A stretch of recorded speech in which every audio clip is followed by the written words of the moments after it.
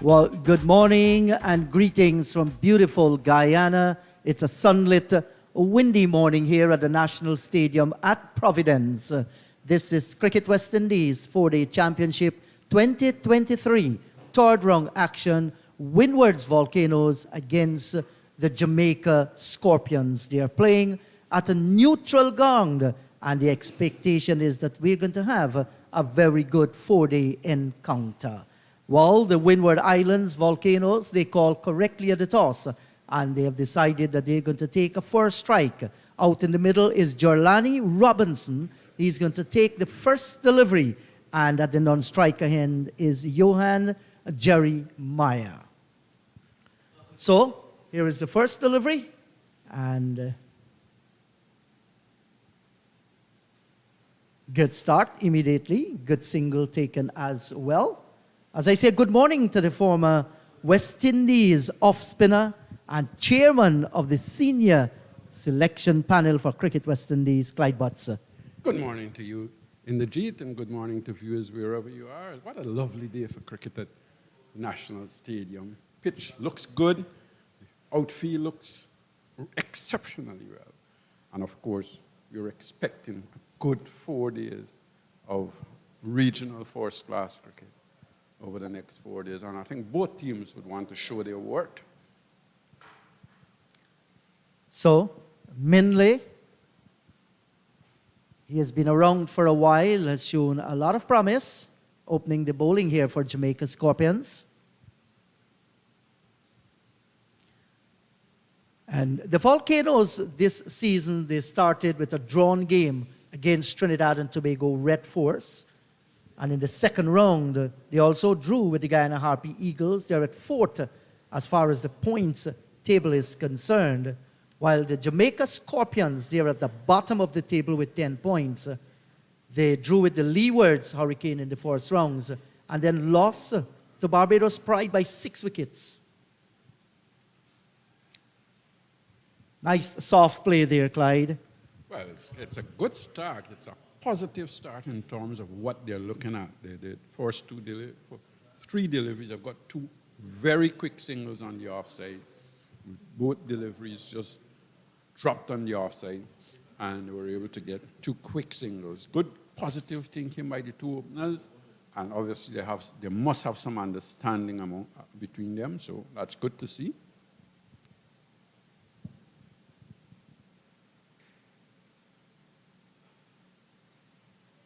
And the pitch there seems to be quite an amount of grass rolled into that surface.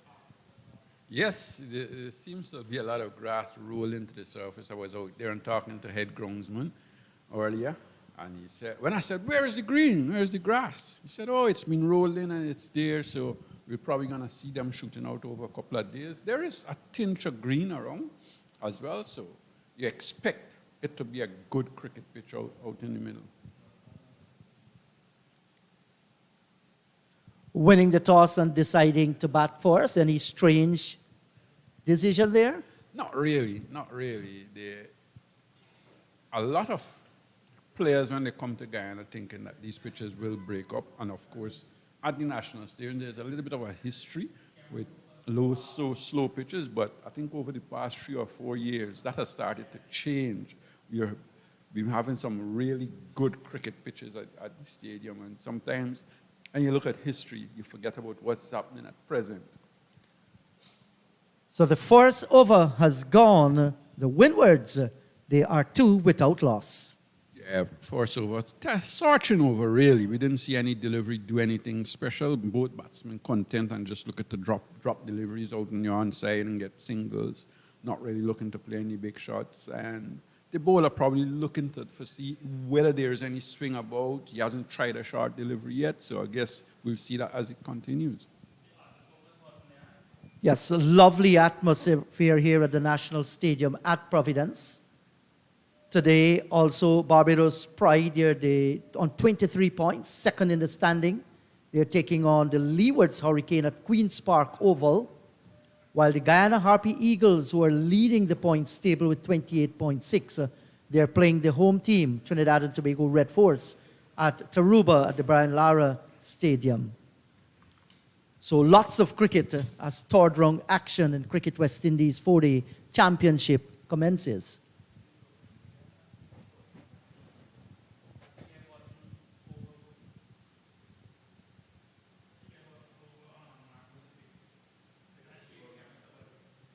So I'll endeavor to run through the teams for you. The Windwards Volcanoes, from their 13, they have left out Preston McSween along with Teddy Bishop. So their 11 reads Jorlani Robinson, he's out in the middle, Kaveem Hodge, Sunil Ambris, Justin Greaves, Tevin Walcott, Ryan John, Kenneth Demba, Alec Athenaeus, good to see him back for the Windward Islands, was in the West Indies Test squad that toured South Africa. Larry Edwards, Sherman Lewis, and Johan Jeremiah making up the 11 for the Windward Islands Volcanoes. Jamaica, they have left out Tevin Gilzine along with O.J. Shields. So they're from Leroy Lugg, Kirk McKenzie, Paul Palmer Jr., he's the skipper, Aldane Thomas. There's also Abijay Mansing, Jamie Merchant, Marquino Mindley, Patrick Harty, Nkrumah Bonner, good to see him back. He too was on that South Africa test tour. Well, Dorval Green and Nicholas Gordon. That brings up the 11 for Jamaica. The umpires out in the middle, Shannon Crawford and Ryan Banwari. Rayon King is the match referee.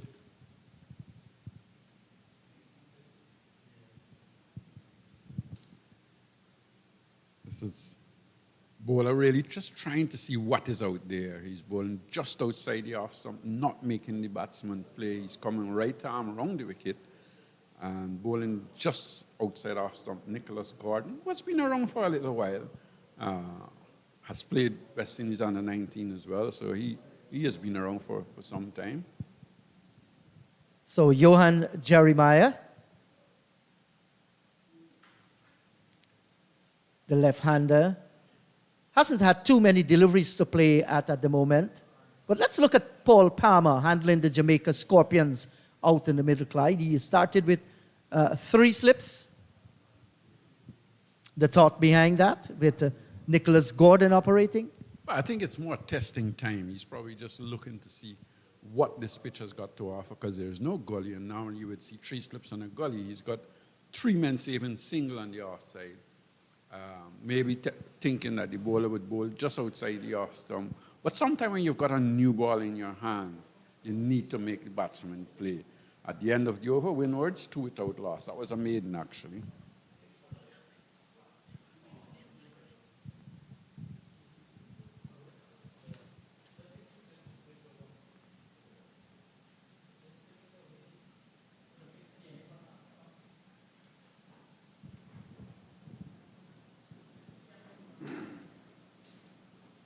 So we've seen 2 overs gone so far, no devil whatsoever in the pitch. Both Jamaican fast bowlers, Nicholas Gordon and Minley, just trying to get their rhythm going right, testing the pitch, and no doubt might just improve with pace as the morning goes by. Shout for leg before there. What might have gone through the mind of the umpire there? Was it going down the leg side? Or from our vantage position, looks as though it would have.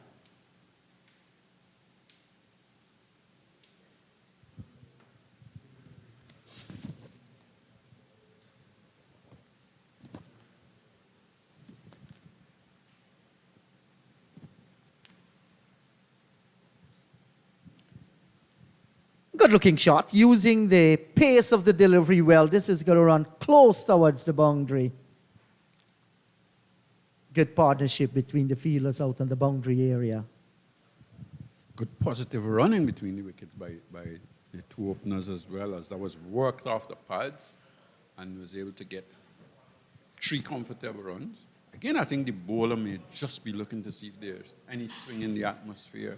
We haven't seen any delivery do that as yet, so he's probably testing himself and that's good to see, actually, because at times when you start to bowl, you need to know what's out there. Just going a little bit too wide there, Minley. Is he striving for extra pace, Clyde? Why is he straying so often outside the line of the off stump?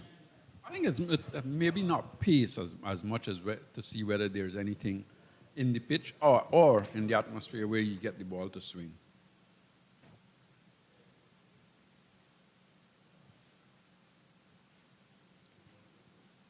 Johan Jeremiah is actually making his first-class debut here against Guyana. Much better delivery this time, closer to the line of the off stump.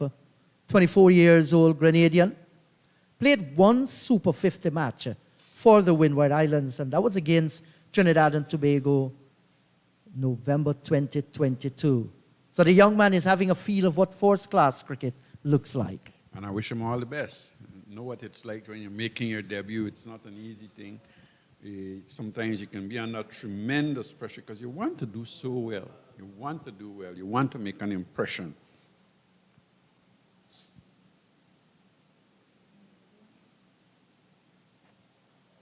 Nicely turned away. Well, challenge the arm of the fielder here, and they get to. So the run in between the wicket is excellent. These two, they have shown good understanding. So just if you have joined the broadcast, let me remind you that Windwards Volcanoes called correctly this morning at the toss, and they decided to have a bat first. No real surprise with that, really, when you're thinking about the pitch is fairly dry. There's no sort of a lot of preparation moistening the pitch. That was a good delivery again, pitched up. Probably the batsman just getting outside the line of the stump on the offside, but that was a testing delivery. Good length. Well, so 3 overs gone, 7 without loss.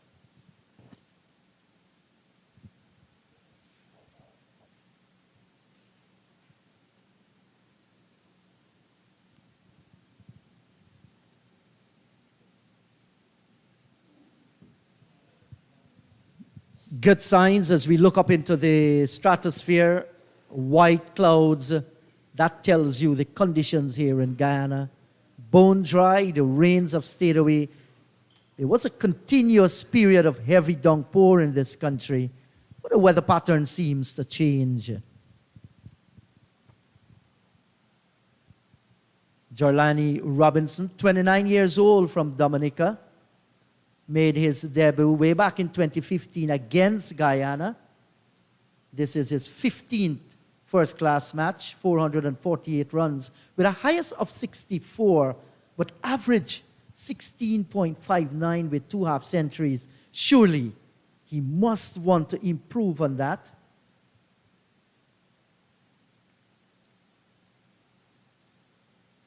Did not start well this season, Clyde. 14 and 23 against Trinidad and Tobago, and 5 and 3 against Guyana. And I'm sure that would be in his mind. He wants to do well. He's determined to do well for the Windwards. So he will have to go out there and look to bat and battle.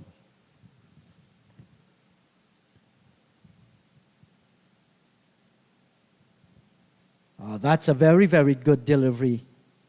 Just coming back into the right-hander a little. This man operating, Nicholas Gurdon, 31 years old, 13 matches at this level with 39 wickets, best of 7 for 70, and match figures 9 for 125. Made his debut in first-class cricket against Barbados in 2016.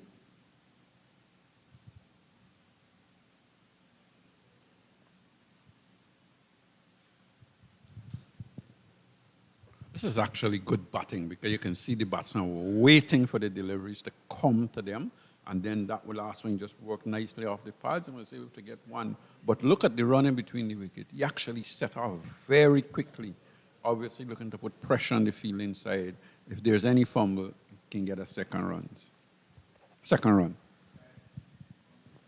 Well, the communication between these two has been excellent so far this morning, had enough time to complete the second run and even the third.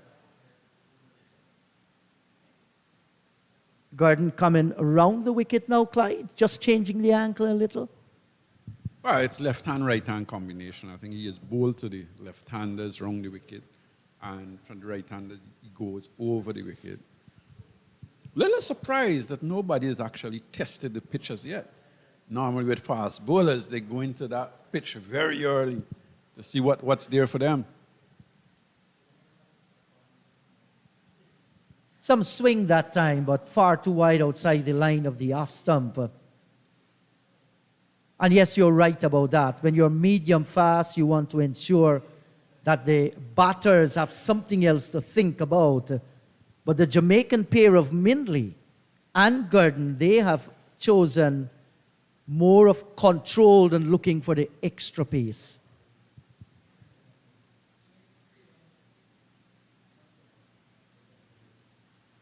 So, 4 overs gone.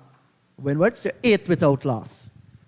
Gordon just guilty of bowling to the left-hander a little too wide. You want to make him play. Yeah, you've got a new ball in your hands. It's going to swing a little. It may seam as well. And you want to ensure that the batsman plays those deliveries.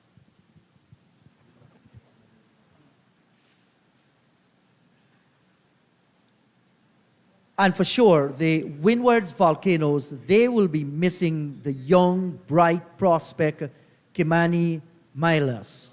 That man scored a terrific 192 against Trinidad and Tobago. And, you know, I'm certain that deep in his mind, he wanted to play this entire season, but he's out with injury.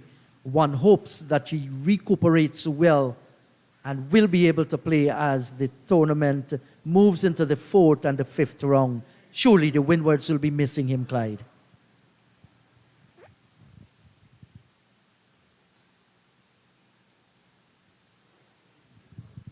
Nicely driven on the onside, but nicely fielded as well. Miran coming around.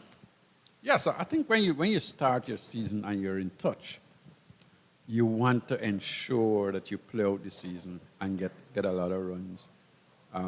Certainly, it's not nice to know that the young man has been injured, and like you said, we hope that he recovers quickly, and maybe we'll see him in the next round.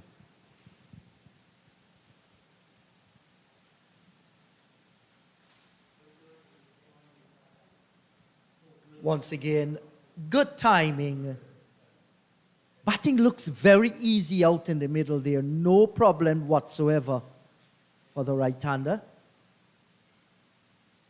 And playing as the ball was moving away down the leg side. Good, nice, wristy play. Mindley, 28 years old. 1 test match for the West Indies. That was in 2022 against Australia. Just bowled 2 overs. But very experienced at the first class level with 45 matches. Jamaica is depending on him as one of their senior fast bowlers.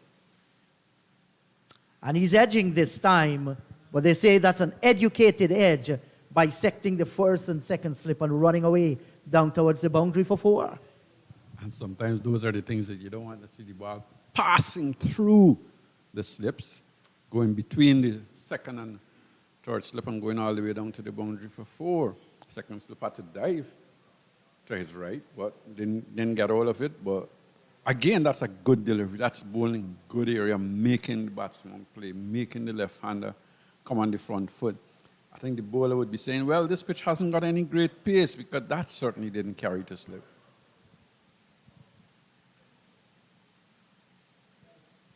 This one kept a little bit low as well.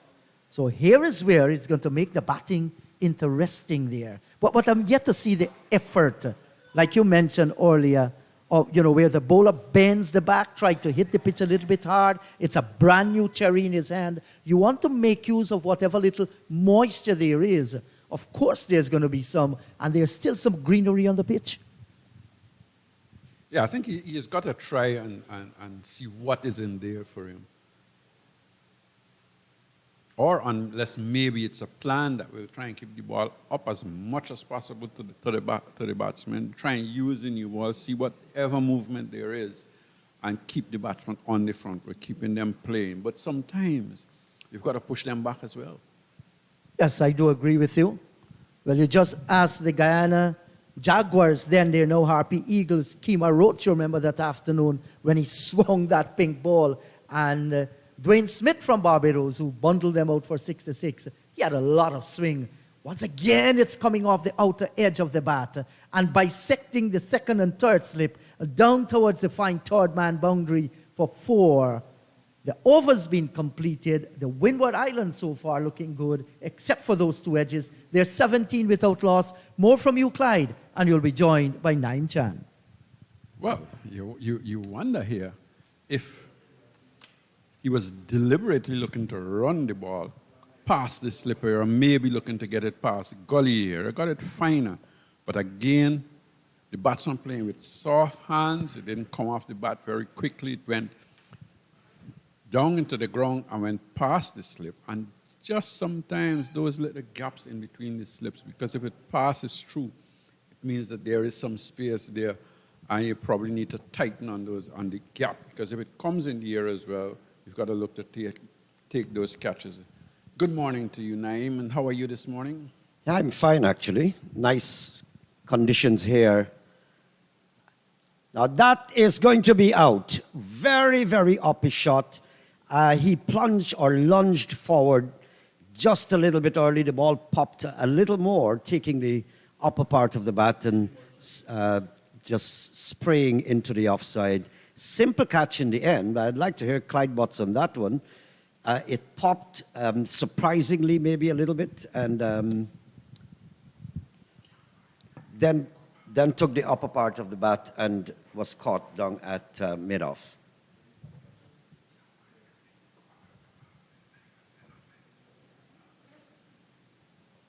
So the first one going down for the Windwards.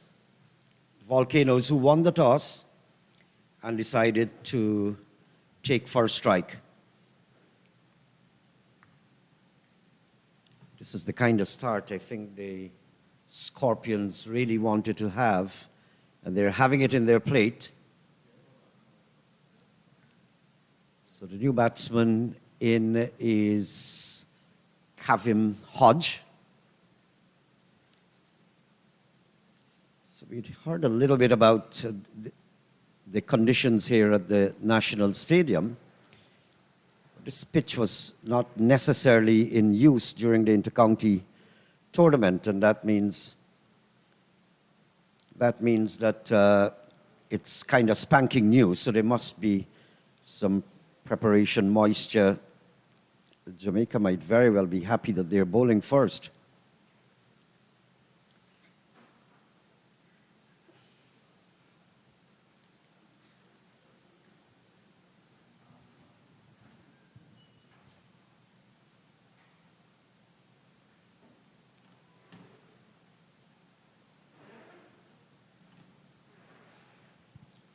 Force ball gently pushed into the offside. Hodge. Hodge is another experienced cricketer, has been around for quite some time. He's very talented, a very talented young man. Good bat. Bowls left arm orthodox as well, and a very good fielder. Down to backward square, just a single. Gordon has got a gentle approach running in to bowl. Mindley, on the other hand, seems a little more peppery, exerting extra energy as he delivers.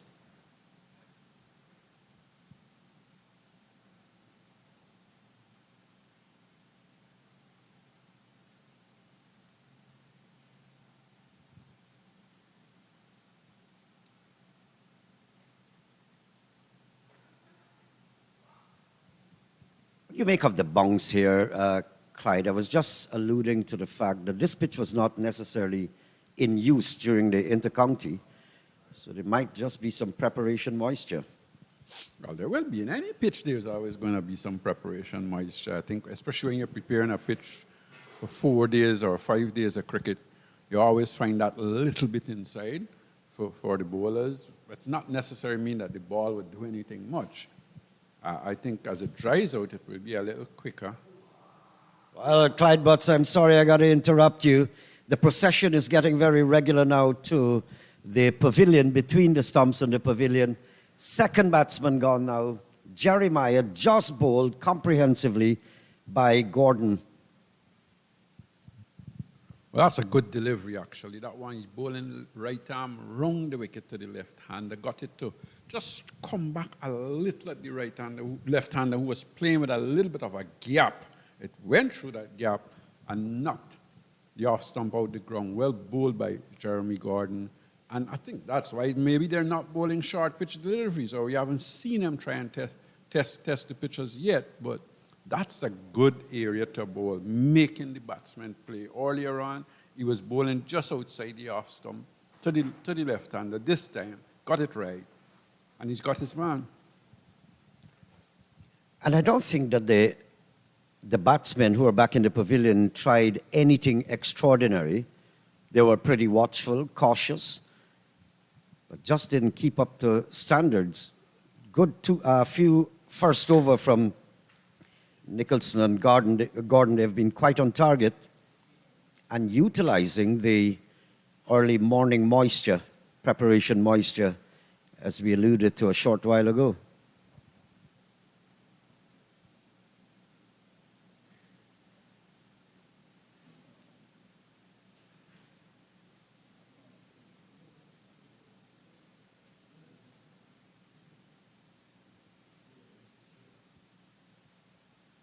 The captain himself, Alec Anthonys.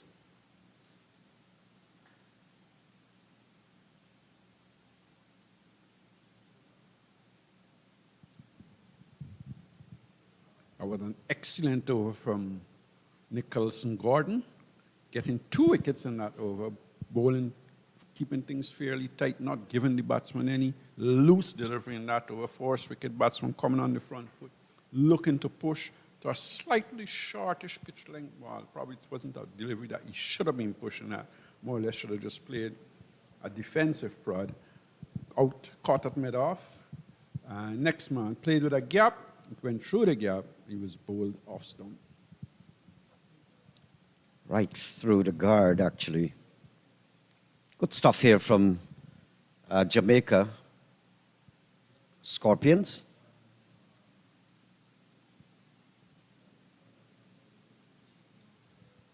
So we're in for the long haul. And several of the teams of the region have been badly affected by the senior West Indies team tour of South Africa, particularly Barbados.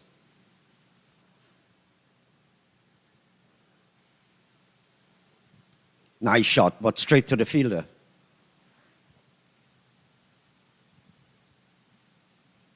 Giving other players opportunity to perform. Other players are getting the exposure and they need to try and grab it with both hands.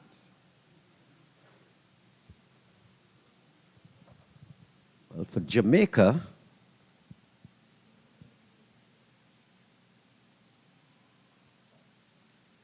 new bowler, by the way, Dorval Green. Jamaica has the return of Bonner. Blackwood is not in, still on duty.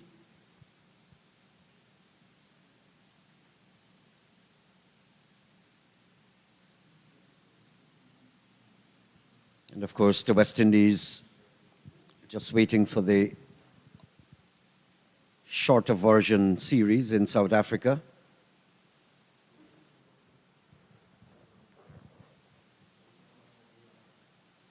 I'm sure that Dorval Green wouldn't mind this actually bowling to Kevin Hodge. He's coming forward, driving out on the offside, or looking to drive, not getting any runs. He was thinking, well, if I get one to just nip away from him, I've got 3 slip there, so I'm going to encourage him to look to drive me. Dorval Green, over the years, has been a hard worker for the for the Jamaica team. He has worked hard over the years. He's an excellent cricketer.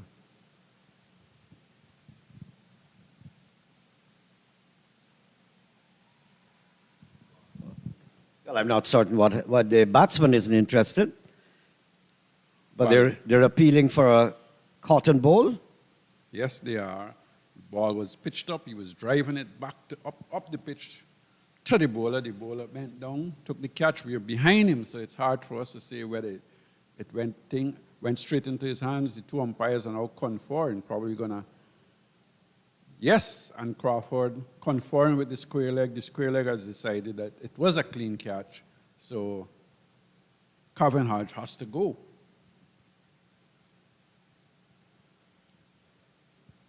Of course, the umpire at the leading end couldn't see whether the bowler had taken the catch, so he had to confer with the other umpire, who decided that he saw it and it was a clean catch. And Calvin Hodge has to go. Well bowled again. A couple of deliveries he bowled. He was driving through the offside this time, probably a little straighter. Looked to come forward and drive again. Straight back past the bowler. Straight back to the bowler. And he took a very good catch. Because normally if you're a medium pace, you're running in, you're bowling, it's not easy to get down to take those catches. So, good catch. And well done, Dorval Green. Spot a bother now for the Windward Islands. But these two countries, you have been there too so many years, have always had a tremendous battle. In those years, going back 20 years, the Windwards basically were the weaker of the teams playing within the Caribbean region. But every time they clash with Jamaica, you can expect seasoned good cricket.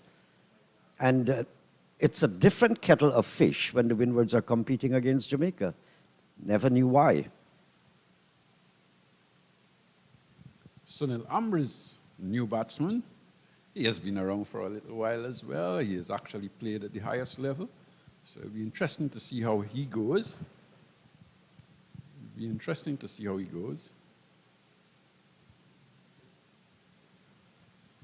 So Palmer has decided he's not going to rough up and overutilize his bowlers. He's going to be switching them around. So Mindley just bowling 3 overs, 16 runs, no wicket. Might not be surprised in this very hot sunshine what he'll do with Gordon.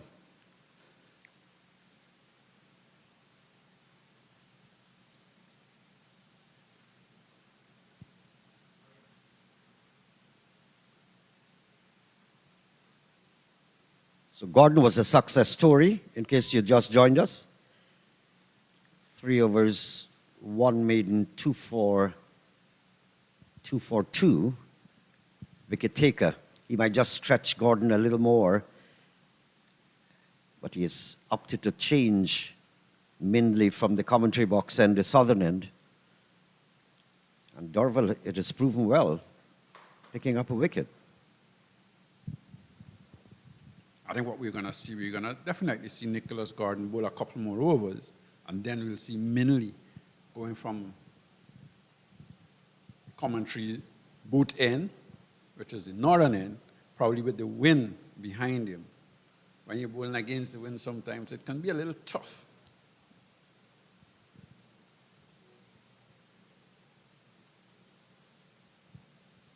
Now he was looking to turn it away down the leg side, just peeling off the edge of the bat, going away on the offside.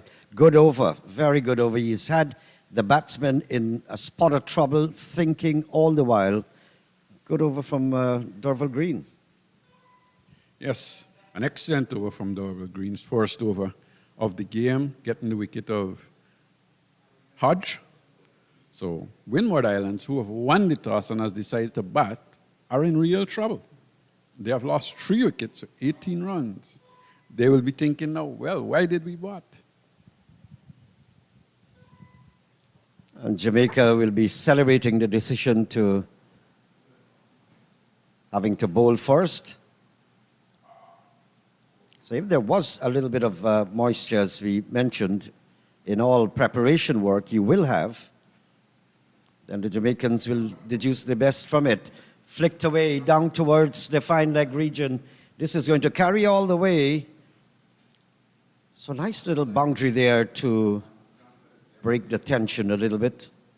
Put some sanity back into the batting psyche of the Windwards.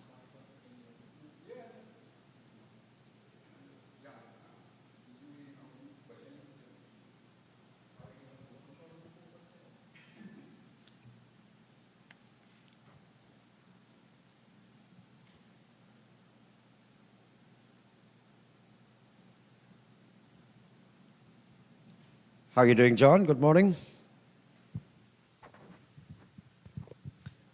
Hello, Naim. Good morning. I'm doing okay. First-class cricket has returned to Guyana since 2020. Good to see the National Stadium looking good. Good to see a battle on our hands. Jamaica Scorpions against the Volcanoes.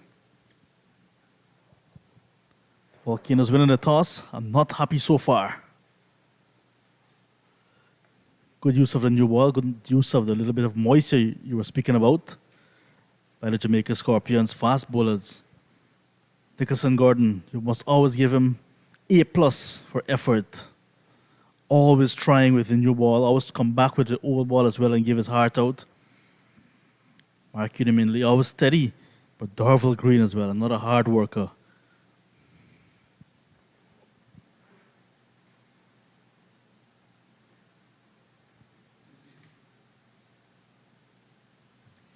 A lot of work here to be put in by the Windwards Volcanoes. And it is situations like these that you need the captains to steer the ship. In this situation, Anthony's has got a big job on his hand. And he has his shoulders on his head. He knows what is required. Absolutely spending a lot of time out there consolidating and trying to worm their way back. They're in serious trouble at 23 for 3. Quite interesting there. Shoulders on his head, Naim. Slip of the tongue, I know.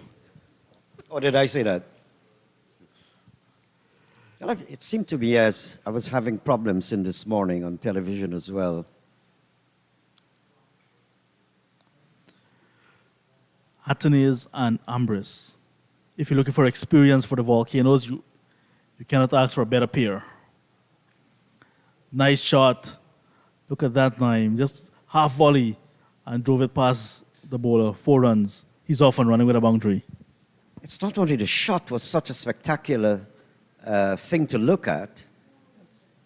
Nice straight drive.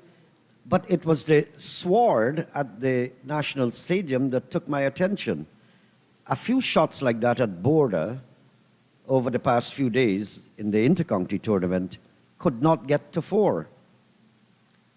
And border is known, as all of you who are watching here never have the experience of being at border, Guyana's mecca for cricket over the decades until the National Stadium came. As soon as you touch it, it goes to the boundary boards. It wasn't happening like that over the past few days in the domestic tournament. So it was super to watch this ball being struck back past the bowler and heading away for 4.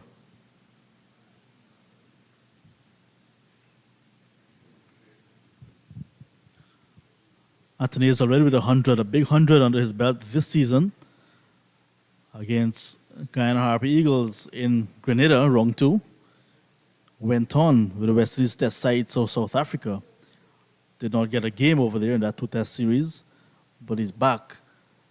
He said he had a long flight from South Africa, got into Bridgetown maybe a day earlier, and here he is today playing first class. That's good commitment as well. Captain of this team, Naim. So he wants to play, he wants to continue that form he had before leaving for South Africa. Well, it's always good to see that. Several of the teams have been set back by the absence of the senior players heading off for duty in South Africa. And it's good to know that many of them who will come back in time will just fall into their country's team.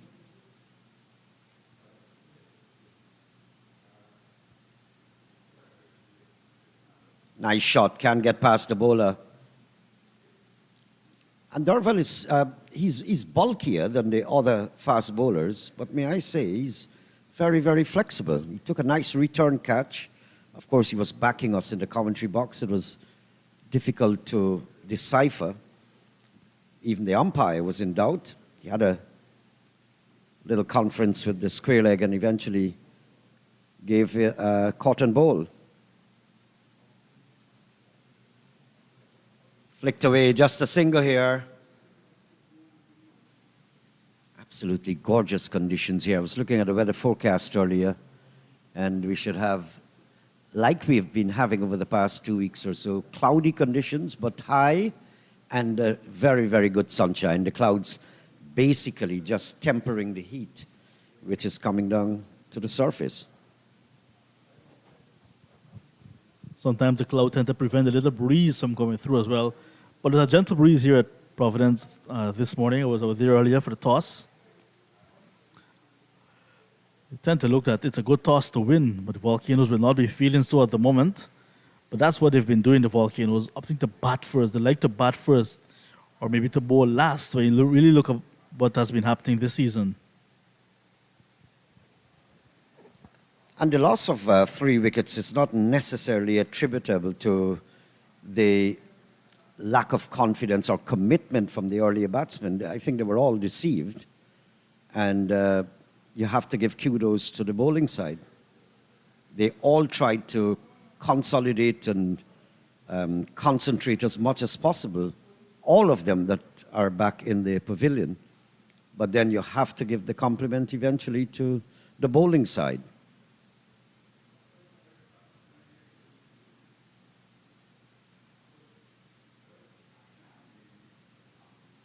And in case you missed it, Mindley and Gordon opened the bowling.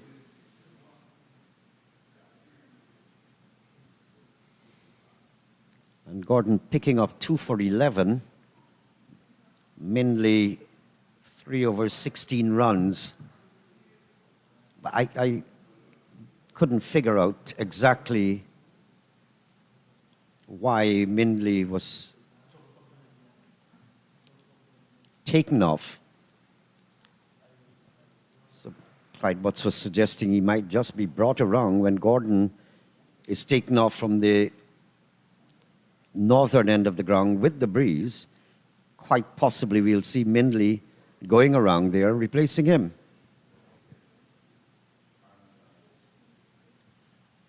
Runs here, there's a long leg. Wouldn't give much problems to the scorers.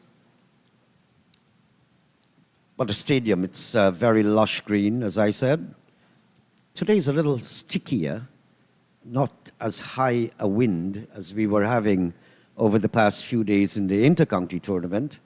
So it's getting pretty hotter.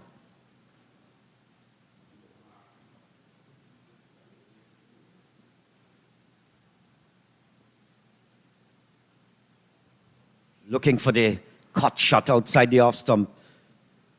Took a leading edge inside and going the other way.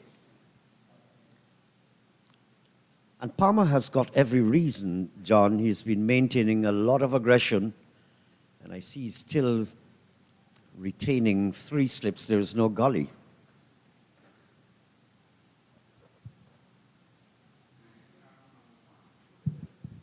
After picking up 3 early wickets, we expect him to be looking for more. He's already in the middle order of the Volcanoes, and his bowlers are relatively fresh. The new ball, well, this ball actually is just in its 10th over now. Just 30 runs. Not a lot of beating, so to speak, on this ball.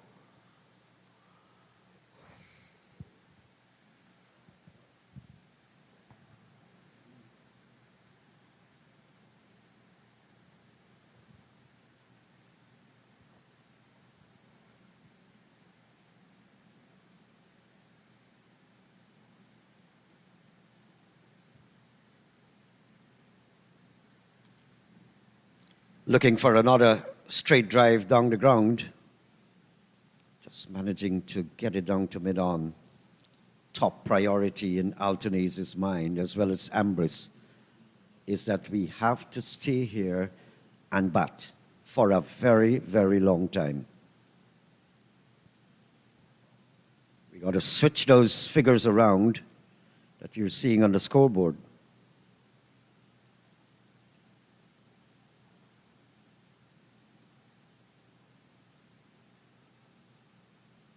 And we've been having lots of cricket recently, and at the National Stadium as well. There's nothing extremely devilish in the pitches that were used.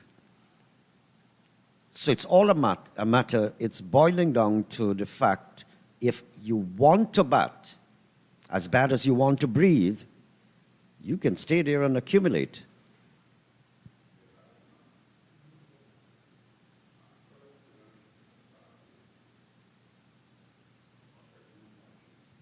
End of the over. 30 for the loss of 3.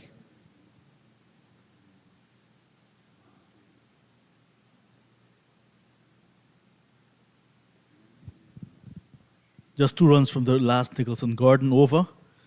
Nice and steady. You can see the Windward Islands Volcanoes flag on the pole. Just in front of the party stand here, the party mound here, Naim. You can tell of the dry nature recently in Guyana. Look at that flamboyant tree behind that flag, dry. Just a few flowers surviving. It's been very hot recently.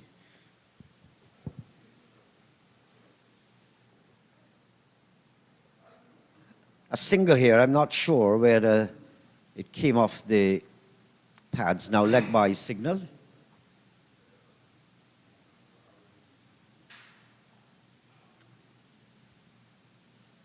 Yeah, the weather conditions they have been pretty heaty over the past week or two, but going all the way back to last year, we've been having downpour after downpour.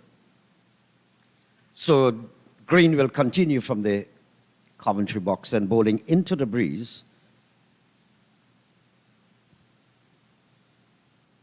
Slashed away, that's going to go all the way down towards the ropes there for 4. I think Anthony's picked it up very early, John. It was short enough to give him, the batsman, a lot of time, not only to shape up for the shot, but to find the gap. Beautifully played from Anthony. There's a little bit of room outside his off stump, and that was enough. Just guided it really down towards that wide third man position. A nice little touch player he is, Anthony. It's no wonder he was rewarded, at least by going on that test tour. Just did not make the 11, using the room nicely. But I like the confidence he's displaying, because he knows that there are 3 slips standing there for the catch, excluding the wicketkeeper as well. And he came back and flashed, but he was in absolute control down towards backward point. Big gap there. So Darvel inducing Altonaise to go for that drive, but Altonaise won the battle, controlled it well, flat along the ground.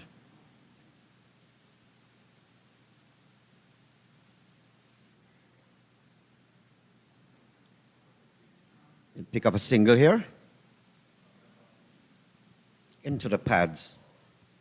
I think he was actually flicking on line mainly, because that ball was actually a full ball on the line of his middle and leg stump. Had he missed that, could have been in some trouble. Or if he miscued it, I think Captain Anthony has got to be a bit watchful. It's early days yet, wants to get an innings going. Already with 100 in the tournament. Knows to bat long. Knows to compile innings, but he just need to weather this early storm that is in front of him, created by Green and Nicholson.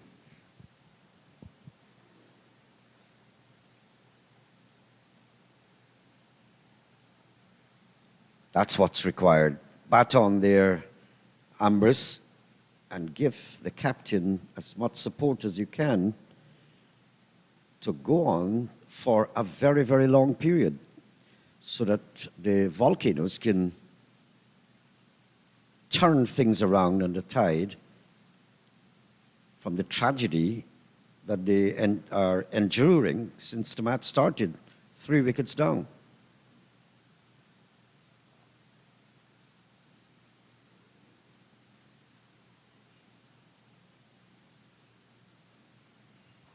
Sensible batting, 3 slips there, so he's letting it go outside the off stump.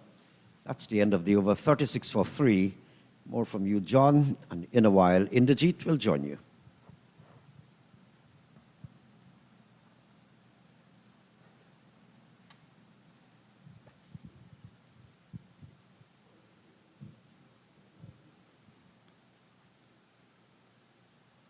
Partnership beginning to develop between current captain and former captain for the Windward Islands Volcanoes.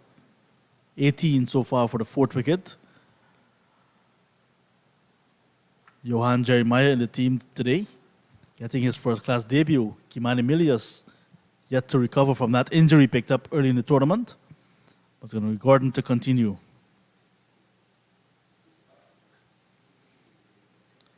And as we welcome back Inderjeet, some news coming out from Cricket West Indies this morning. You know, there's also red ball and white ball. There's captains for both formats now. So they've sent a release saying now, CWI to create 2 separate head coach positions for red ball and white ball formats. That's for the men's. Quite interesting there, John. Just permit me to go into a little bit of details based on that release. Strategic split of role to bring specific focus on management of players and development of format-specific schedules. What they're saying is that recruitment of both head coach roles will start immediately for a red ball head coach for Test and A-team cricket, as well as a white ball head coach for One Internationals and T20 Internationals. Jimmy Adams, CWI Director of Cricket, said, after recently completing an independent review of our 2022 ICC World Cup performance, which included a closer look at the roles of the current head coach positions, we believe it is now necessary to split the role and engage separate coaches for red and white ball formats. The increased frequency of back-to-back multi-format tours combined with specific demands for respective formats are no longer provides enough time for one individual to adequately plan, prepare, and review across bilateral series and franchise itineraries that are so condensed. So what are you doing? Separate head coaches, red ball, white ball. As well, the explanation says it clearly. You want to reduce the workload and you want to ensure that you have coaches for the different formats to ensure, you know, that whatever skills, whatever strategies, they are different when compared to the red ball cricket. The thing is, though, are we going to only produce, let's say, a set of players for red balls and a set of players for white balls? There are some very, very good players who are good at both games, the white ball and the red ball. How do we balance that with the coaching system?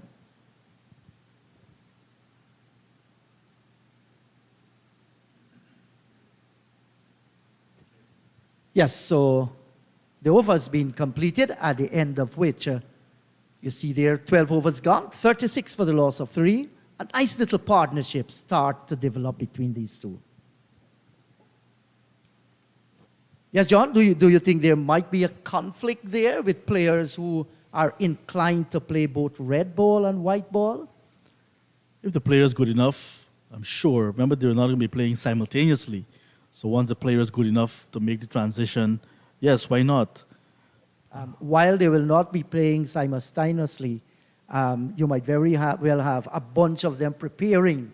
So they need the white ball coach there, while some are playing red ball and they can play the white ball as well. So I guess the balance you're looking for, I have no problem whatsoever. You're planning strategically for different formats. I like that word you used, balance. Once you don't have the balance, you're in trouble. But once you can balance it, yes, by all means. But I love the word that the Cricket West Indies media really says, recruitment for both head coach roles. That the recruitment, which means they're starting fresh. Yeah, so they're starting immediately recruiting for those positions.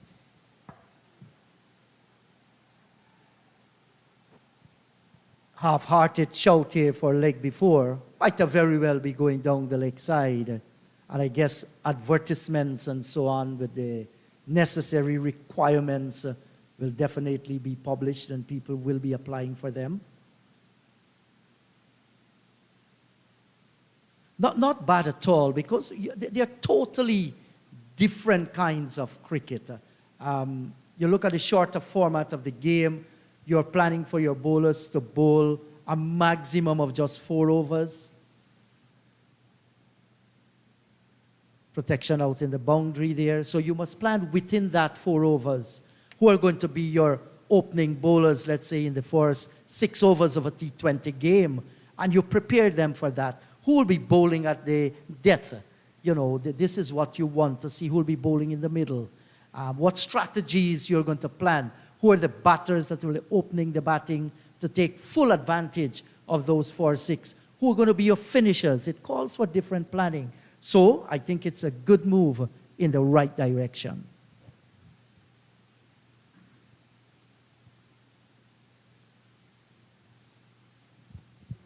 So Andre Kohli is now filling the position at the moment.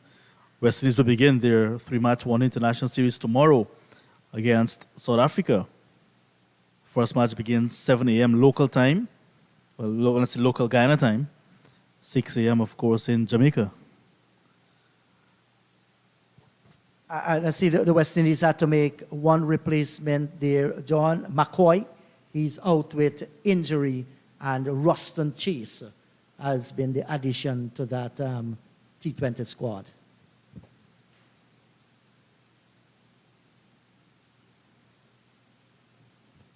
Obed McCoy might have been injured for a long time, because I'm not sure what cricket he has been playing recently to get a fresh injury from the Windward Islands, St. Vincent and the Grenadines.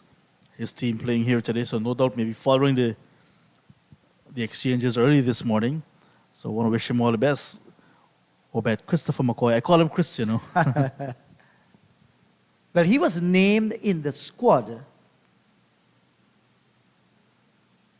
And Cricket West Indies, they were waiting for, you know, the medical people to give him a pass. Well, they did not. Thus, they decided to make the change from him. You know, I can join with you, John. He's a very, very good talent. Good with the ball, good with the bat, excellent fielder. You want our best players to be fit for most of the times. Look here at the stadium. Dorval Green is in a very, very good spell so far. He's a strong boy, one of the all-rounders in the Jamaica team. I've been around for some time.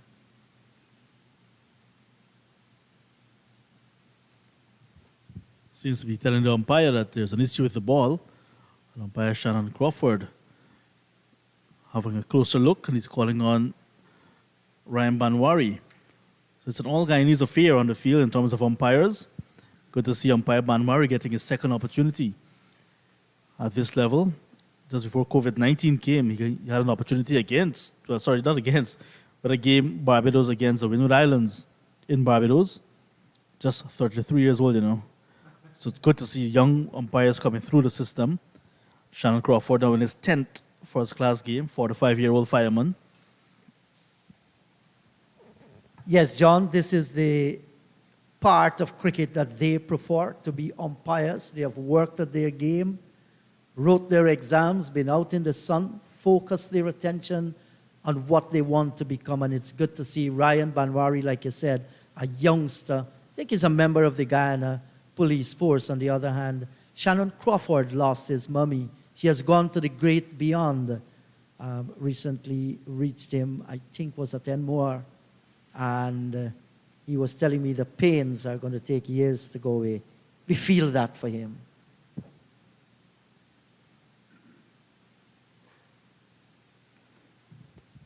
So Green is ready again.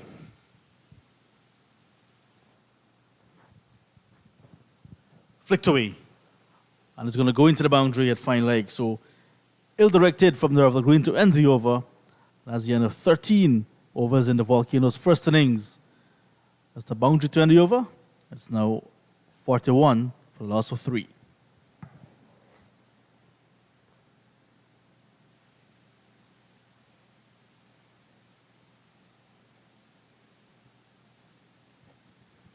Yes, and it's good to see red ball cricket back here at the National Stadium. John, we all remember 2020 when the match here was called off. And Georgetown, its environs, Sheriff Street where I drove, were absolutely bereft. You couldn't really see people there. The roads were clear. COVID-19, the pandemic. We survived. So Marquino Minley has come back into the attack. Nicholas Gordon, 6 overs, 2 maidens, 13 runs, 2 wickets. He has done his job in an opening up outburst.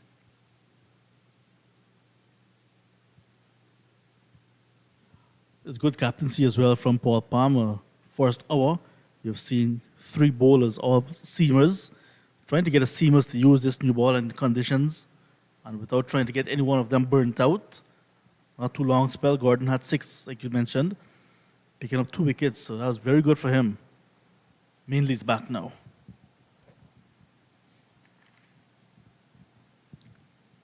Nicely turned away, but there's protection out there on the boundary area. Minley started with 3 overs. 16 runs were knocked off him. And I think at that stage, John, his skipper Palmer, just decided to say, let me give him a little break, let him recuperate and come again. He brought on Dorval Green, and he didn't disappoint. He picked up a wicket. So strategically here, I think Palmer has it covered.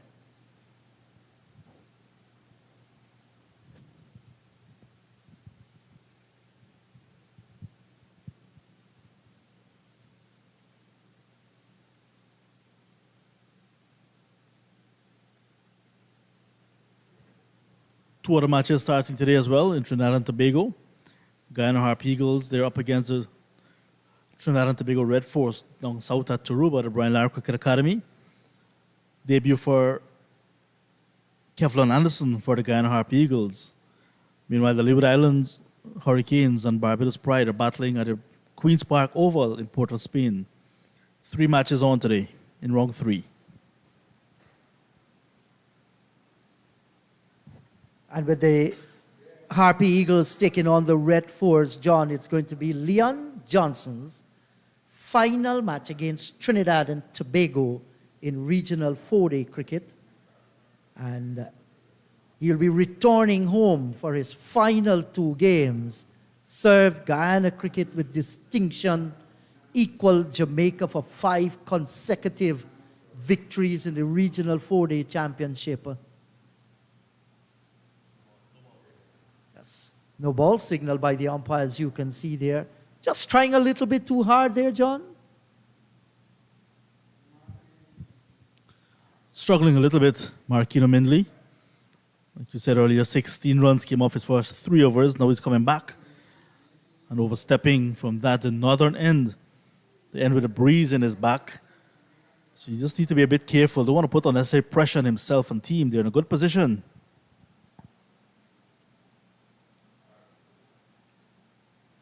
And this partnership between the two, Alec Athanaeus and Sunil Ambrose, is of vital importance for the Windwards Volcanoes. They have lost 3 wickets so far. And what do they have in the back to come? We know John is a very good all-rounder, and they also have Tevin Walcott. So there's still some batting to come, but these two who are out in the middle, they look set so far, play sensible cricket, don't hustle the bowling. Like that. That was a good-looking shot, making use of the pace of the bowler in the right corridor. Good, wristy shot.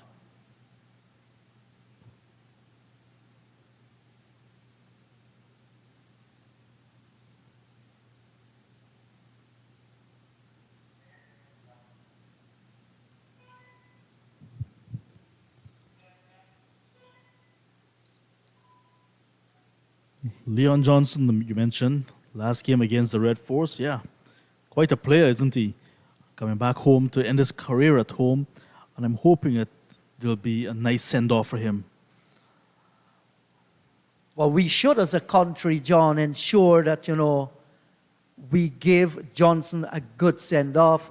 44 for the loss of 3, as the water break will be taken now.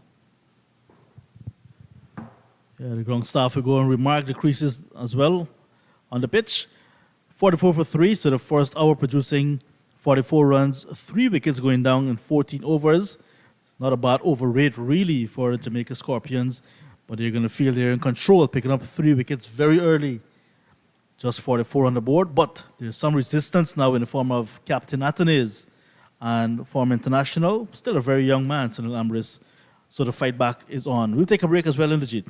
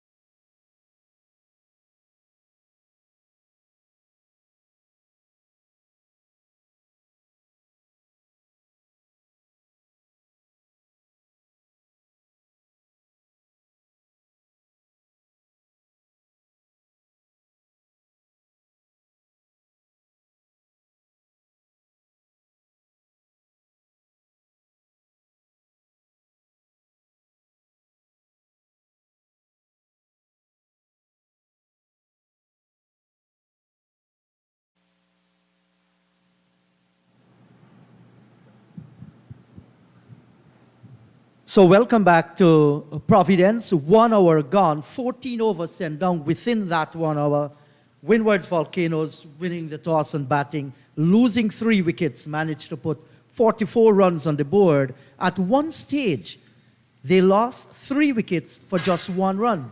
The first wicket fell with the score on 17, the other 2 with the score on 18. But these 2 are fighting back. They have so far added 26 runs for the 4th wicket, Athanaze and Sunil Ambris. Match on, Windwards Volcanoes. Clydie, can you say they are struggling at the moment, but fighting back?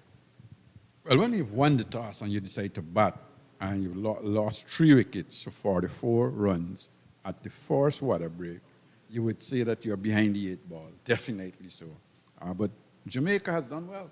In the field, the pitch hasn't had any devil, but they've taken 3 wickets, they've kept things fairly tight. But having said that, Alec Anthony's and probably the most experienced batsman in Sunil Ambris have certainly steadied the ship a little. Anthony has gotten a lot of the strike. He's faced some 34 deliveries already, while Sunil Ambris has faced 13. And they're out there, they're looking positive, they're looking to take their runs. I think they would want to have a partnership here, the captain and the senior batsman. Not a bad start here from Jamie Merchant. So Palmer just ensuring that he used his bowlers at his disposal. We've seen the 3 medium fast. Now we're seeing Jamie Merchant, the right arm off spinner. He's a big guy, tall man.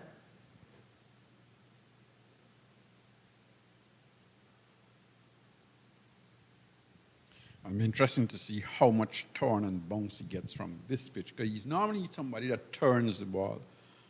He's normally somebody that gets a lot of turn, and it'll be interesting to see how much turn he gets from this slip. Just looking at the force slip, though, for a left-hander, he seems to be very fine. You would have thought with the ball turning away from the left hand, he would be a little wider. But he's got a slip and a forward short thing, and then there's a ring of fielders on the offside saving single. Only one man, really deep backward square, that's not saving a single.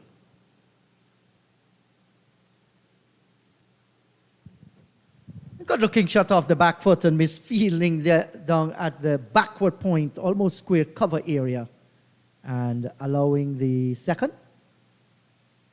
So they capitalize. Once you misfield, they're going to go for it. He's 33 years old, Jamie Merchant. This season so far, had a good match against the Leewards Hurricanes.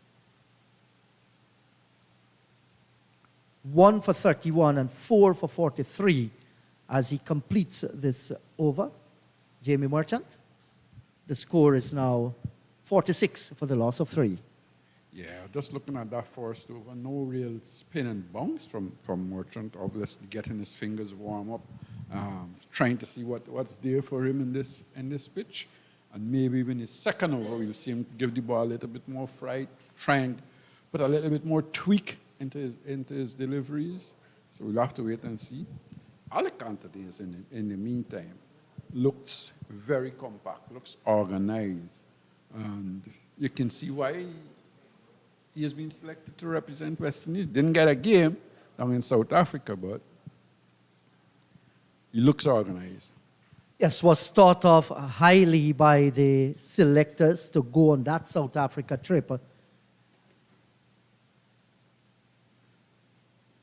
And certainly his 141 against Guyana would have propelled him into that West Indies thought. Did not, like you say, Clyde, had a game, but he knows that he's on the right track now. He's thought about, and he can only continue to put pressure by scoring runs. Came down the track nicely there, greeted it, and turned it away into the onside field. Well, I was wondering why he was actually doing that. And maybe he's thinking, look, if I can get out as far as possible, try to navigate any swing that there is. But certainly he was looking to walk down the track to that delivery. Clyde, you had some great battles against the Windward Islands playing for Guyana. There was a time in the early days when the Windwards and Leewards played together as a combined islands. It was a very, very strong team. Well, I think they played together. The last time they would have played together would have been 1981, if my memory serves me right. And I think that's the year that the Combined Island actually won the tournament. And their last game was against Guyana in Grenada. That was my second game for Guyana. And I'll tell you what, it was a match that Guyana would want to have forgot. Well, remember us about that match. You'll tell us. I think the only man that really stood up with the bat was Sir Clive Lloyd. I think he got 40 odd in the first innings and 50 odd in the second innings. We were bowled out for not many, 105, 90 odd in the two innings. It wasn't a bad side. I could tell you, Guyana didn't have a bad batting side, but we just couldn't handle it. Who destroyed the Guyanese batting then? Sir Anderson Montgomery Wow. Roberts, Winston Davis, Derek Parry.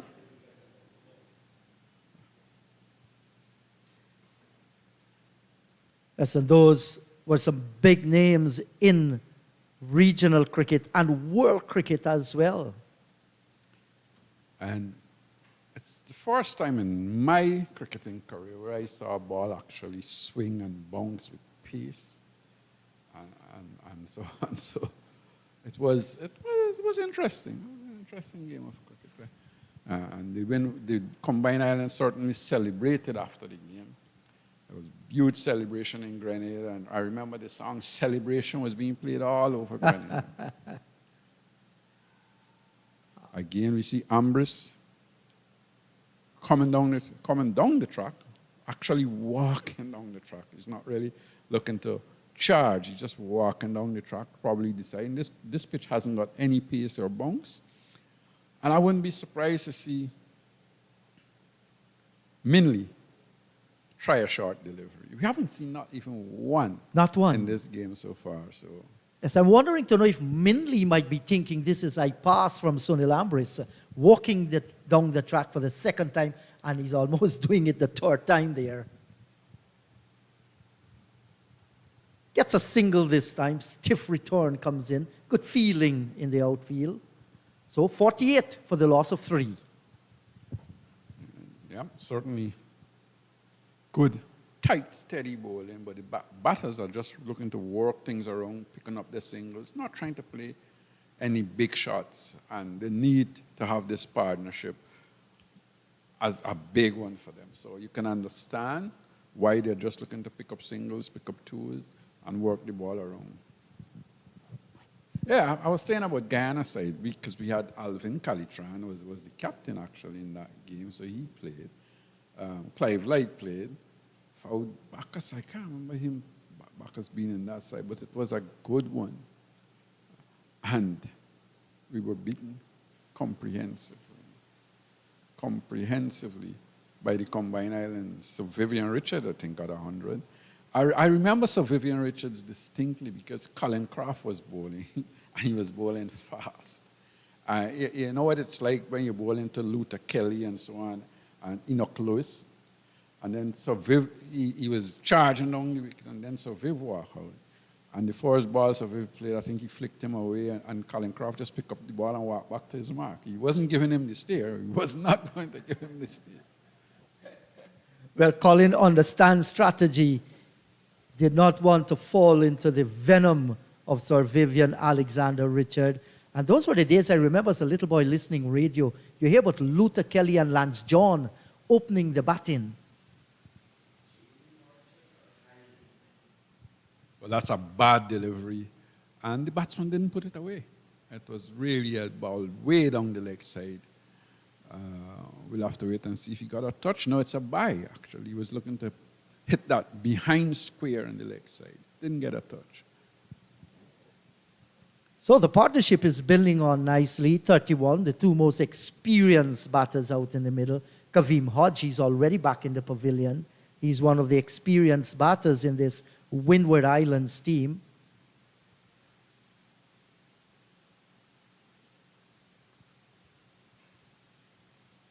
Beautiful islands there that make up the Windwards Islands, Dominica, Martinique, St. Lucia, St. Vincent, and the Grenadines and Grenada coming together in that one lovely link to form the Windwards Islands. They actually face the trade winds, while their sister nation, the Leeward Islands, they face away from the trade winds. And have produced some excellent cricketers. Yes, they have over the years. You would have seen Ralston autoplay, Clyde. One of the toughest cricketer you will ever come across, Ralston Otto. He was a tough man, a very hard man indeed. Never say die. Yes, I played against also Ralston Otto. And in the latter years, we would have seen Julian Charles. There was John Eugene. I remember him scoring a sparkling century at Border. Well, that was just after my time, actually. But I did see that innings. Oh, this is a good-looking shot, but couldn't manage to beat Bonner there. But it left the bat in a hurry. 17 overs gone. It's 50 for the loss of 3. Yeah, and I think just looking at Jamie Marchant, he just seems to be a bit tight. He's not really giving the ball a lot of air, and he's bowling one or two short deliveries. He's not only a very tight bowler, keeps the batsman on the front foot, but he's just struggling a little here. Maybe being out of cricket for a couple of weeks, just needs to get his rhythm back going and things like that. When I say out of cricket, maybe he's been playing club cricket or they probably had practice matches, but playing cricket at the highest level is always different. And this is regional cricket, it's first-class cricket. It's different than you playing a club match. Absolutely huge difference between the two. A good balanced bowling attack by Jamaica. They're having the 3 medium fast bowlers. There is Marchant and also Patrick Harty. And Mansing, young Yes, Mansing. he's a leg spinner in the team. In this team as well. Bonner can bowl a few if needs be. Yes.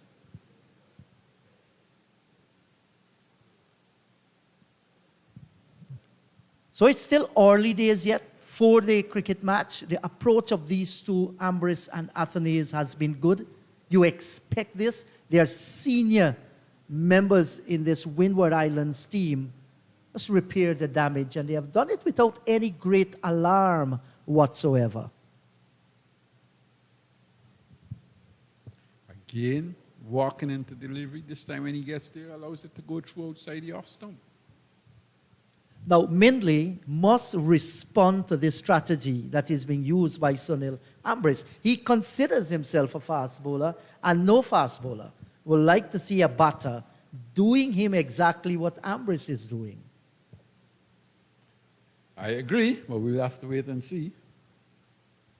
Mindley probably got other things up his mind. Maybe he's going to think, when he's walking, I'm going to try and bowl him one full and straight. Because he's walking forward and going across his stump as well. That one came back a little from outside the line of the off stump, so he's having a little bit of a swing here, Mindley. The last I saw Mindley was in Trinidad and Tobago last year at the, I think the match against Guyana. It was played in Diego Martin. Had a lengthy spell and bowled much quicker there than what we have seen so far this morning.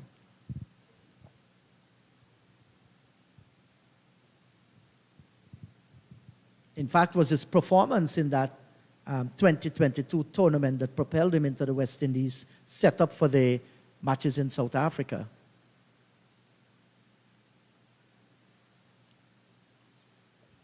In Australia, right. I did say South Africa. It was in Australia in 2022. He was a bit unlucky just to get there and bowl 2 overs, and he broke down. Yes. Long flight, then to get there, bowl 2 overs. Things happen. Yes, of course. The amazing thing, though, Clyde, somebody like Courtney Walsh, more than 500 test wickets, never missed a test match. because of injury. Never ever. That will tell you the physical fitness. Loud shout. What was that ball doing, Clyde? I think he would have been walking across his stump, looking to flick through the onside, and the umpire must have thought that that would have missed leg stump because of the angle that the ball was coming from. But that looks like a good shout as well, fairly decent shout. Probably hit just about leg stump and maybe sliding down leg slide. Looked to be a quicker delivery too by Mindley.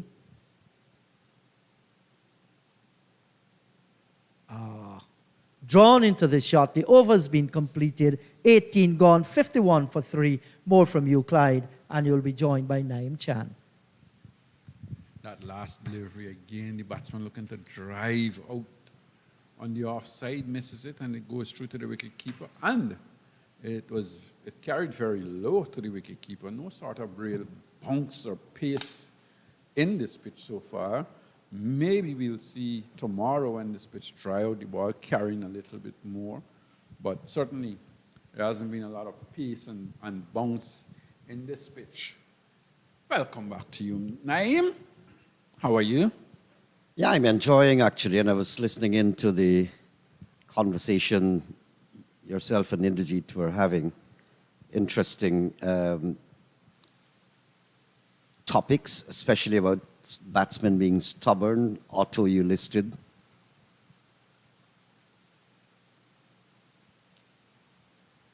So generally, the Windwards batsmen have halted the degradation, so to speak, and the regular procession to and from the pavilion.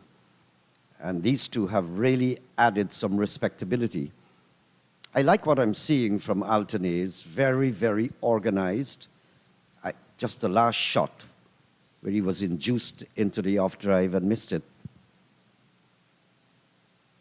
But generally, he's been in control of his innings. Yeah, I think he has been in control. There are one or two shots that he has played down the leg side, probably looking to walk across his stump and to whip the ball through the leg side that may be of a little bit of a question mark. But I think he has looked the part.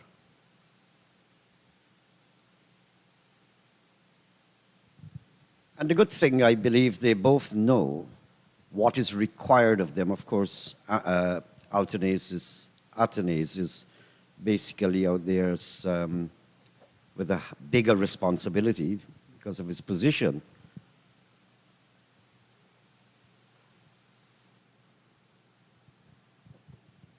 But just let me tickle your thought a little bit. The name Otto I recall very well. Your thought? Your thoughts. But I didn't hear the name of Donley Joseph. He was an extremely stubborn batsman coming out of the Windwards. Yes, he was, and another tough customer as well. Donny, probably you would say, an opening batsman that maybe wasn't so technically correct, but he never gave his wicket away. Always put up a big fight, especially against the spinners, who you say he might struggle a little against, but he never gave his wicket away. And against the faster men, he was one that would come out, fight, play his shots, and certainly was a tough, tough customer. Good morning to you, Donny, if you're listening. My good friend from St. Vincent.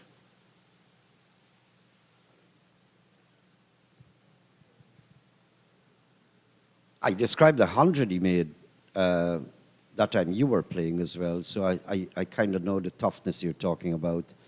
Very effective batsman. As you put it, maybe not the most technically right, but effective.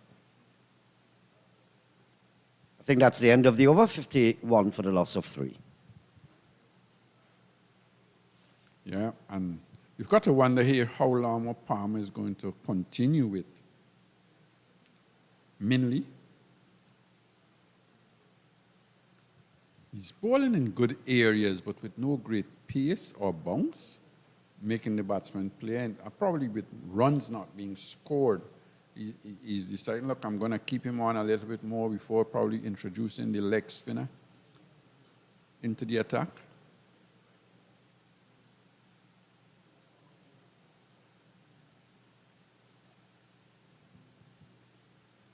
So this is over number 7 for Minley.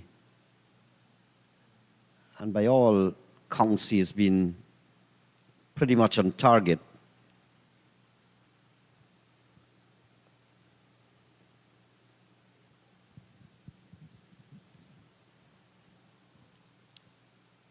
I'd like to see Altonays bat out for as long as possible. And he's very watchful. He's very nimble. I mean, I was pretty young looking at, I always use that word to describe Roy Fredericks, especially when he's fielding. But he moves so swiftly, like gliding over the turf very quickly. Nimble, he bounces around in the field. And when he's batting, very, very quick in position, especially against the faster stuff like Thompson and Lilly. And Altonays has this similar characteristic or personality. He moves very quickly, but in a well-organized way.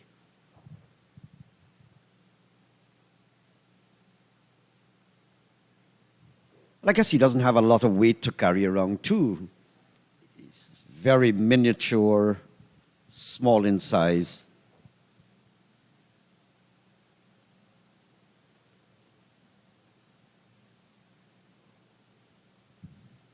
Jamaica here is obviously playing the patient game, being very patient with what they're doing. They're not bowling a lot of bad deliveries, keeping things fairly tight, bowling wicket to wicket, not trying anything.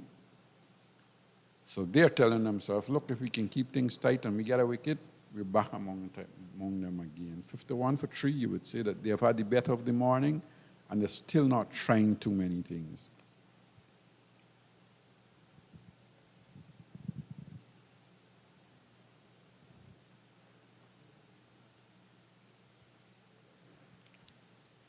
And Palmer has been a thinking captain, but he's really retained his aggression when the fast bowler are attacking. His field placing has been quite spot on.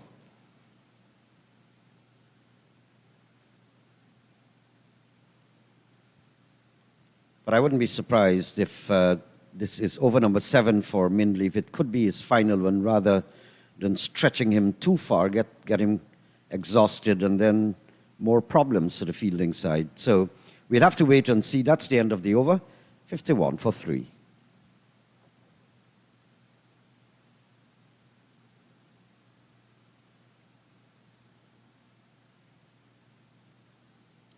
Beautiful atmosphere. A few years ago, the things that you're seeing around this ground, well, this ground wasn't even here. It was on the sugar cultivation a couple of decades ago, and then housing started to take prominence. Now all the malls and hotels in the backdrop there, as you can see.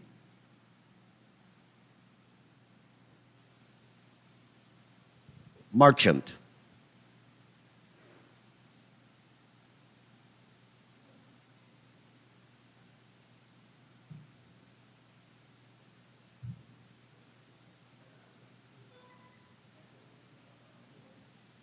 Merchant, very tall figure. Merchant could be a 6-footer, am I right? As tall as you? Maybe he is. Maybe he is. But what I'm seeing here, he's gotten a little flatter over the years.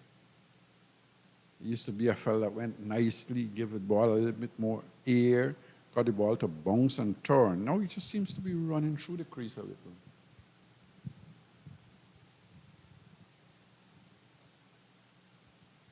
The West Indies, they have had lots of off-spinners, very lanky fellas, yourself included, Lance Gibbs, Roger Harper.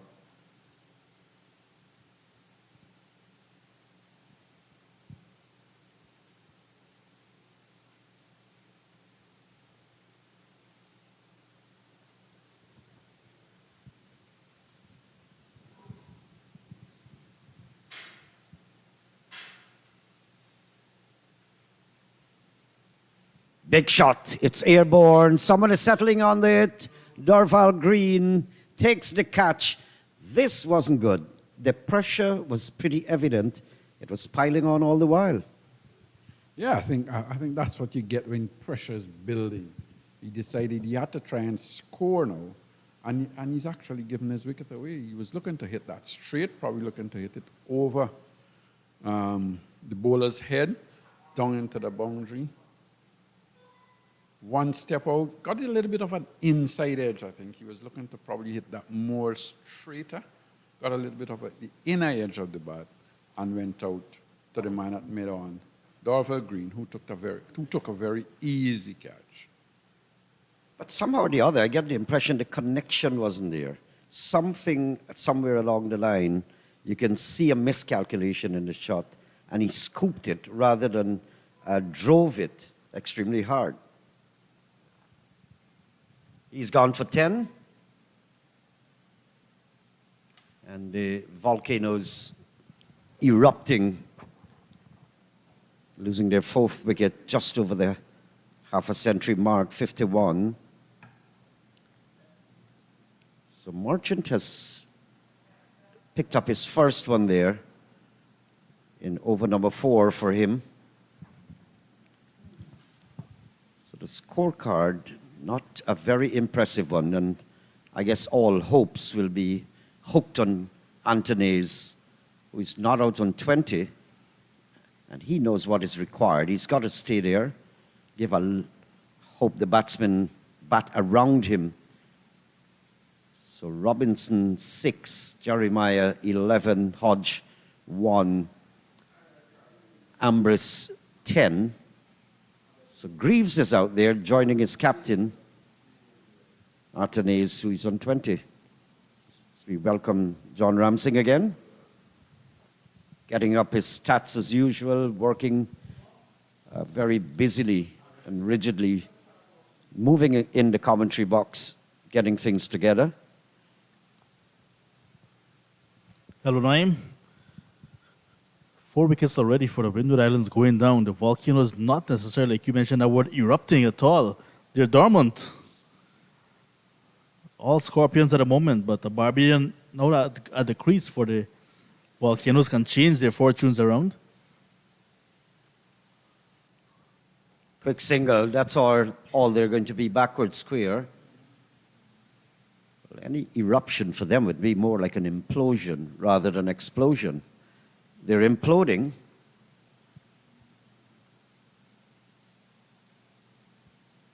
But it's circumstances like these I like to look at batsmen to see if they have substance. And here is where I think Atenes is on trial.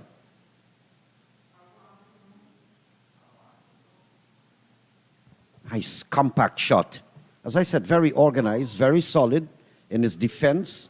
He moves quickly into position, and end of the over there. 52 for the loss of 4. They've got a long day, long innings to play here, and we expect Atenes to spearhead that.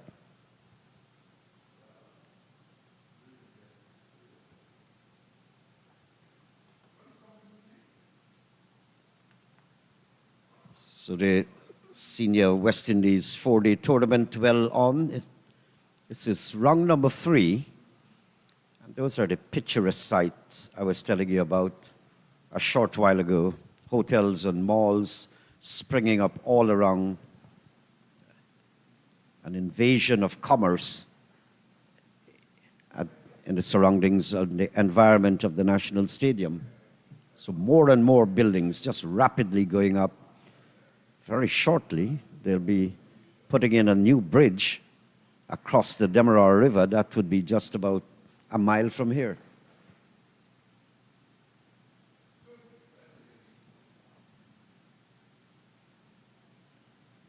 So Palmer is going to persist with Mindley. Stabbing shot there by Justin Greaves, picking up 2 runs.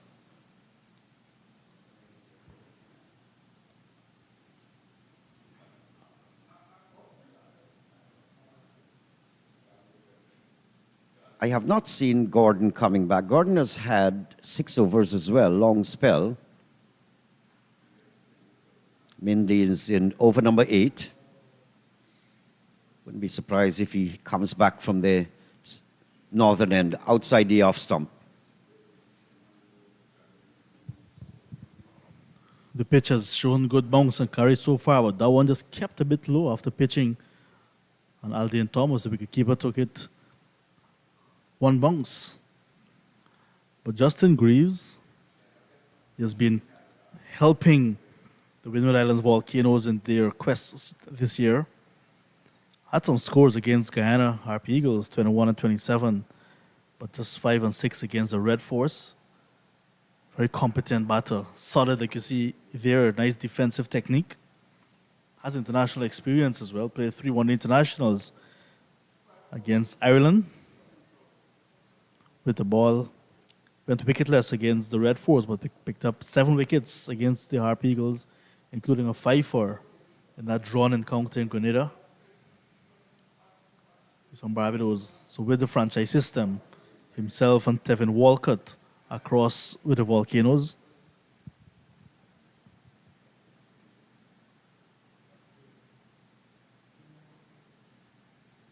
Mindley reminds me a little bit of Kemar Roach, maybe not with hostility, but his run up to the wicket, kind of open-chested, and even the movement of his hand and his body language reminds me just a little bit of Kemar Roach. But look how time flies. It seems the other day Kemar Roach was a very young cricketer. Now he's getting down also in age. Sportsmen don't last for very long. So when you're in your prime, enjoy it. There are some sportsmen who want to hang in there too, John, until old age. It's seen a few happening. Maybe 1 or 2 in the Caribbean as well. Isn't there an old saying, age is just a number? You're as old as you think you are, or young as you think you are, so to speak. I used to think so until my granddaughter chased me and I collapsed. And then I realized, in a negative way, yes, age is just a number. That's the end of the over, nevertheless. 54 for the loss of 4.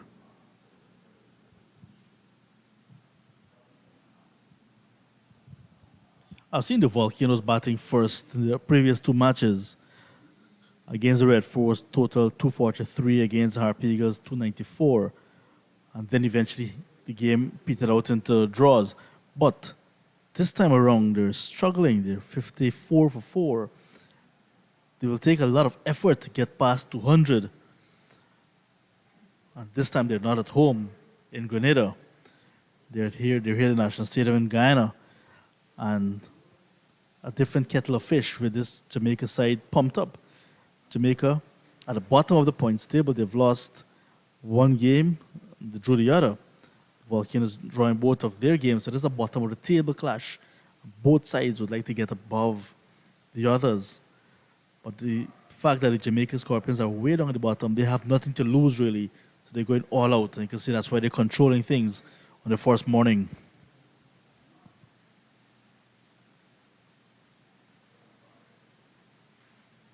Struck on the pad. He was going back a little bit there, trying to whip it away on the onside.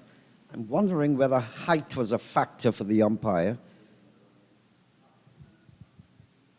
It's a bit outside leg stump as well there, Naim. So if you look at the umpire, Shannon Crawford, immediately saying not out. But it was a good shout, barring, and a good delivery, barring the fact that it pitched outside the leg stump. Yes, in fact, it kept low. All the ingredients there, except that it was pitched outside the line of the on stump, onside for the left-handed batsman.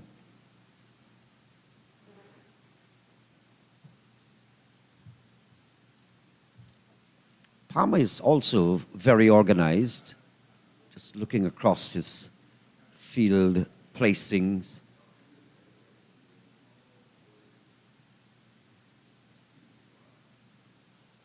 Big shot. Big shot there from Atenes. It goes down just on our commentary box for 4. I think somewhere along the line, Atenes must have been saying to himself, these guys are bogging me down. And I'm at the level of West Indian player, so at some stage I have to remind Jamie Marchant. It was well pitched up, and he got it on the half volley, and he just drove it uppishly, but in the gap as well, powerfully for 4. I think he spotted the orthodox mid-off and orthodox mid-on as well. He went over the top. Reverse sweep there. This will go away for 4. He made it look so simple. Of course, Marchant being an off-spinner, middle and off-stump, and Athanaze picked it up nicely calculated. Good shot. Turning it with the tide. And that is a shot he has been practicing a lot, Alec Athanaze. I saw him playing that in the first 2 matches of this year's tournament with great effect. So he backs himself well, especially against the off-spinners. And there we see him again, getting good connection. And this outfield is fast. Consecutive boundaries to him now. Marchant actually with a 5-wicket already in the tournament, not a 5-wicket haul. He got 4 for 43 against the Leeward Islands Hurricanes when he opened the bowling, actually. And he got 1 in the first inning, so wicketless against Barbados, however, when they lost. Paddle swept down to backward square. He struck it pretty firmly, so can't get the second run. It's coming back to those paddle sweep, or sorry, reverse sweep. For me, I can take that on a larger scale when it comes to like T20 cricket, because innovation is the order of the day to get runs. In the 4 and 5 day version, I prefer you to see you play orthodox. Flicked away, just a single. They were not going initially, but on the fumble by Mansingh, that's when they decided to go for a single. Both were actually halfway along the track, ball watching. Overcompleted, 64 for 4. Because if you get out in the longer version of the game, reverse sweeping, you would get your selectors, your captain, pretty angry, in my opinion. I mean, if you do it and you get off, it's okay. I saw Clayton Lambert doing that on his debut in 1994 against England, right at border. And instantly he was like upsetting the crowd. You just on your debut, stay there, bat for a long time, accumulate runs. And they don't forgive you, it seems, when you do it in the longer version. You do it in T20s, get off, congratulations.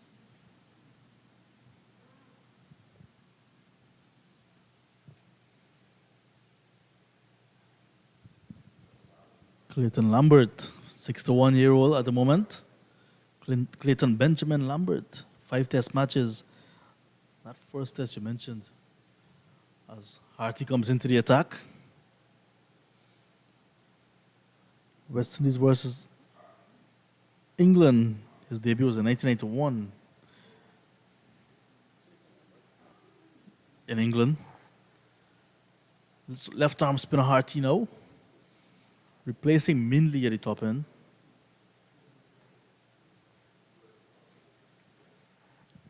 I think what I meant was his playing in Guyana.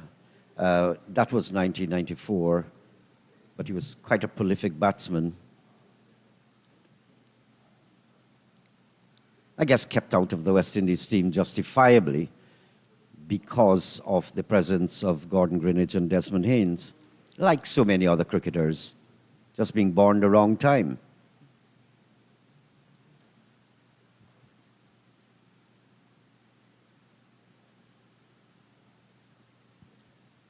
Greaves made to work here.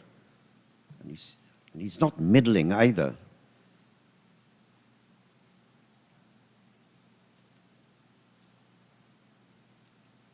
So Mindley is off. Nice little rest there. Down to mid-off this time. Greaves can't get past the fielding or the fielders. And he should understand that this is the period that you need to just play out, maybe. Quite possibly stay there and bat it out. And the period will just pass away. Like that's the end of the over. 64 for 4. It has been a relatively good comeback. But the purpose out there is, and the reason for you being there, it's bigger. And they know that it is all about endurance now, sustainability, being there for as long as possible. Occupation will bring runs. It will help to repair damage. And that's a beautiful thing when you look at many international cricketers. I've seen the West Indies, for example, in similar situations like these, or like this one. And then you would see two champion batsmen. I've seen it so many times unfolding before you. And a typical example would have been Lara and Hooper at the crease. And you would see the regular conversations that they would have. And from their body language, you knew what they were talking.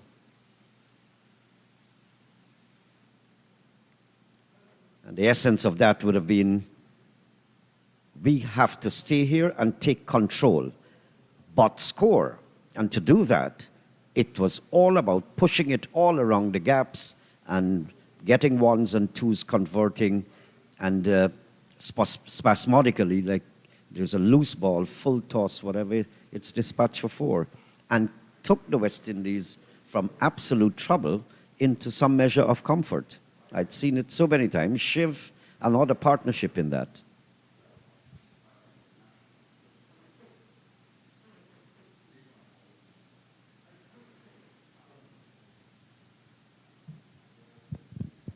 Heading to lunch on day number 1. So Merchant and Harty looks like if they're going to be bowling towards lunch.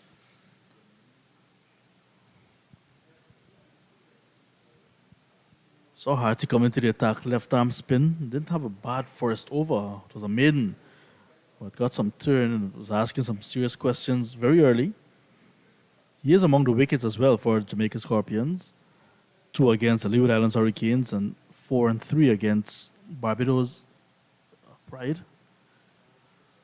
So 9 wickets total for him with left arm spin. So one of the go-to bowlers for Paul Palmer Jr. And we can expect that Providence traditionally favor turn a bit later on in the game. Merchant is holding at the moment.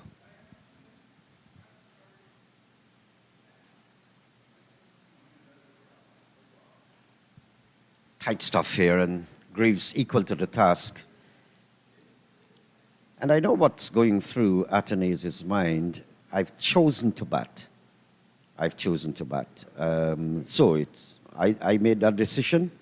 I got to help correct this.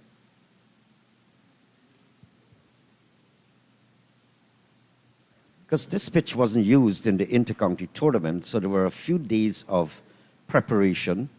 And in those few days, it would have been, you would see more preparation moisture, maybe more than if one of the regular pitches were used. So it would have a little excess. Atenaise may have had other reasons, doesn't want to bat last, for all you know.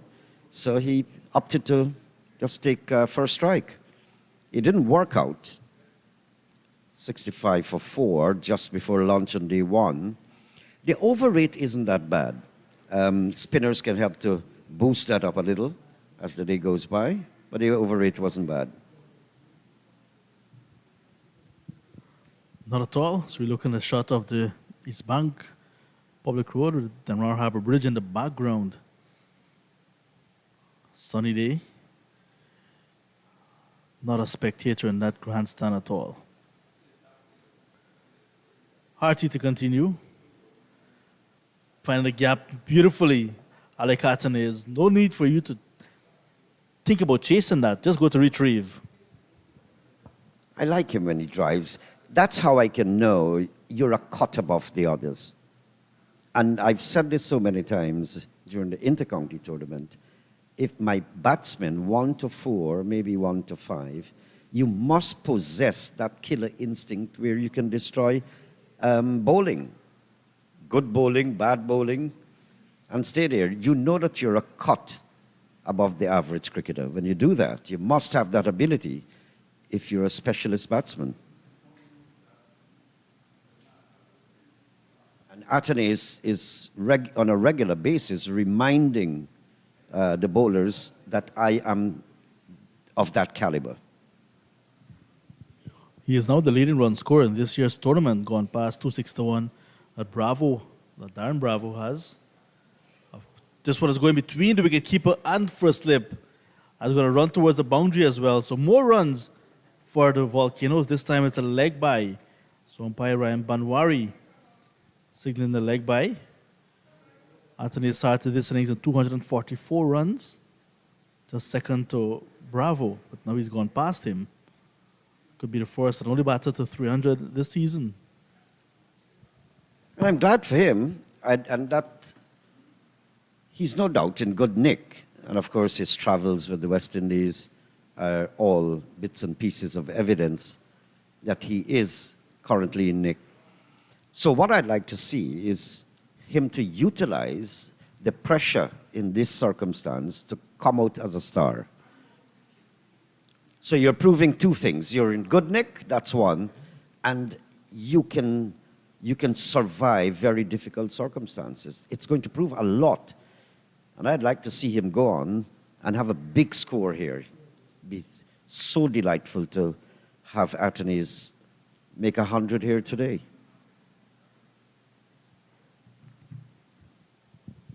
Has a very good record against Guyana in both formats. Nice check drive this time from Greaves.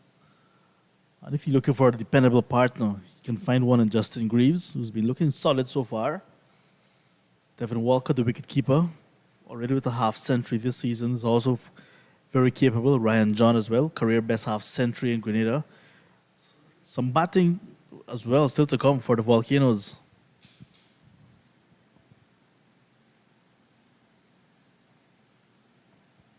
That's the end of the over. End of over number 26. And Atenes, as you see the scores there, 35, looking very, very solid.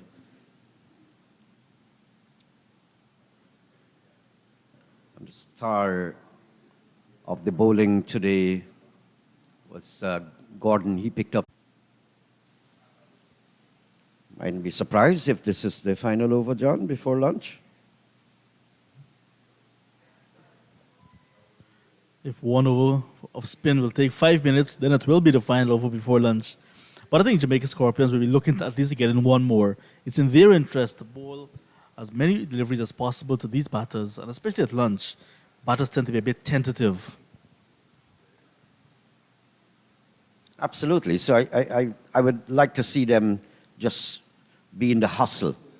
Just get it very quickly so you can sneak in another over. And it's more balls to be bowled and for the batsman to face. And on the other hand, the Volcanoes will want it to be the last over, so they may have some delaying tactics. You may see them having a mid-pitch conference, fixing their gloves unnecessarily, but they may want this to be the last over indeed, before lunch.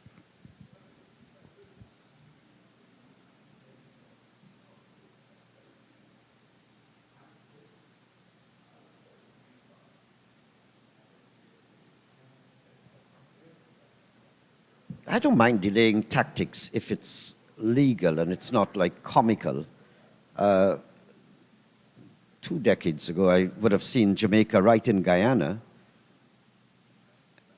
I don't want to call the names actually, but the delaying tactics was bordering on comical. Nice drive, pleasant drive. This might go very, very close towards the boundary. In fact, it goes over the ropes now. Good drive there from Greaves, a shot that I didn't expect at this stage of the game with the luncheon period so close. He did not get it off the middle of the bat, but had good enough connection. The timing and placement was good. And he got a boundary. That's his first boundary, Greaves. But if the ball is there to be hit, like a true West Indian, you will hit it. Whether a lunch, tea, first ball. And Justin Greaves is one of those all-rounders who's capable. He's very positive but simply, as you mentioned, I don't think he's middling. So it's occupation, and he's going to get there. It's getting the rhythm,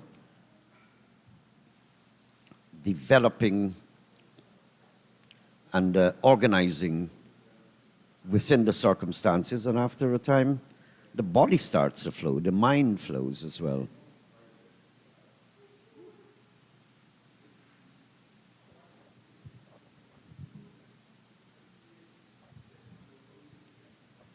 It's the end of the over. The umpire is watching his wristwatch. I think you just have a little more time. They might sneak in another over.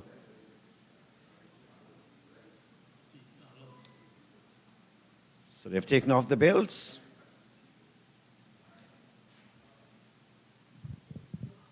They have taken off the bails and they're heading off. But my clock is saying 11:58. Naim. I'm saying 2 minutes to also. Exactly. But I guess they work with their clock whenever they set it to start. Yeah, correct. Quite possibly. And everybody's minding their own business. Your scorecard there for you. The Windward Islands winning the toss and electing to bat. Quite debatable whether that was the best decision, because as you see on the scoreboard at the moment, 79 for the loss of 4. Atene's very good knock. He's 35, not out. And he's in there with Greaves, partnering. We expect to have a long innings from them, consolidate, concentrate, and bat themselves out of these problems that they have found themselves in. The bowling for you, of course, the most successful of the bowlers, Gordon, 2 for 13. And the other success stories came from Green, 1 wicket for 11, and the Merchant, 1 for 18. So that's the story on day 1 at lunchtime. The Windward Islands winning the toss, batting 79 for 4. We'll be back in just a while.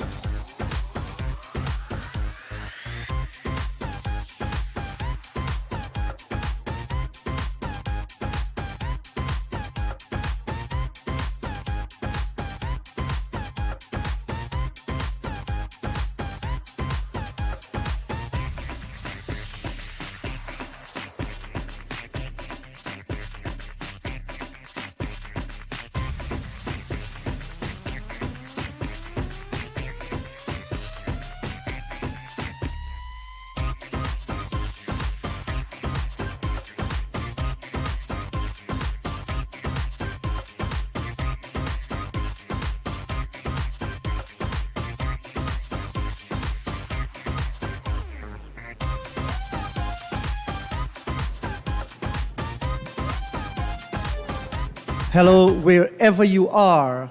Welcome once again to the National Stadium at Providence. The weather continues to be well. At lunch, the Windward Islands Volcanoes, 79 for the loss of 4 wickets. Certainly a session won by Jamaica, especially after the Windwards won the toss and decided to take first strike.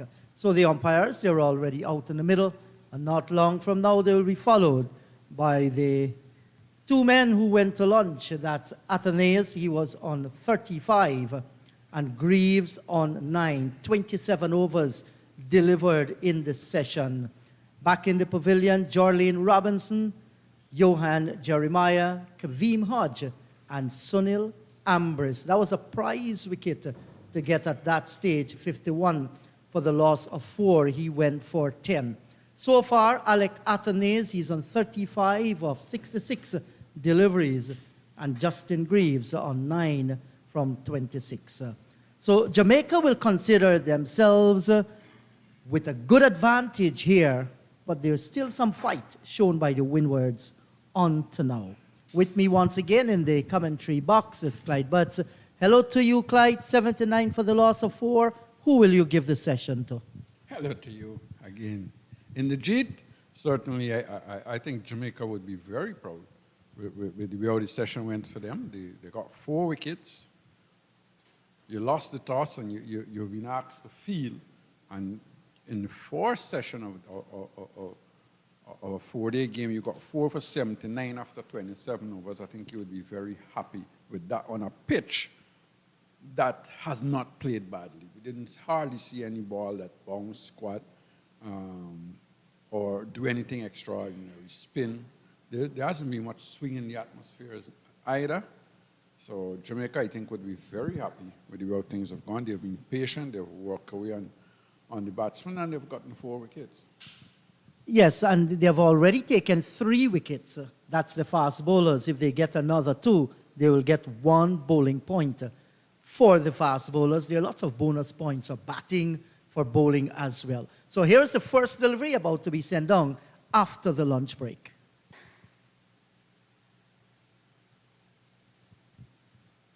Gurdon, starting from, that's the northern end of the ground. What's the press box end? Leg by signal by the umpire. And Clyde, we have said there's nothing wrong with the pitch whatsoever. It had more to do so with the shot selections and some very good bowling. But these 2 boys can bat, both of them Athenaeus and Justin Greaves. Play sensible cricket and repair the damage. I think that's what they have to do. They have to try and bat now.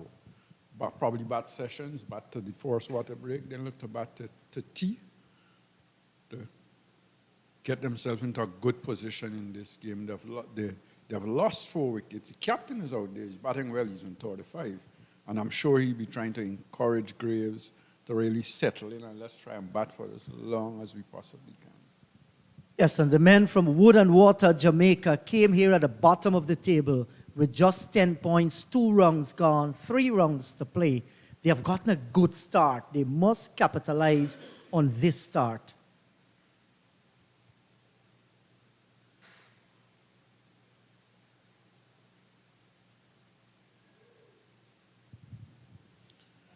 That's a good delivery, well bowled, just slightly short of a length, bringing the batsman on the front foot.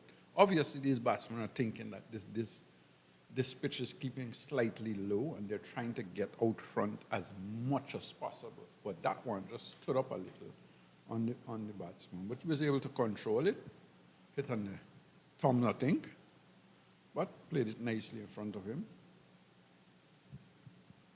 Gurdon just had 6 overs prior to the lunch. 6 overs, 2 maidens, 2 for 13. A little bit surprised that he didn't bowl more. No, not actually, because I think, the morning was fairly hot, not a lot of breeze, and 6 overs for fast ball in 1 session. I think that's good enough. Yes, he could have come back just before the luncheon break, but Minley bowled well when he came on. And then just at the end, they had a spinner bowl 1 over, so I thought he did fairly well. Yes, Mindley, on the other hand, had 2 spells prior to lunch. His first spell, 3 overs, no maiden, 16 runs, no wicket. And then he had a 5 overs, a 1 maiden, 9 runs. And Mindley yet to pick up a wicket. So Palmer's been rotating his faster men along with his left arm spinner. That's Harty, and his right arm off spinner, Merchant. Thought Merchant bowled pretty well in the circumstances. 7 overs, 2 maidens, 1 for 18. There's a drive that's gone through the offside field, and it has gone away to the boundary for 4. Came out, reached it, looked good. Well, I don't think Gordon would mind that actually, because it was a delivery that was pitched up outside the off stump. He's got the 2 slip. He's looking for the batsman to play that drive. Maybe went slightly in the air, but went over the man at, or onto the left of the man at point. But that's what you want to see batsmen do. Look to drive you through the offside. Let them look to. You've got 2 slip, you've got the men catching, you've got the ringer fielders on the offside. Nothing is wrong with that. 84 for the loss of 4, 28 overs gone.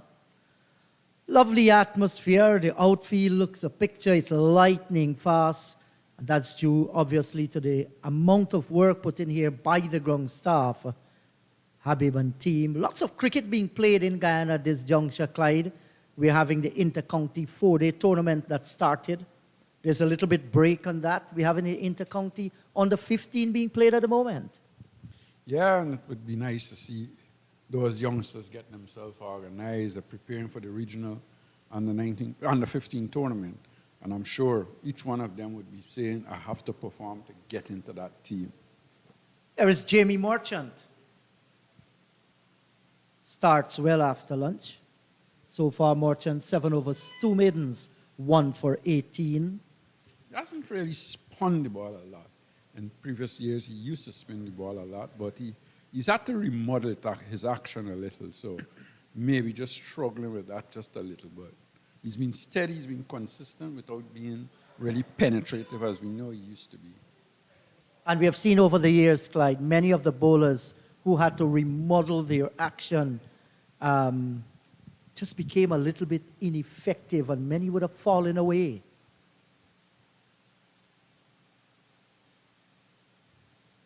And in teaching, they say it is more difficult to unlearn than to learn.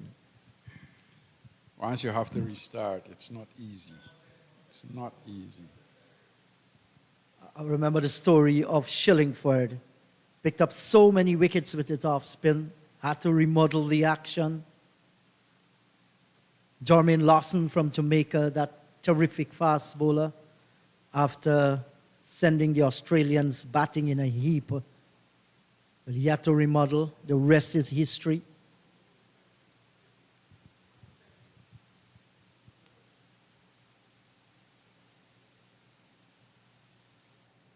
You've got to be a really strong person to be able to remodel your action and to come again, especially a fast bowler.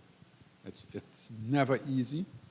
It's never easy. But we have seen people who have done it and they've been successful, but it's never an easy thing to do.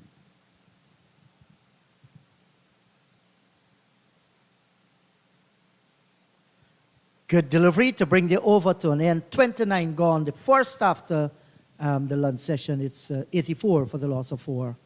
Yeah, Merchant just bowling just outside the off stump, making the batsman play at each delivery. One delivery in that over, spun and bounced a little. So what he's going to do basically is keep things as tightly as possible. And I think especially to Athanaze, you don't want him to get away. So he's going to try to keep him as tight as possible. And maybe when Justin Graves, the right-hander, goes down, he'll be a little bit more aggressive. But having said that, as a left-hander, sometimes you tend to think the off-spinners are a bit harder to play. So we'll just have to wait and see how things goes. So Gordon will continue and still supported in the slip areas. 3 slips there. Good start by Gordon to this over. And Clyde, you yourself would have represented Guyana with distinction over the years. You're off-spin bowling has been one of the best in the Caribbean. Absolutely no doubt about that. You would have rubbed shoulders with a number of Jamaicans over the years, both at the test level and especially at the regional level. Yes, and they've certainly had some great players as well. My first game in Jamaica actually was an eye-opener. And I remember Jamaica had a batting lineup, I think that was second to none. I don't think they've produced a batting lineup like that at a game. You know?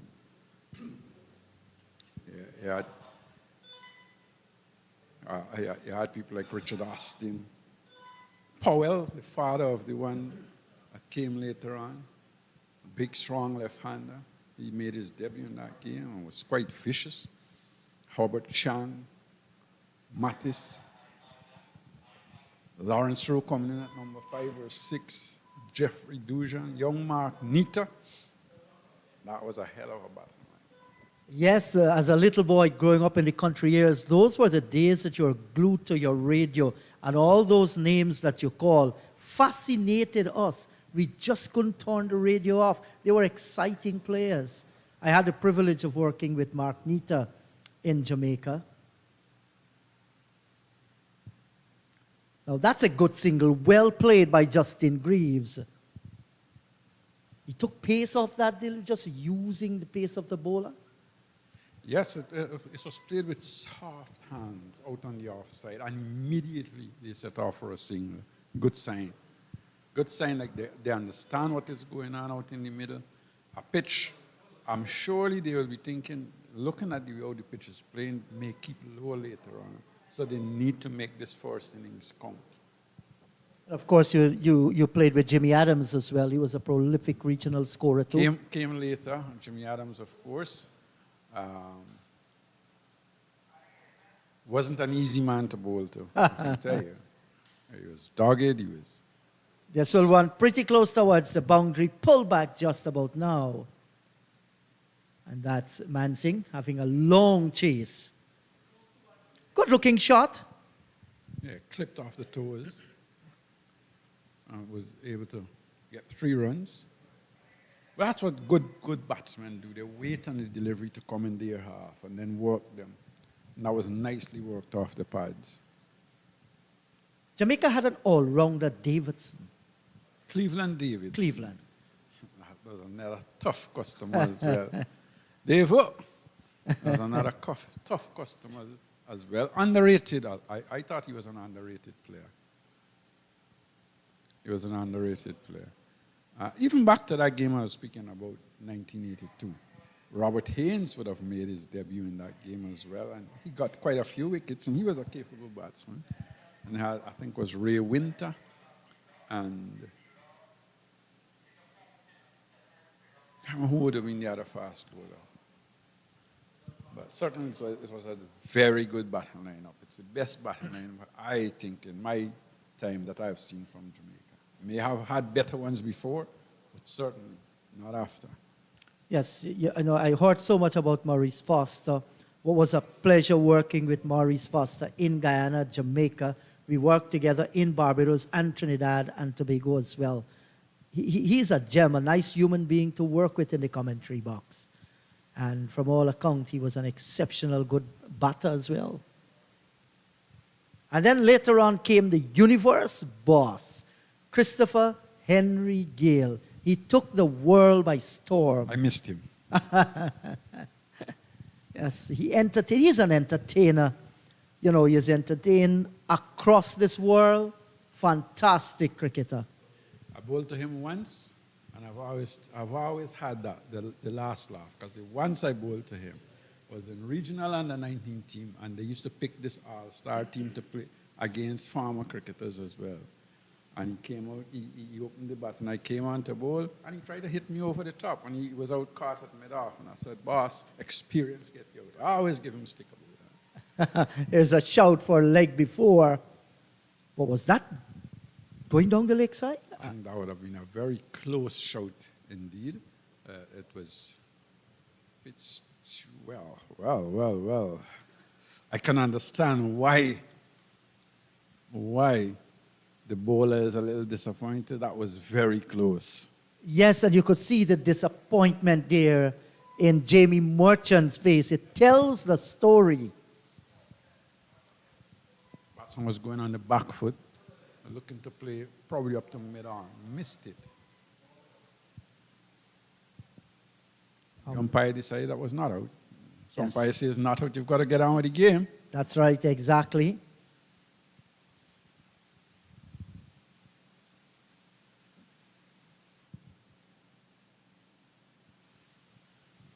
Now, this is what they call milking the bowling. That was well played. Get another single. They're moving closer now to the 100 mark.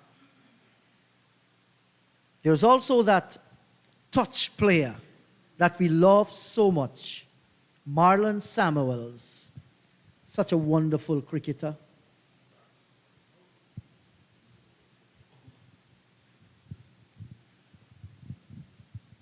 Clyde, you would have seen Marlon Samuel play. Well, I've seen him quite a few years, from under 19 days, from under 15 days, matter of fact. He was special.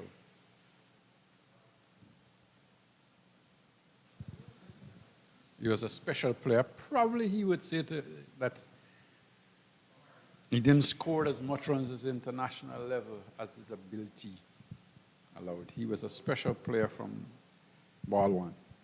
There was at one stage the combination of Gale and Garrick. Garrick actually fell away a little, but he was an exciting prospect too. Yes, he was.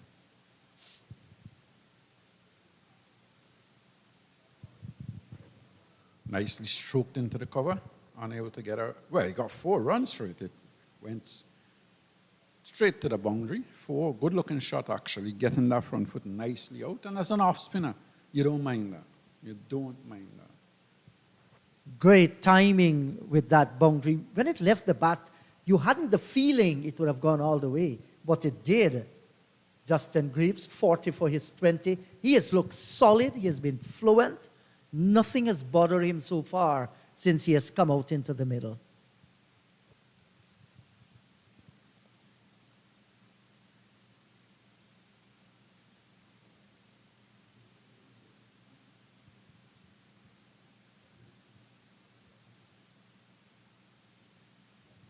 95 for the loss of 4, 31 overs gone.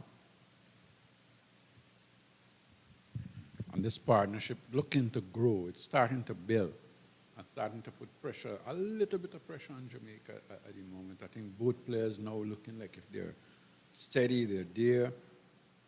Justin Greaves on 20, at Alec Atenes on 39. They're both looking the part, looking to rotate, looking to pick up singles, and then putting the bad balls away. That's a sign of batsmen who are now starting to build their innings. Well, they need a solid partnership here on to really dig themselves out of this hole. This is just the second session in day number 1 of a 4-day match. And it's important, you know.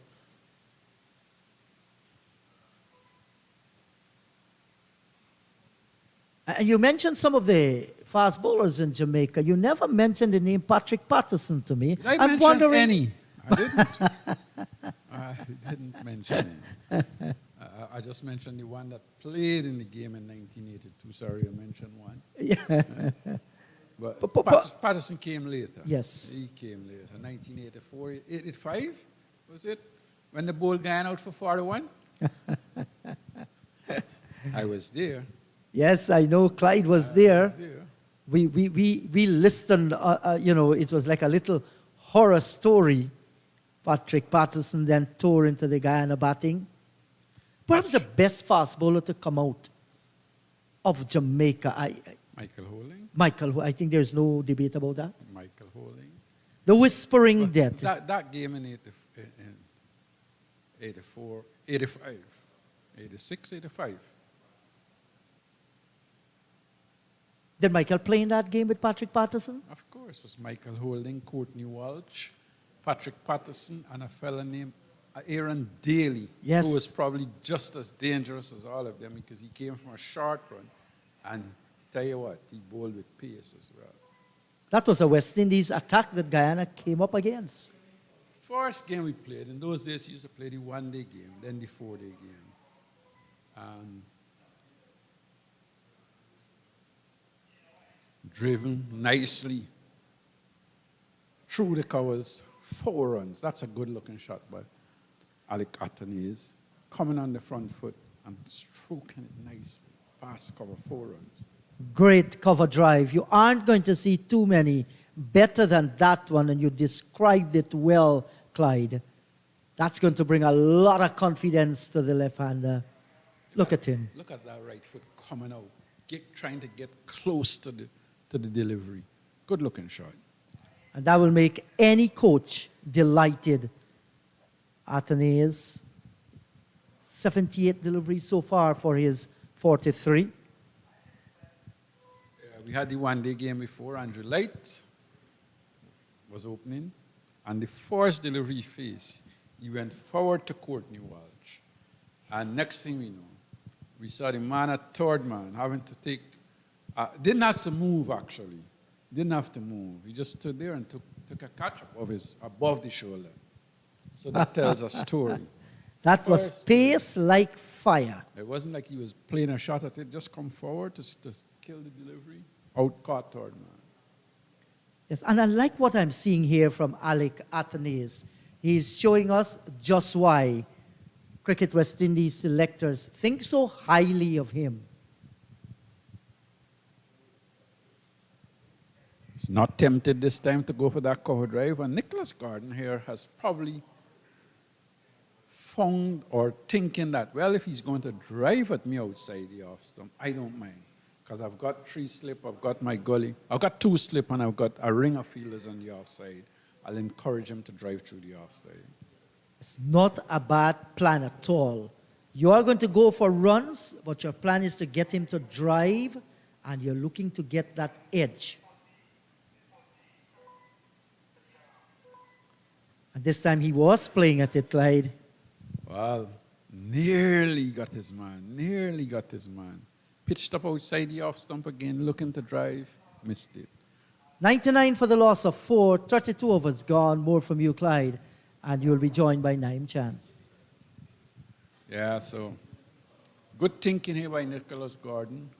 Just bowling right outside the off stump, making the batsman look to drive him. He's not back pitching, he's trying to bring him on the front foot. And Merchant at the other end is just bowling tight, not giving any loose deliveries as well. As I say, good afternoon to Naim Chan. Hi, Clyde. Good afternoon. But as I described Athanaze earlier in his innings as very, very organized. I think it's getting mellower with the passage of time, and bits of compliments that you were hearing. I think it's well deserved. And Greaves is just about settling in more. I don't think he was middling the ball from the inception. I still see him driving sometimes, getting the inside edge, going in the opposite direction. But I think the main ingredients and requirement here of Greaves is to stay there and just give a lot of support to Athanaze.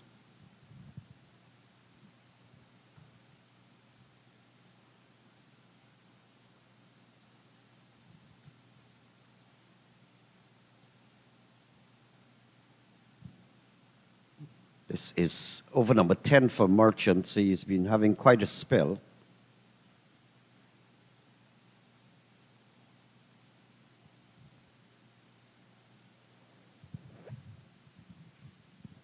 I think Merchant basically is just trying to keep things as tight as he possibly can. We haven't seen any sort of spin or bounce on this pitch.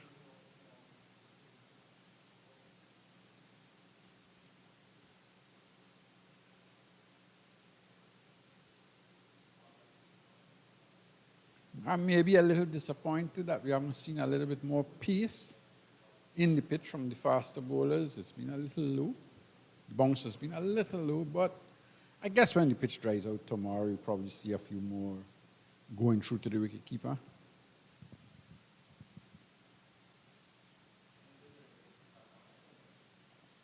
And the Jamaicans seem quite contented with the fact that they have taken 4 wickets. And it's like, okay, boys, we have them 4 down. Do not bowl recklessly. But at the same time, we've not seen anything special or outstanding except from Nicholson and Mindley. 1 or 2 nice fiery deliveries. But it's like almost going like a stalemate, defending, pushing up, gathering a single here. But in the meantime, the important thing at the end of that over is that they're not losing another wicket, the Windwards. That's very important.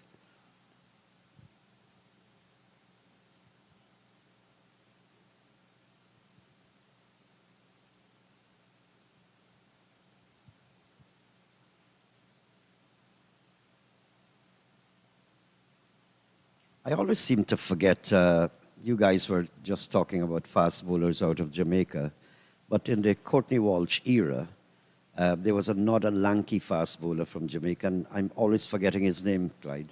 Played at the same time with you, actually.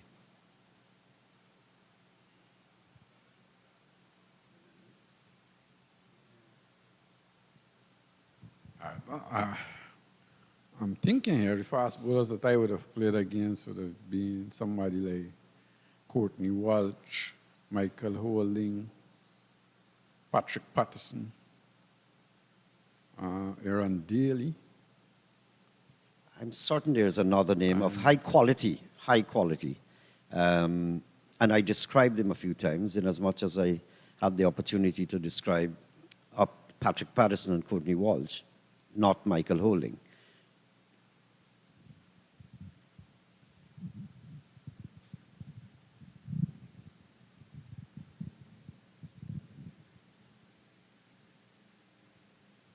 But of course, I had the distinct pleasure, it was almost flattering, to sit in the same commentary box with Michael Holding.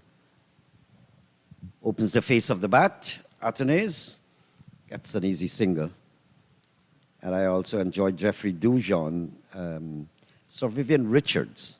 I was flustered, taken aback, a little nervous, sitting with these great legends and having chats and discussions with them.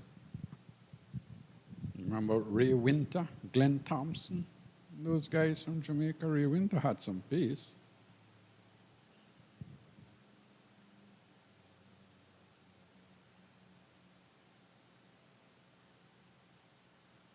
But I always had this discussion on which of the pitches in the Caribbean were the fastest.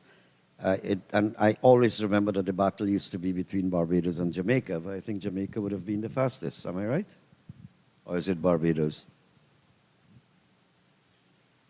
We'll come back to that. This is struck away towards the boundary. They'll pick up an easy single, an easy boundary correction.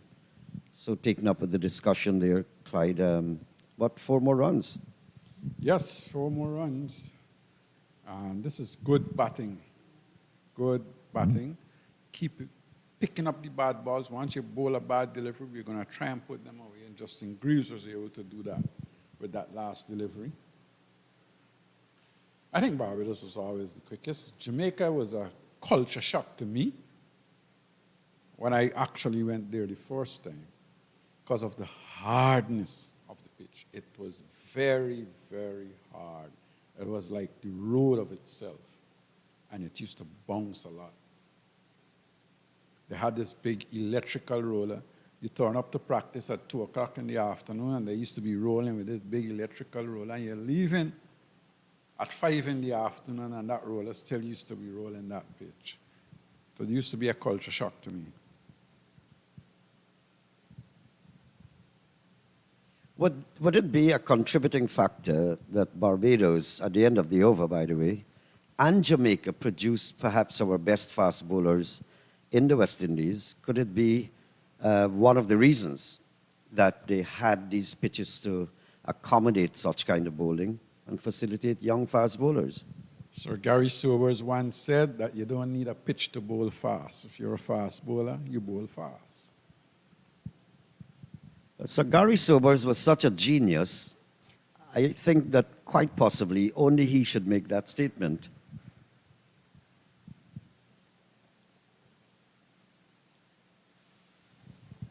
But when you think about it, Guyana produced Colin Croft, and there's been Ryan King, Colin Stewart, Lyndon Joseph. Didn't go on to play at the international level, but they were all good fast bowlers. And of late, when you think about the past 6 or 7 years, and you look at the fast bowling, look how fast bowlers have taken wickets for Guyana, you have to give that full credit. You have to give that full credit. Joseph, Shepherd. This is cut away nicely behind point. This is going to run into the boundary. That's a good-looking shot from Athenaeus again. Waited at that one, saw it late, and cut it late behind point. 4 more runs. Then Antigua, of course, at one stage had people like Sir Randy Roberts. Then after him, you had the Benjamins, Kenneth and Winston, Hamish Anthony, and all those guys. So there's always been fast bowlers around Windward Islands. Courtly Ambrose, who I forgot, no, well, and he's probably one of the greatest. So there's always been fast bowlers around the region. And whether it's the pitch or whether it's just how good those guys were, somebody might say, well, Trinidad hasn't really produced a great fast, but they always had decent fast bowlers. Windwards had decent fast bowlers as well. So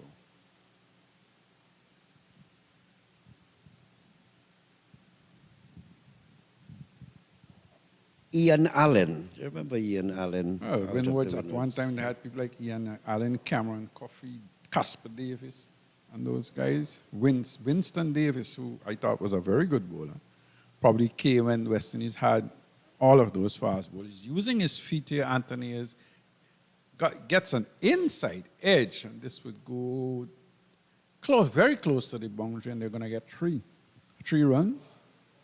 So Athenaeus goes on to 50.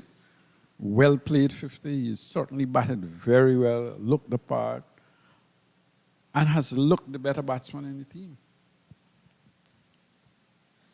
Well, as I said, I'm so happy that I found that word organized, because organized is from several perspectives. Apart from looking very good and solid, the temperament and the pacing of the innings, those would all add credit to this display of batting by Athenaeus. So that's why I used the word organized, and I think I'd put it in capital letters now.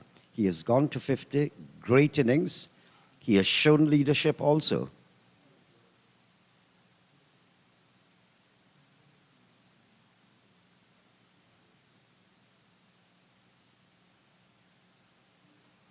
So the fight back is on, and I wonder what could Palmer be thinking at this moment.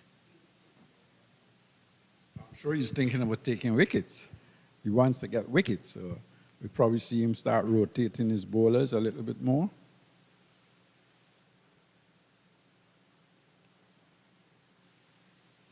Other than that, I think he was quite spot on with his field placing, utilizing his bowlers. But I just feel that the time is coming where he must be putting on that thinking cap with some kind of rigidity now, because in simple words, the Windward Volcanoes have fought back and have fought back very, very well.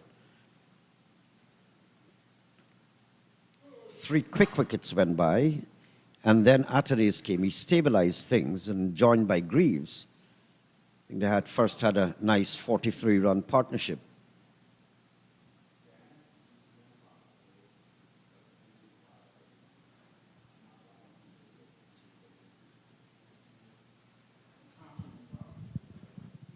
Congratulations to Athenaeus once again. Another half century, his 8th first-class half century. Well played, young man. Another reverse sweep. I wonder where this one is going to carry all the way down to the boundary. I'm always very fearful with this shot, but he has mastered it. He's tried it twice, and on both occasions got a boundary. It's a shot he's been practicing a lot. And like you said, perfecting it. There we see Harty just bowling it on his off stump and he just reverse sweeping nicely. And you do not set feelers for that type of shot unless it's on a consistent basis.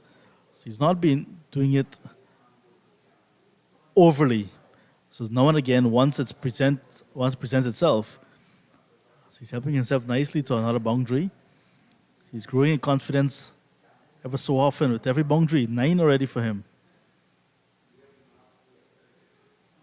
Not a single. So they've come out after lunch and with some bit of aggression. And just coming back to that reverse sweep, he's not only reverse sweeping and the ball is rolling off the bat, the surface of the bat, he's smacking it like table tennis. And that means it's like if he were a right-hander almost, smacking it into, so it's flat along the ground.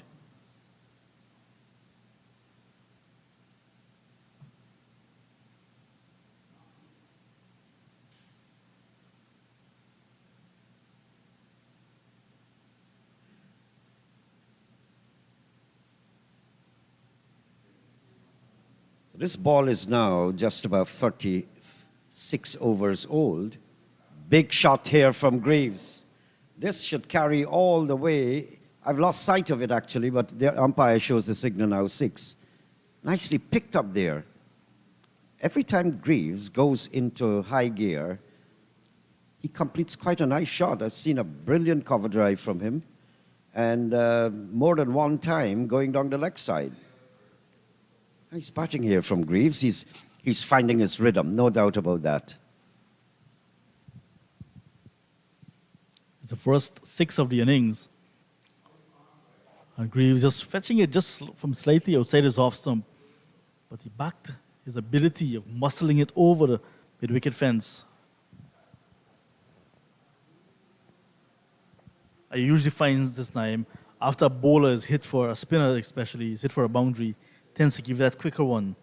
This time ill-directed, and now Greaves using the pace, almost getting the boundary. Good batting, not taking any risk, just playing the ball on its merit.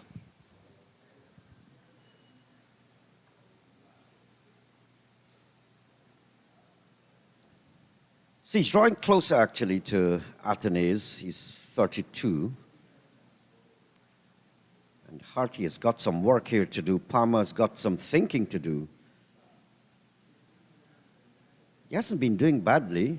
I see he has a silly point now.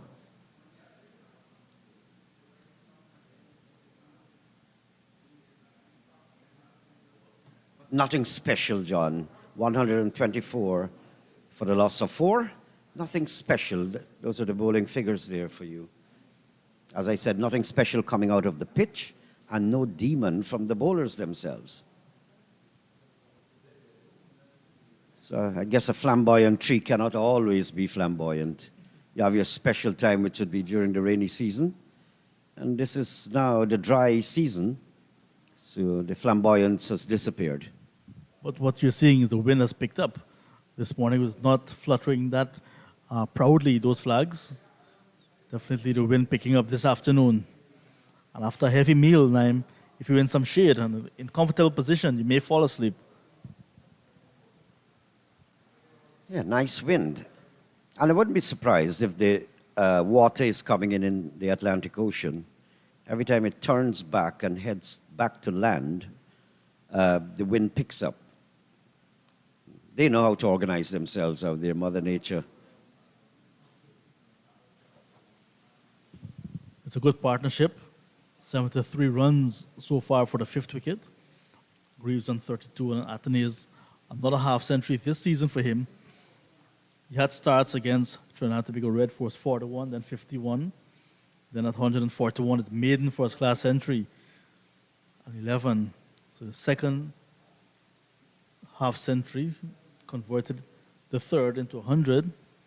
He's in form. He is the man that the Volcanoes will look forward to a lot, to setting a big total here. He has a good support with Greaves at the other end. And I like the approach. The run rate at the moment is 3.44, which is nice pace, pacing it very slowly. It was lower, sometimes it picks up and then it goes back down, and that's working with what you have. So I think the two batsmen are doing a fantastic job out there. Graves now his best score for him this season, but he also has a first-class 100 to go at 6 out of 50s. So he is no mug at all with the bat, capable all round the years.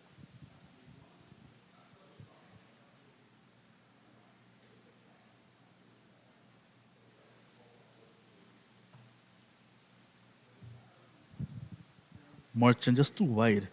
It's an off spinner to the left-hander. You want to just tease him outside the off stump. But too wide is no pressure at all. And Athanaze, who's well set, just getting bat to ball. Not getting it in the gap, but not showing any signs of being bogged down at all.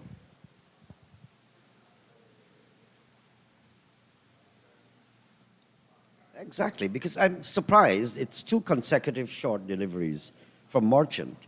And I'm surprised that the courtesy is extended to them by Athanaze, because he's always so quick and nimble, getting back onto the back foot and finding the gap so many times in this inning so far. Seems to me a lot of courtesies were extended here to Jamie Merchant.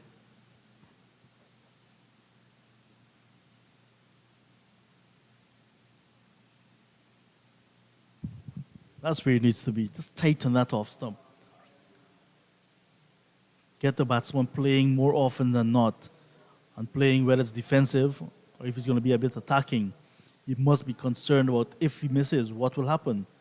And that is a very good ball. Quicker, but on target as well. And that's why we see Justin Greaves coming down and having a word with his captain now, saying, be careful, he can bring it back in. Because that was the arm ball.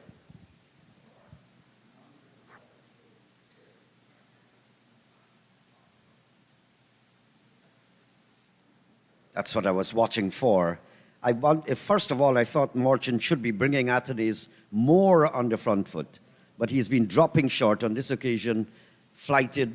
Athanaze picked up the line well, came down the pitch, struck it firmly towards long on for 4. Maybe not as firm as you would like, just got a little bit of a inner part of the bat. He closed the bat face upon reaching, but backed himself to go for a lofted shot, and the fielder at mid-on had no chance. This is nice timing, pacing. Sorry, not timing, but pacing of your innings, as I've seen here. Now, this is again outside the off stump, but not as short. So not giving the space and the room to Athanaze on that occasion. End of the over of mixed fortunes, may I say. Not absolutely effective and clinching mistakes or inducing mistakes there. So very casual, like laid back over. Nothing aggressive out of this pitcher, out of the bowlers. And this is why I'm saying that Palmer could just, well, there you go. Look, the discussions are starting. Something is wrong here. We have to find some new method, switch something around, but it can't work out. That's what Palmer is probably discussing with his colleagues. So very shortly, I wouldn't be surprised if you see Mindley coming back and perhaps Nicholson.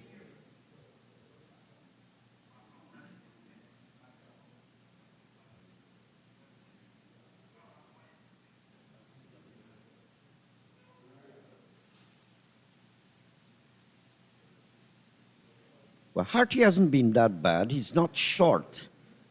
He's bringing the batsmen on the front foot. That's very important. Give it some flight and then just encourage them to come down there. You still have a solitary slip and you have a forward short leg. I think this might be the deciding over for Harty, if they're going to continue with him or not. After lunch, not looking the part. There's Abhijay Mansingh, the leg spinner, still to be introduced. More of a batter than a leg spinner, but has picked up wickets for Jamaica Scorpions this year and has done very well, given that variety. His left-arm Chinaman bowler, then as bowler that's not playing, not around in the squad this time around. He also is a handful when he's in full flight, But now, Abhijay Mansingh, I think we can have some patience and await his arrival. But this over will be the determinant over how long Patrick Harty will be going on for.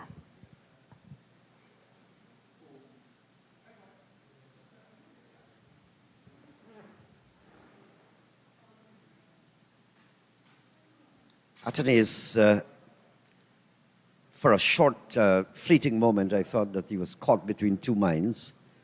I think he was calculating for some measure of aggression, found he was not to the pitch of the ball.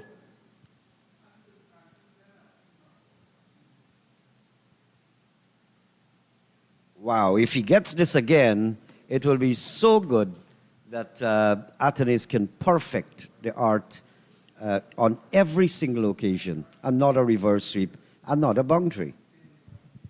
And Harty is thinking, what more do I need to do? Because he's bowling it on that off-stump line, which is a good line to be bowling to the left-handed batter.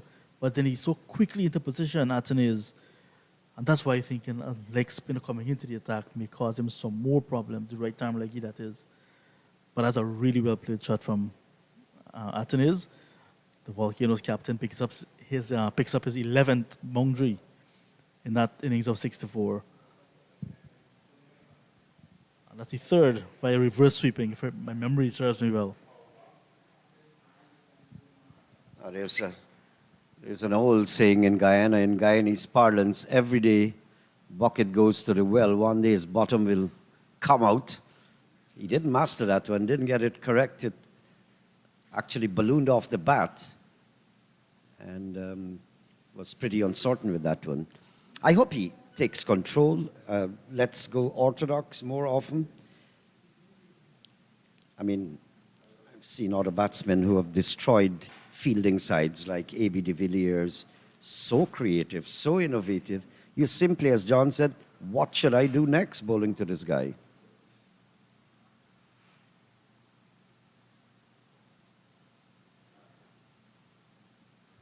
But Atenes makes it, he makes it look so simple, his whole character.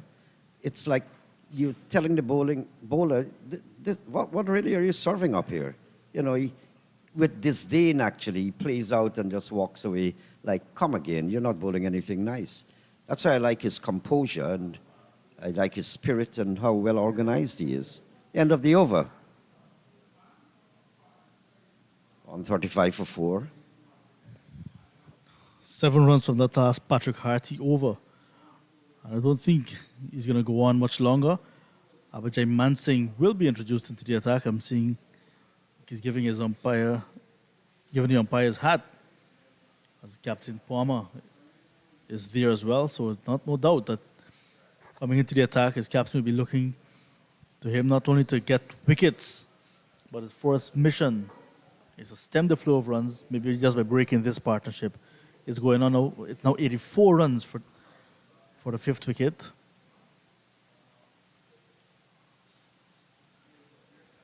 And they have stepped up the scoring rate to it's now 3.55. I know that the pressure was too much on the fielding side. They were not achieving anything. And we all suspected that Palmer would have to effect some kind of change. I wouldn't be surprised if you have a change from both ends, actually.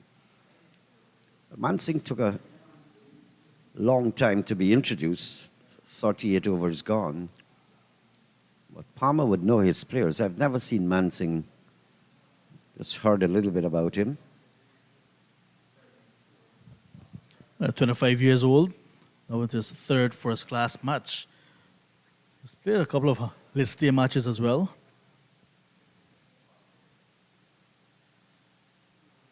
Look at that. First ball. Already on target. In fact, Greaves was deceived in the air. It was airborne for a very short while, completely out of the reach of Mansingh. But nevertheless, I think Greaves was deceived in the air.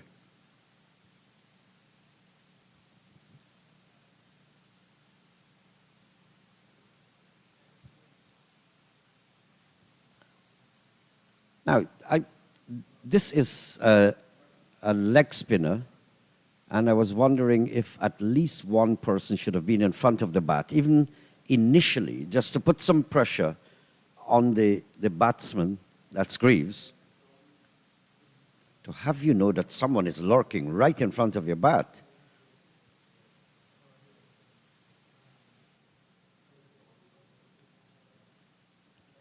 That's a negative one, down the leg side, stroked to short extra cover.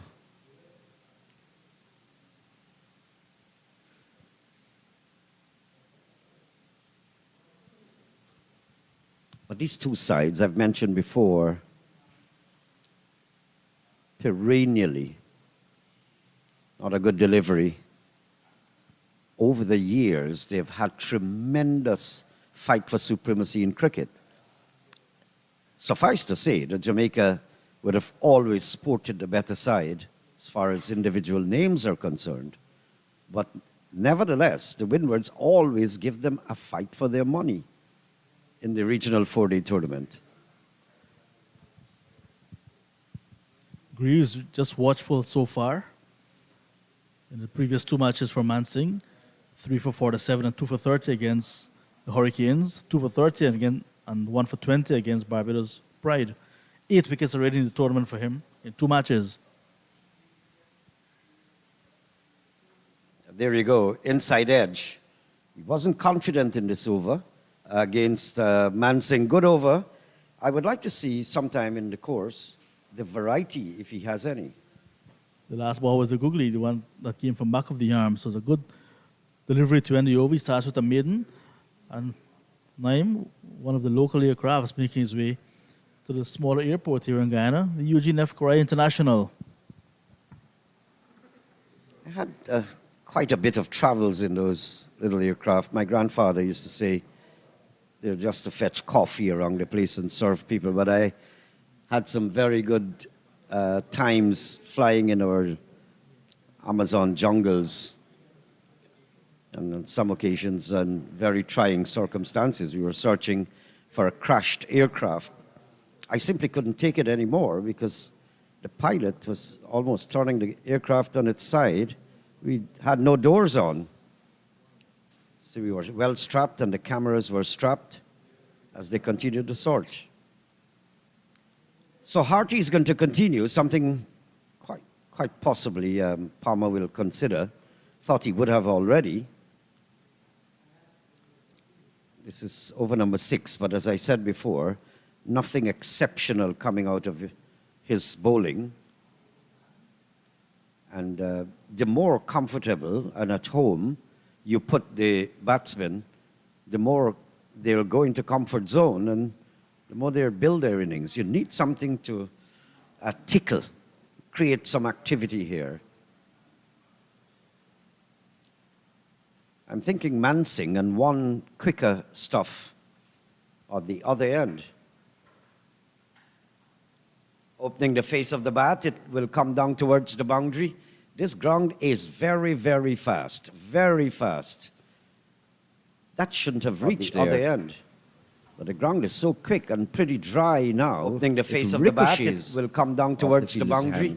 This ground is very, very fast, somewhat. Very going right down to the boundary ropes. Yeah, a little bit of misfeeling. Thought he had it covered, but the timing was so well from Greaves. And of course, with this lightning fast outfield, a little bit of fumble, and you can be in trouble. Cannot recover in time. That ball went into the boundary quickly. So not a boundary to Greaves as well. They're making it look so easy. Greaves and Ambrose. Greaves 5 4s and 1 6 for him already. That's a good ball.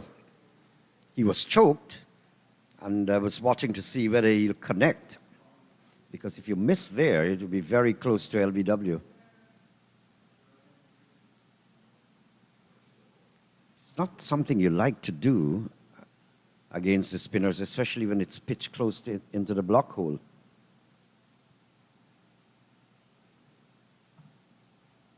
You notice Athenaeus, like he's not exhausted, he's not angry, he's not anything negative. He's just like having fun out there on a casual day. I wish this young man well. I'd like to see him against big-time bowling, see how he handles it. He was on the verge of that, actually. You got 141 against Guyana, Harp Eagles, as you mentioned, big time bowling. I was thinking more at the Mitchell Stark and all the world-famous guys. I got you. I'm looking at the lineup of both sides, 3 spinners on each side. And I'm thinking if they're misreading this Providence pitch, based on history, they may be thinking it will favor a lot of spin. So far, not much assistance from Harty especially. Overcompleted, 141 for 4.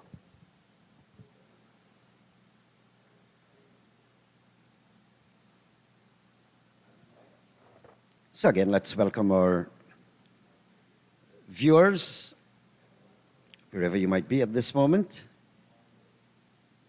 I understand our feed is going all the way to India and globally. So I'd like to welcome you.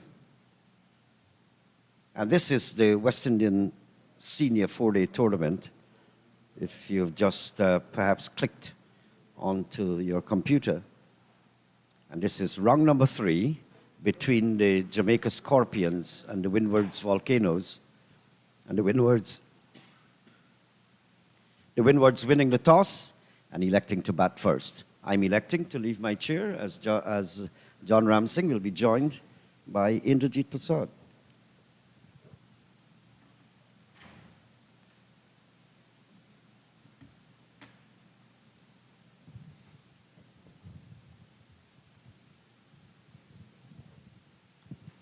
Partnership of 90 runs already between Greaves and Athenaeus. Captain Athenaeus continues his good run of form, his third 50-plus score this season. Already converted one of those into 141. He's well set now on 67. Greaves, his personal best score this season as well, looking good, looking unbothered. Now we've seen Abhijay Mansingh in the second over of leg spin into the attack.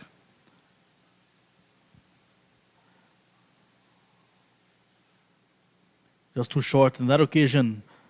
Welcome back, Indrajit. Thank you very much, John. Yes, and this is an excellent partnership in the circumstances. They have now gone on to that 142 for the loss of 4. Both of these boys are looking good. Mansingh first over wasn't a bad one at all. Looks as though that he can spin the ball. He has good control, as you can see already. And someone who speaks highly of him, Shivnarine Chandapal, speaks a lot about his batting especially. And when someone like Shivnarine Chandapal talks about that, you just have to listen and accept. Has 2 half centuries so far in this year's 4-day championship. And those came in his debut match against the Leeward Islands Hurricanes in Antigua and Barbuda. Well, I heard that his father, from the very first day he was born, placed a ball in his hand and a bat in the other. Hello to you, Doc, if you're listening to us from Providence. We want you to know that we remember the stints he did with us in the commentary box.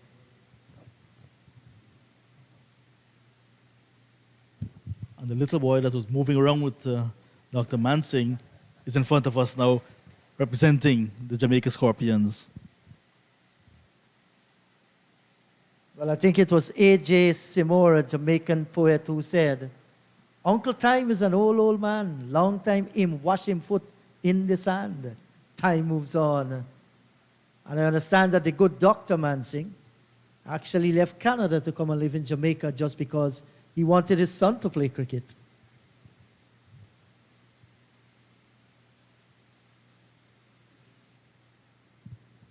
Quick single, but Harty again not having a good day, unable to pick it up and allow the batters to come through quickly and easily. I heard in Dr. Mansingh yard in Jamaica, he has a pitch, he has stands, he has a commentary box, and a party mound. Everything that goes with cricket. But yes, this is a good battle going on out in the mid, and it's good to see Athenaeus fighting through some real anxious moments. Look at that drive again. Good flowing offside shot. Seems to have a lot of time, John, in playing his shots, get his body in the right position, over completed, 145 for the loss of 4.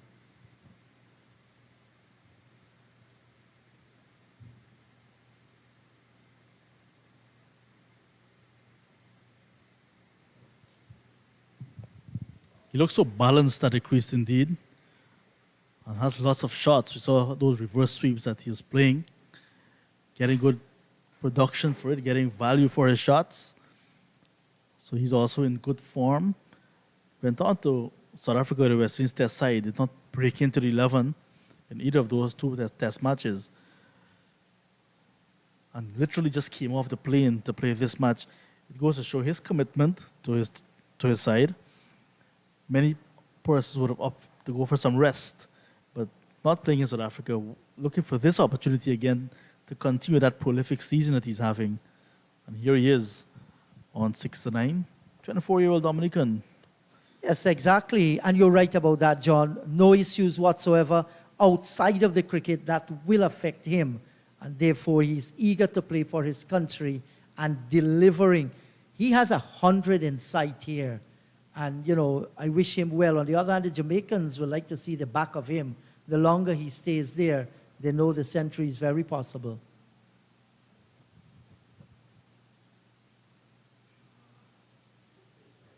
Well, that has enough, and it's going to clear the ropes. We await the signal from the umpire. And, in fact, it gone away for 4 runs. But it was a good shot. He picked it up nicely, timed it well, and gets a boundary. The Harty experiment, I will call it, I don't think is what is needed right now for the Jamaican Scorpion. That was not a short ball. Well, that This has time on enough, the and line it's of going the to middle clear. and leg stump. Much easier for Athenaeus this time to just swivel. Got good connection. It was on the 2 end of the bat, but was enough to take it into the boundary. No fielder was in that proximity. And getting closer to now to 150 with partnership as well, 98. Yes, and we saw Athenaeus reverse sweeping Harty at will. And there's a reason why. Harty is not a tall guy. He's a little bit on the shorter side. So he's not going to get that bounce off the pitch. And to compound his worries today, umpire Banwari is telling him that he's running on a danger area. He needs to run off in his follow-through. Good observation, John. And there is where he has to be careful as well. So it's not the best of day for him so far. I just see Harty before the 6 overs, 1 maiden, 41 runs, no wicket.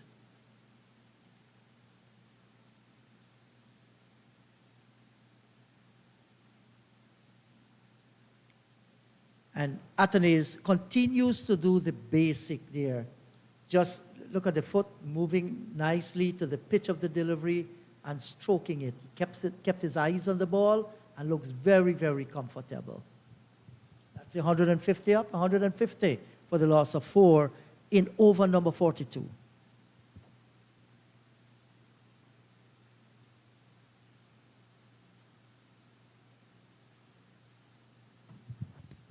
$17 for 1, 18 for 2, 18 for 3, 51 for 4.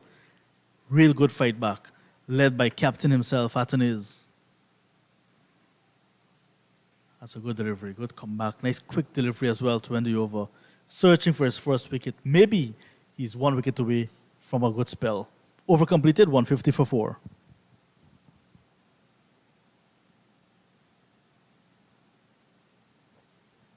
And this is what you want to see, John, in a 4-day game, the longer format of the game, is that you might lose a few quick wickets, but when you are a West Indian player, I mean, he went with the West Indies team to South Africa, come back here, eager to play, and immediately has stamped his authority. He's the skipper of the Windwards Volcanoes. He's setting high example out in the middle, and easily this partnership, beginning to grow. So the boys are taking some cold, maybe water, juice, whatsoever. We're going to take a little break and be right back.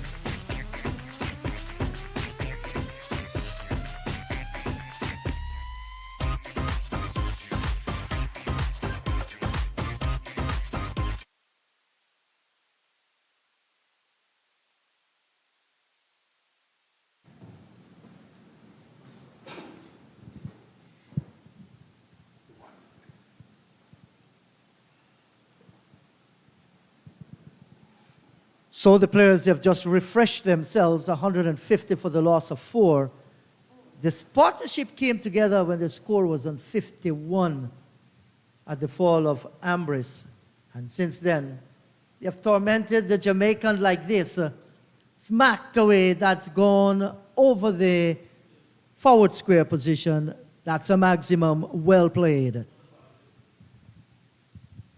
And that's the 100 partnership between the two of them. Fantastic 100 partnership, Clyde. Yeah. They're going to enjoy this for a long time. Yes, that was a long hop, and it was given the treatment it deserved. What I like there about Athenaeus is that he went down and got underneath of it and hit it over mid-wicket. He didn't try and straighten up himself, but went under it and hit it over mid-wicket. 6 runs.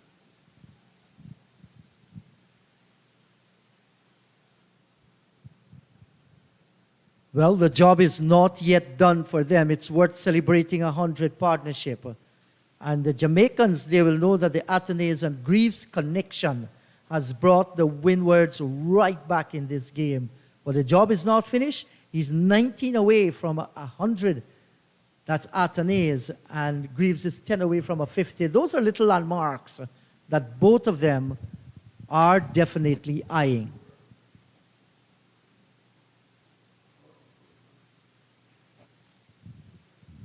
And these two have certainly scored freely after lunch.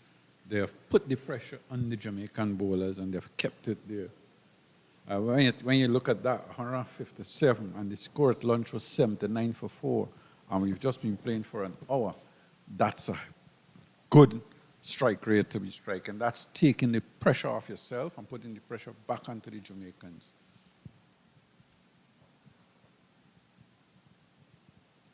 And there were just a few deliveries that Athenaeus played in the air when he came down the track. But other than that, his driving through the offside field has been exceptional.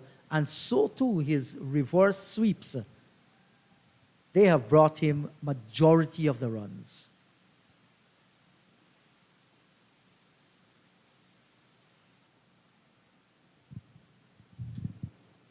Yes, I think what Athenaeus has done is realizing that, look, this pitch has got no bounce, it's got no pace in it. It's slightly a slow pitch, but if you decide to bat, it's not easy to get you out. And what he's done is batted and wait on the bowlers to present the bad deliveries. Wow, he's gone. Leg before. Took a little while there, umpire Shannon Crawford, and decided to give Athenaeus LBW. I think what happened to Athenaeus there as well, realizing that the mid-wicket had gone back, he was looking to hit that square instead of hitting it over mid-wicket or in front, was looking to hit it a little bit more behind square or square leg. And in that delay, the ball rushed into his pads, and yeah, I think you can say that would have probably hit leg stump. So the umpire has given him a delivery. I definitely think he was looking to hit that square rather than hit it in front of square.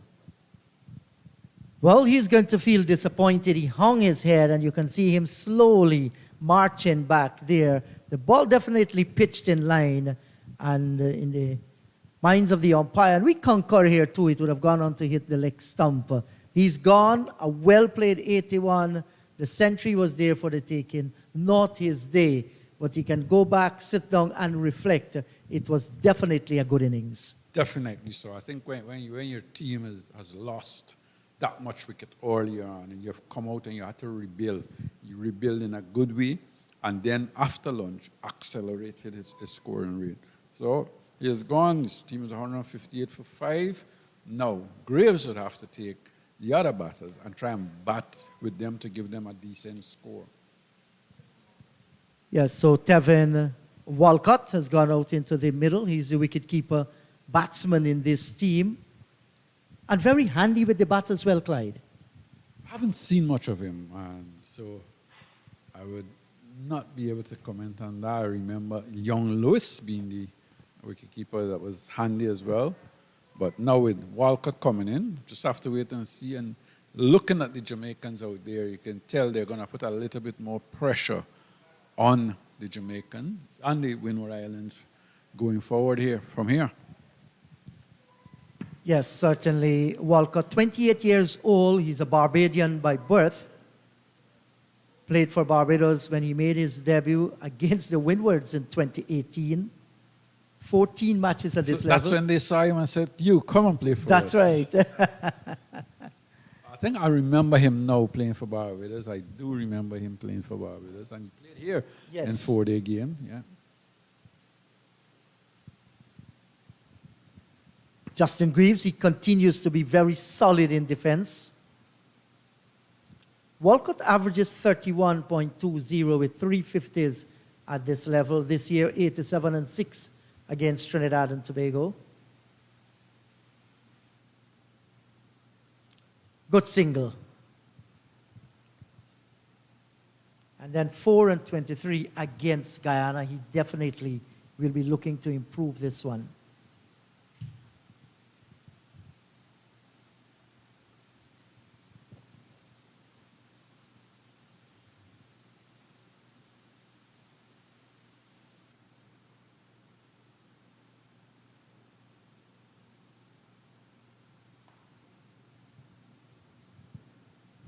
So Patrick Harty has to wait a little on the batter to settle.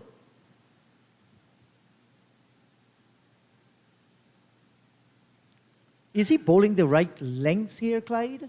Harty? Well, I think he's bowled a little too short, and maybe that come about because when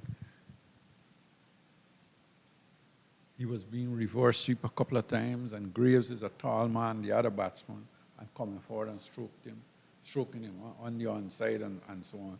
So now he'll have to adjust because Walcott is slightly shorter. He'll have to go a little fuller. Try and bring the batsman on the front foot.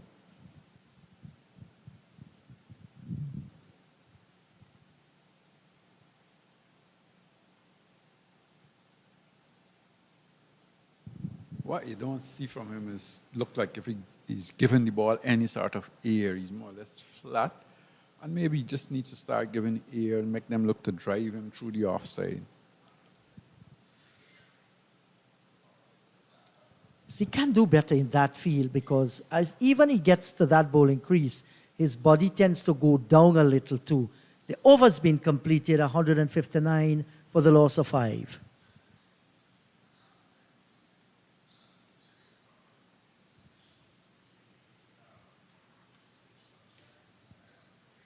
So if you've just joined the broadcast, let me remind you that Windward Volcanoes won the toss and they are batting against Jamaica Scorpions at lunch. 79 for the loss of 4. Robinson, Jeremiah, Hodge, and Ambrose all back in the pavilion at that stage. 27 overs sent down in the session. Athenaeus was on 35. Greaves was on 9. After then, they brought up their century partnership.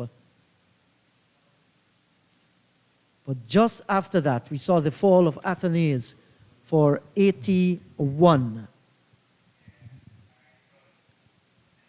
He was LBW to Mansing, 111 balls, 159 minutes. He had 12 fours and 1 6.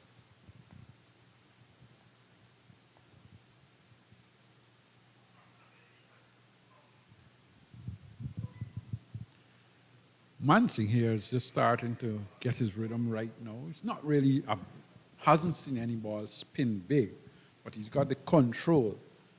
With that wicket that he just got in the previous over, maybe we'll see him put a little bit more pressure on the 2 right-handers out in the middle.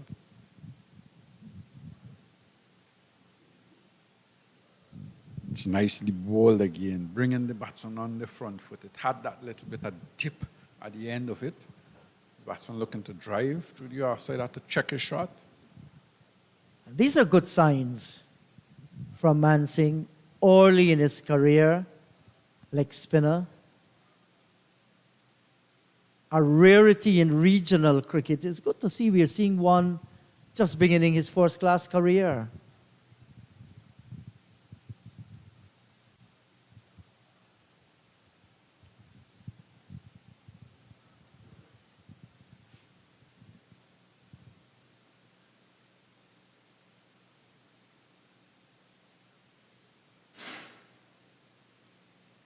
We would have seen the likes in the last decade or so, even just a little bit more than that.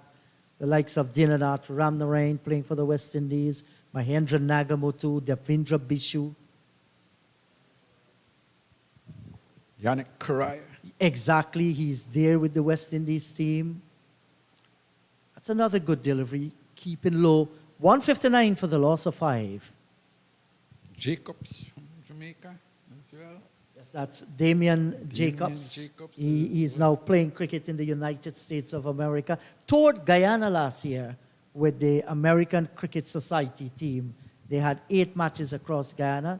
He was a vital component of that team. Yeah, so there have been a few leg spinners still around. Probably hasn't hit the mark as one would like them to have done. Bishu, probably the last of those recognized leg spinners playing for the West Indies. We had Rajendra Danraj before them. Jamaica would have had Robert Haynes. Yes.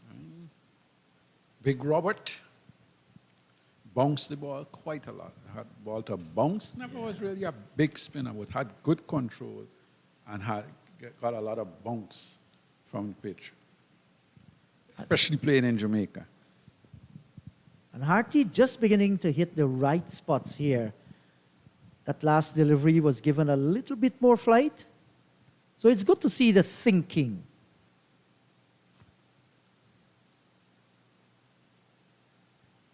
Trinidad has still got Khan playing. Imran Khan. Imran Khan, and Yes. he's been around for a long time. Capable cricketer, though, very capable cricketer, good batsman, and bowls well for Trinidad and Tobago. He certainly served them well.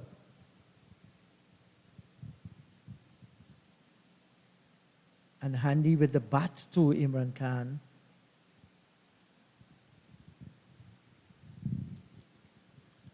El Camino Willett, what was he a leg spinner to Clyde? Left arm orthodox. Left arm orthodox.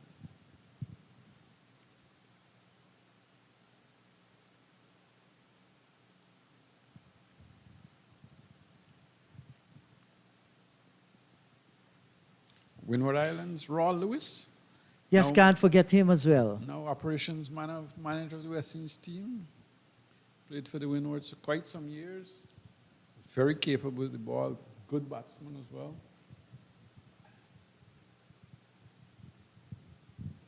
That's a good delivery to bring the over to an end. 46 overs gone. It's 160 for the loss of 5. Yeah, keeping things tight now is you've got a wicket, and that's when the batting side has to regroup a little, and you're seeing that now. Graves obviously deciding, look, we cannot afford to lose our captain, then I go and get out. I've got to try and bat here, bat with the lower order, and try and get the Windward Islands to a decent score. Well, that should be the thinking. You know, many battles are won or lost in the head of someone. So there is where all the thinking happens, your approach to the game. I remember we were speaking this morning about people from different country playing Yes. for players. There's 2 out in the middle. Exactly. There's 2 out in the middle. And maybe the famous one of late would have been Barbadian That playing for played for Guyana, Guyana. Reefa. Man, I tell Who I you, he thought- made Guyana his home for those years. And did Guyana proud as well. And I think you can say that Guyana made him, well, people may not want to hear that word, but certainly from when he came to Guyana to the time he left as an improved cricketer. And he himself worked very, very hard when he was in Guyana as well. Yes, because who knows, maybe if Reefa was left in Barbados, the thing is, would he have made that Barbados team consistently? Because he played all the games while he was in the Guyana Jaguar setup. He was given the opportunity by Guyana to play 4-day cricket, and he made grabbed it. full use of it. Use of it. He was a hard worker as well. When you talk about a man working hard for his cricket. And maybe when you've got a point to prove, the best comes out of you. Yes, he had a point to prove to the Barbadian selectors, didn't he? And he proved I it think well. At the time that he was even playing for Barbados, I think he was playing for the university team. I remember that when it became a professional league, the university team dropped out. So Guyana picked him up. Yes.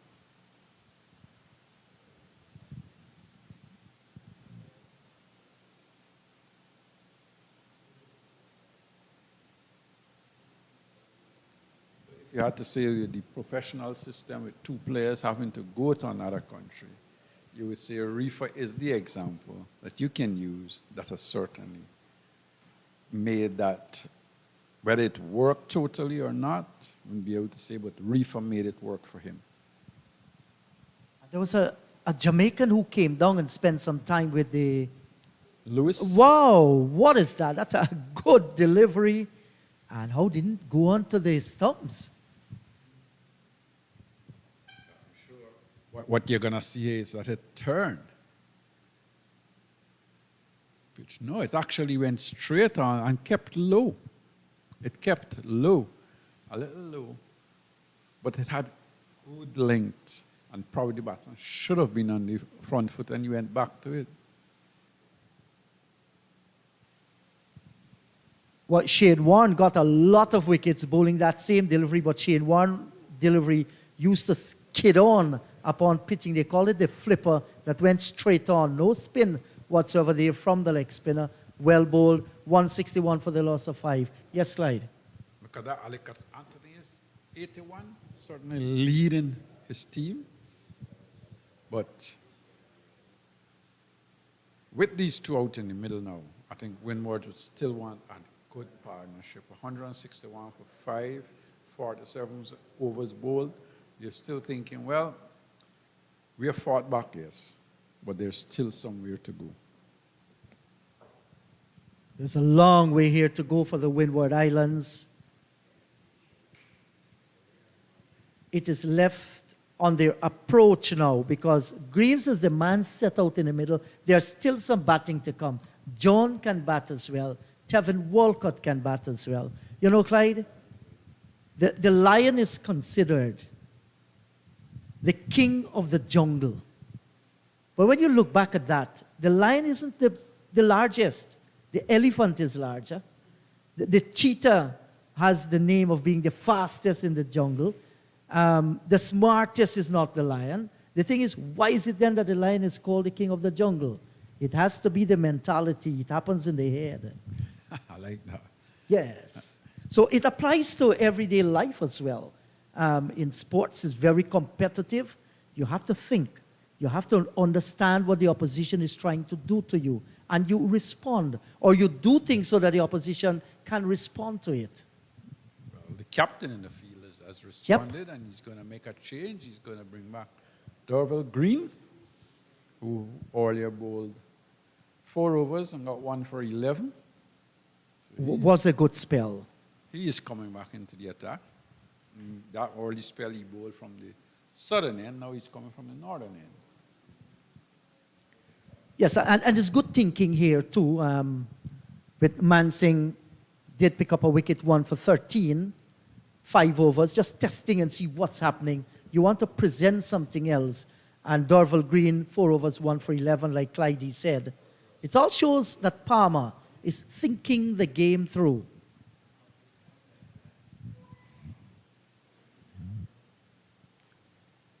Of course, Tevin Walcott is near the crease as well. Drive in through the offside field. That's going to run pretty close towards the ropes and get there. Beautiful looking shot.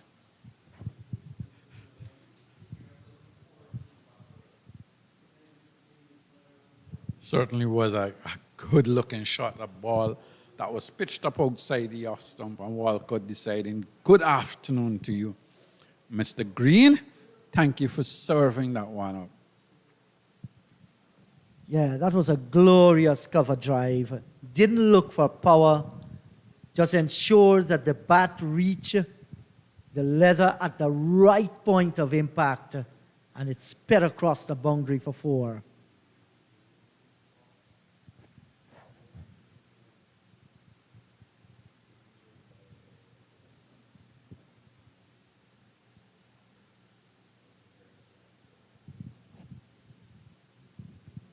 This time he's working this one nicely off the pads, get an easy single. I think with Green, when Green comes on to bowl, sometimes you have got to be very careful. I think he's an underrated cricketer. And if you look at him over the years, he always seems to come on, pick up 2 or 3 wickets, and keep the pressure on the batsman.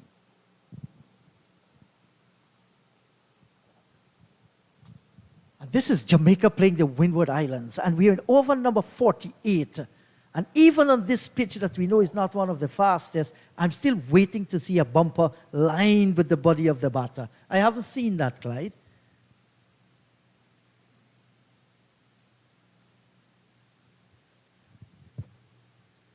Driving at one that was pitched up on or about off stump, probably looking to hit it straight back past the bowler, got the outer half of the bat, and he went down to gully, on the ground, of course. So, unable to get any runs. Any run?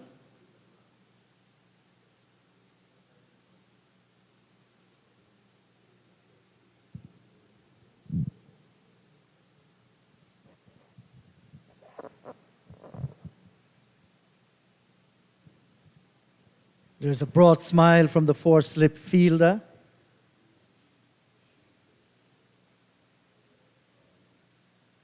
Good delivery. Short of a good length, didn't get up a whole deal. Very comfortable in playing that defensive shot, Justin Greaves.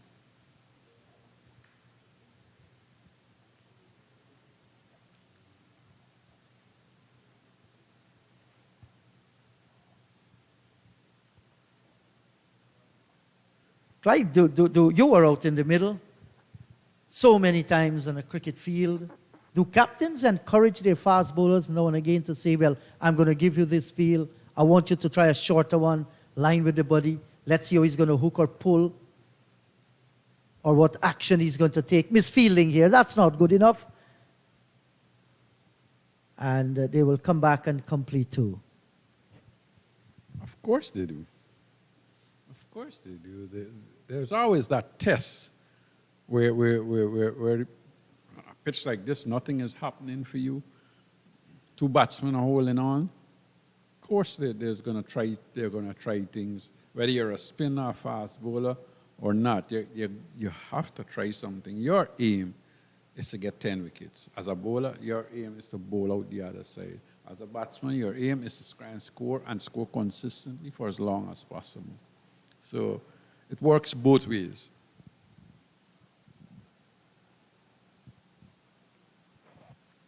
That's well played once again by Justin Greaves. Seems to have a very good technique. Picking up the single. And rotation of the strike is of vital importance. And I think the Windwards, they have done well so far in rotating the strike. 48 gone. The score is 168 for the loss of 5.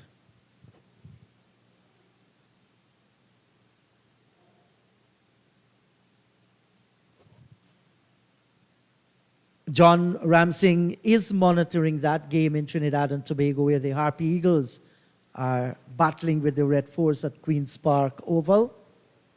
And John mentioned to me that Guyana fighting back at one stage, losing 3 early wickets. But Leon Johnson, the skipper, he's at the crease on 63.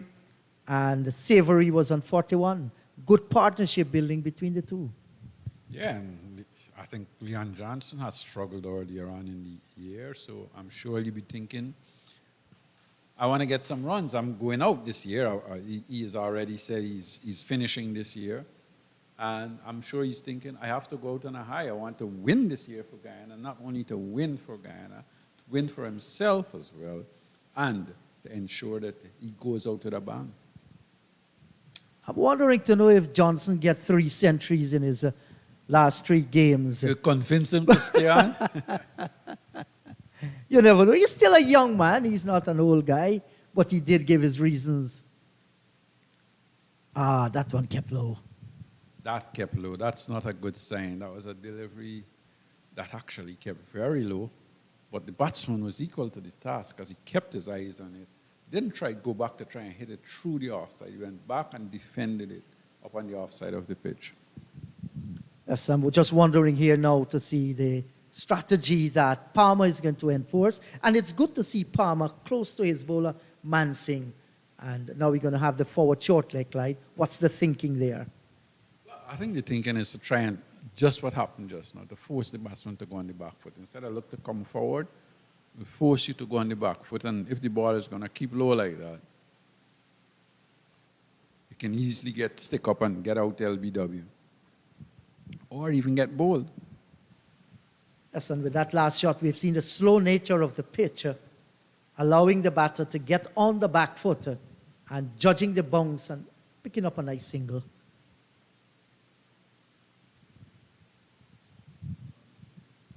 When I looked at the pitch this morning with those greenery there, You've just put the kiss of death on Leon Johnson. He's gone for 62. I was just told by John Ramsing. yeah, 62. Did some repair work along with Savory.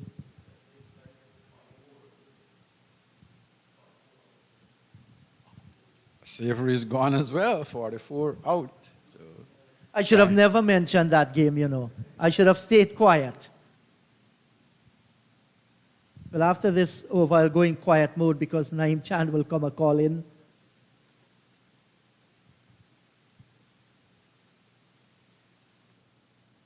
So Jamaica, they have managed to pick up the wicket that they badly needed after the lunch session. The wicket of Athenaeus. Since then, these two, they are locked in battle. We've seen some sound defense, some good aggression as well, some good thinking by Palmer. 49 overs gone. 170 for the loss of 5 more from Clyde, and you'll be joined by Naeem Chand. And what the wicket has done, it has made Jamaica tighten things back a little. Before that wicket fell, they were scoring and scoring freely. They've just pulled things back a little. They've tightened up. And I'm sure they'll be thinking, well, if we can get another quick wicket or another wicket before tea or 2 wickets before tea, we're right back in this game after that partnership that for the first hour after tea, I think took the game away from them. Good afternoon to you, Naeem.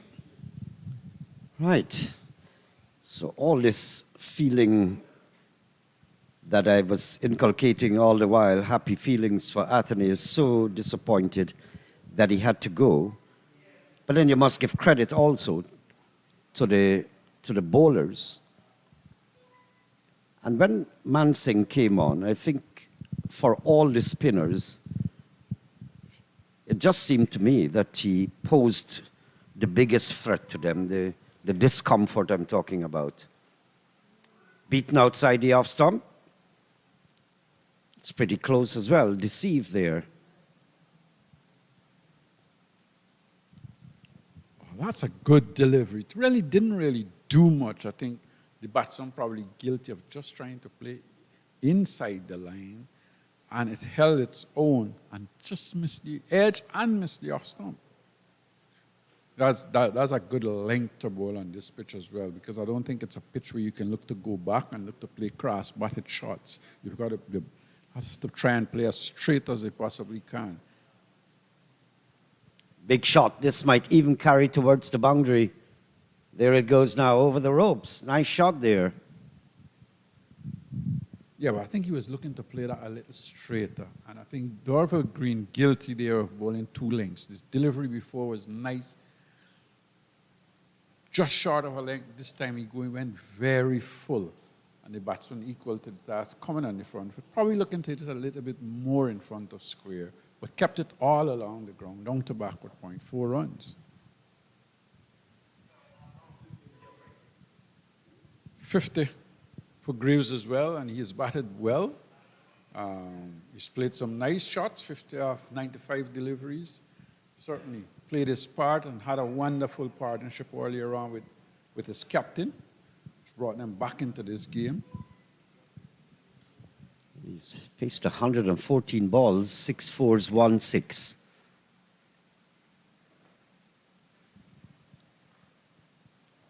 $15.95. What am I seeing? 96.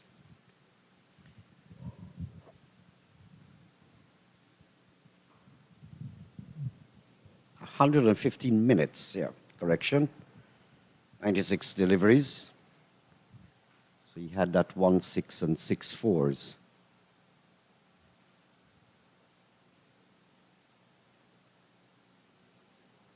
Big outside edge, or did he take it? Yes, he did.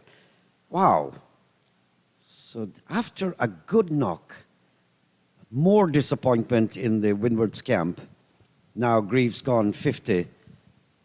Lost his partner Athenaeus a short while ago and decided that my time's up too. Yeah, I think Greaves guilty here of looking to hit the ball much too hard. Probably got to his 50, relaxed a little.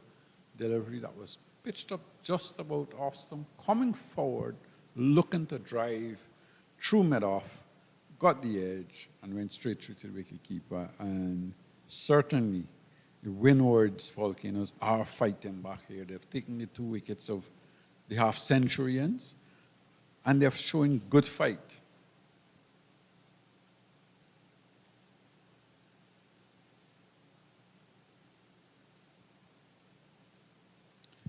Ryan John comes to the wicket. Big John, as I used to say when he was a youth cricketer.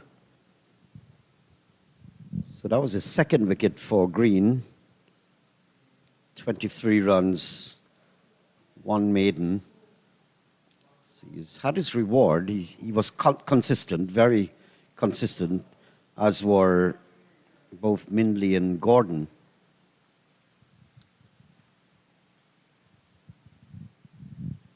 Bruce certainly played his part. With his captain, played a very nice innings. I think when he came out, Jamaica, Windward Islands were in all sorts of trouble and had that wonderful partnership with his captain. Now they've lost both, and it's up to Ryan John and Tevin Walcott now to try and build on what that partnership had given them.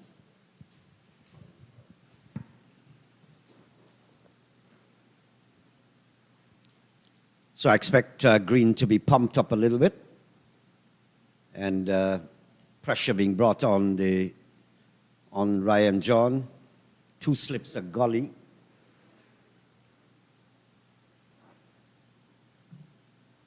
He reminds me a little bit of Tino Best, not necessarily his bowling style. I think Tino Best was far faster too. Kind of a Scottian, barrel-chested. Tino Best was a lot of fun. He's always frolicking and having a whale of a time in his game.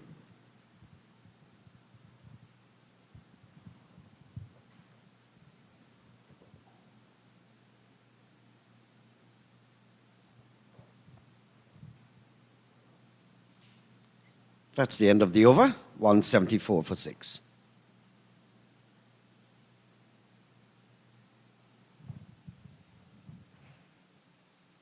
Good over from Green, which he got a wicket of Graves. He's now got 2 for 23. So he's certainly serving his skipper well. With Mansing at the other end, keeping things fairly tight.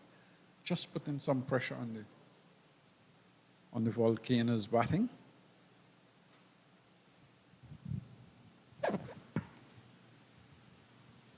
So the Spillers have had quite an extended run. Marchant, he had 12 overs and Harty 9. Mansing is already into over number 7. So he's going to have even more than the other spinners. I think Palmer will call on him. He has been the guy of the day as far as the spinners are concerned. He's posed problems, no doubt about it.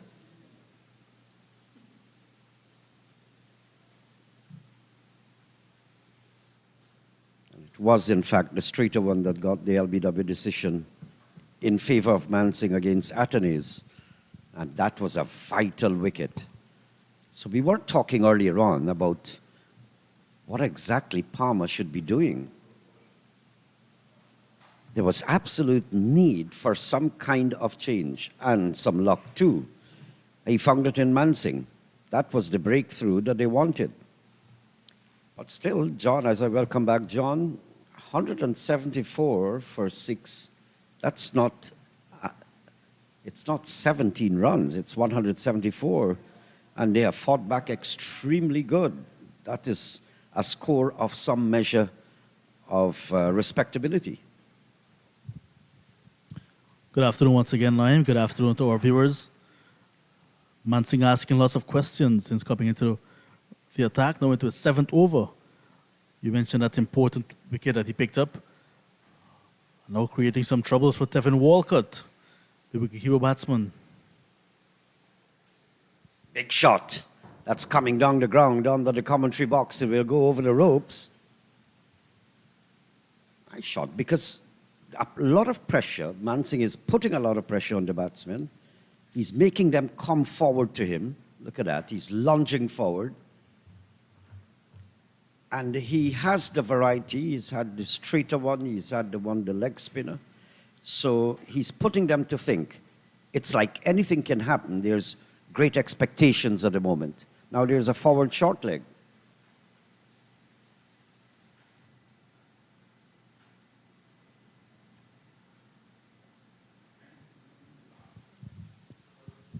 That boundary was well hit. It was a ball that was pitched up.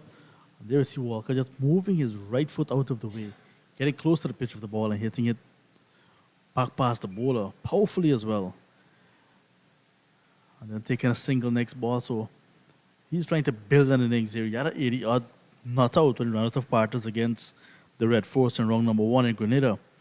So he's been in some form as well for the Volcanoes.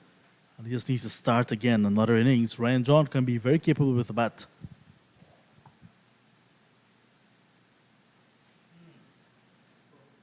That's going to go away for byes. Crawling very, in fact, close enough to go over the boundary ropes. I don't think that was a valiant enough effort, leg byes, signaled by the umpire. But I'm just wondering whether I'm seeing for the first time the forward short leg with Mansing operating, end of the over. But I would like to quite possibly see if there should be a silly point also, for more than one reason. These are basically new batsmen at the crease. You don't want to greet them and put them into comfort zone in a short while. You need them to be put under pressure. Now, Mansing is getting the straighter ball. He's also is an orthodox leg spinner. So the forward short leg and silly point would have been kind of ideal, but Palmer opting instead for a slip and the forward short leg. Just a couple of spectators, literally, here at Providence, watching this game 9. But I'm sure lots and lots of persons following on the stream, near and far. So while you're not seeing a lot of persons in attendance, attention is on the match. Just missing the outside edge. Green is getting better with the passage of time. I don't think he was so effective earlier today, but prior to the luncheon period. He has been just getting past that bat outside edge very, very regularly. And that's what accounted for Greaves' dismissal.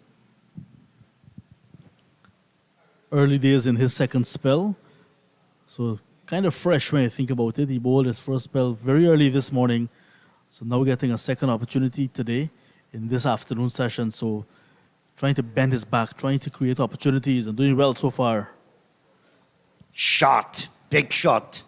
That's going to go very far, if not inside of the ropes. Nice work there from Mansing. But it was kind of effortless, but he found the middle of the bat and caressed it more or less. So there wasn't savage brutality inside of that one, or it should have raced towards the boundary.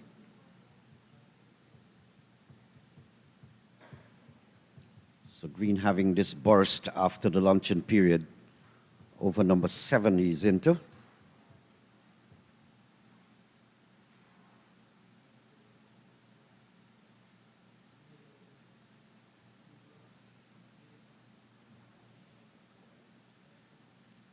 So good knock that you, if you are now joining us, you would have missed from Athenaeus.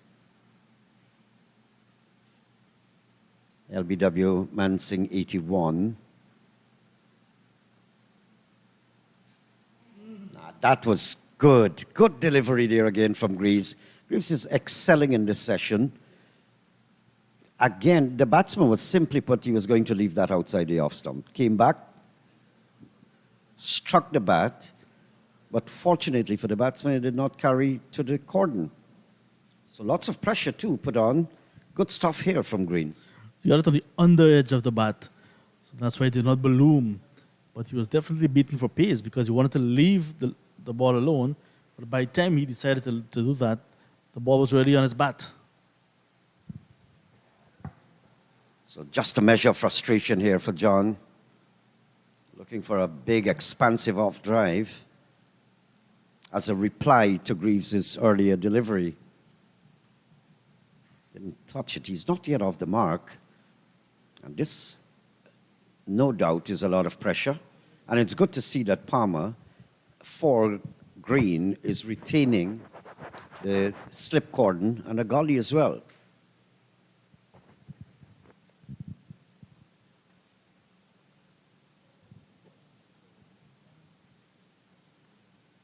He gets that one right this time, picks up the line.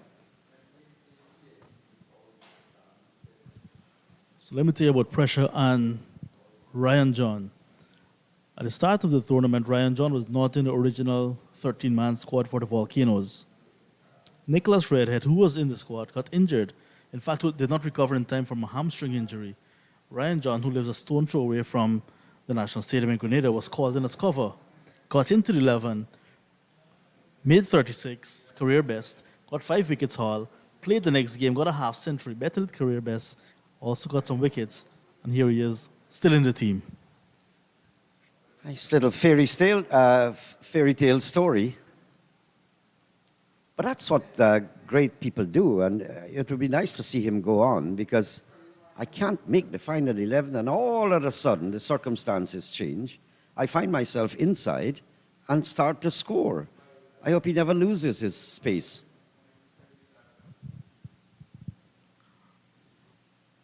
Picked for his bowling mainly. He has 10 wickets already, but very handy with the bat. 186 now for 6. The Volcanoes in their first innings. Very early this morning, Athenaeus won the toss and opted to bat first. You've seen that trend in the tournament, winning the toss and batting. There you see the Volcanoes players along with the physio Cheyenne Olivier. It's not funny, but like most of the physios I see these days are ladies, and they're all very pretty people. Pretty outfield too here at the National Stadium.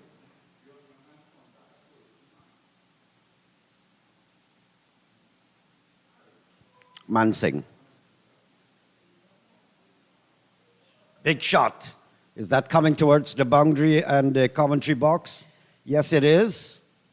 But 4 runs. I see they thought for one moment I was waiting for it to hit the glass of our commentary box here, but I thought it was more airborne. It went for 4. Nice shot again. The ball was well pitched up. And there's Stephen Walcott, not trying to hit too hard, just trying to clear the inner field. And he hit it straight back over the bowler's head. And that is the safest shot in the cricket book. And he got the boundary.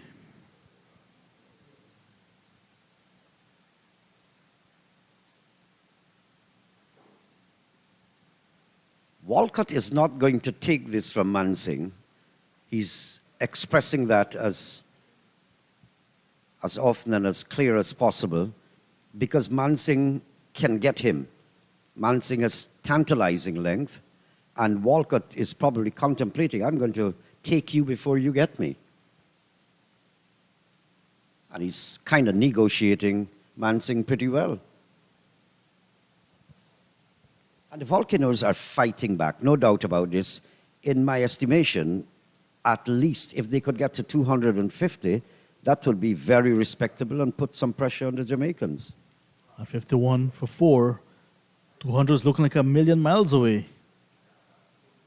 But remember that 107-run partnership between Athenaeus and Greaves? Extremely good partnership to get them back on track for a big total now. And you always want to set a big total, get a big total in your first innings. Tends to put the opposition already on pressure. And then fielding for an entire day and plus will make you tired, especially in this heat here in Guyana.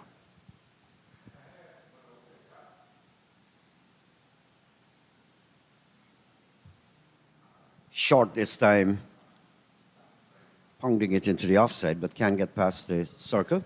Yeah. They were looking for a quick single, but then Walcott slipped as he was taken off for that single. I think that it is a good thing for his wicket that he did slip, because it would have been touch and go. The ball went very close, very quickly to the fielder, who was not that far away.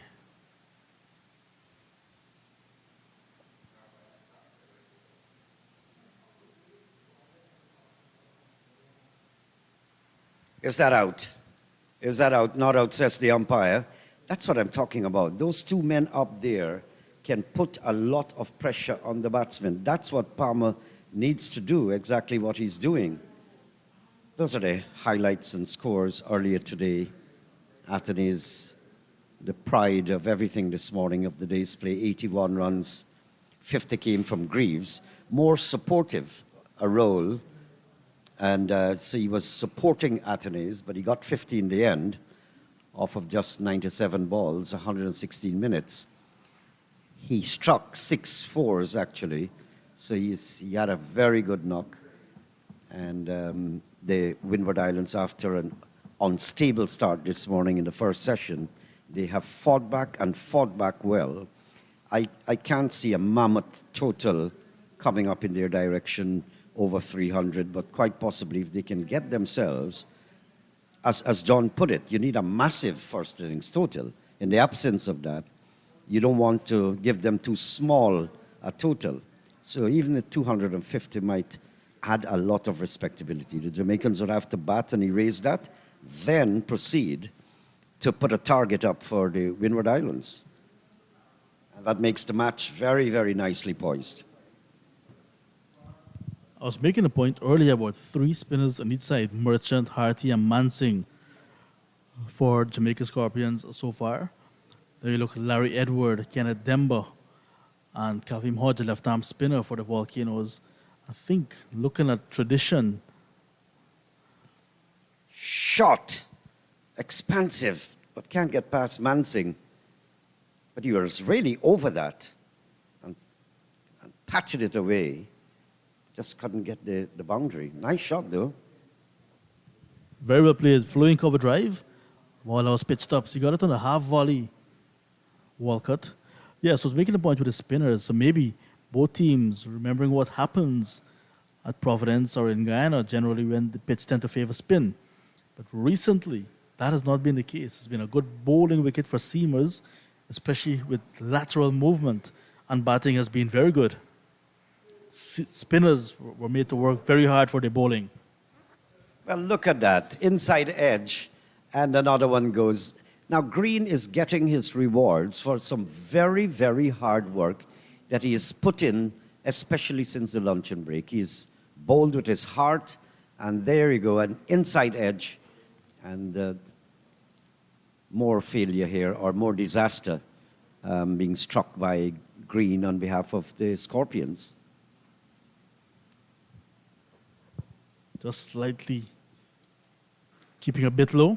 And then a little bit of inward movement as well from Derval Green. Looking for the forward defensive stroke to play the ball with a dead bat.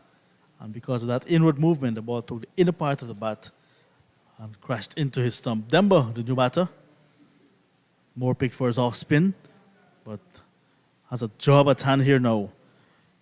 So Ryan John, with all the promise we saw with him with the bat in Grenada, his home. No score today, 192 for a loss of 7. Let's say good afternoon to the Spice Isle. I had some fascinating times there also. There are a number of Guyanese teachers over there, so I was so well taken care of, and all the friends. You seem to find Guyanese wherever you go, forever and wherever. And they're by the thousands across the Caribbean, setting up homes, setting up life. And I've had the pleasure of enjoying their hospitality there many, many years back. That's during the Red Stripe tournament many years ago. But I had a nice little tour, nice food, nice people. Good afternoon to you. Well, right across the Eastern Caribbean. Outside edge. First ball, the umpire gives him out.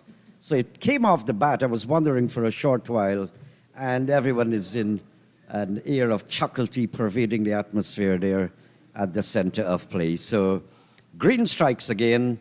Absolutely good stuff from him. Kenneth Demba. I thought for one moment it was Denver.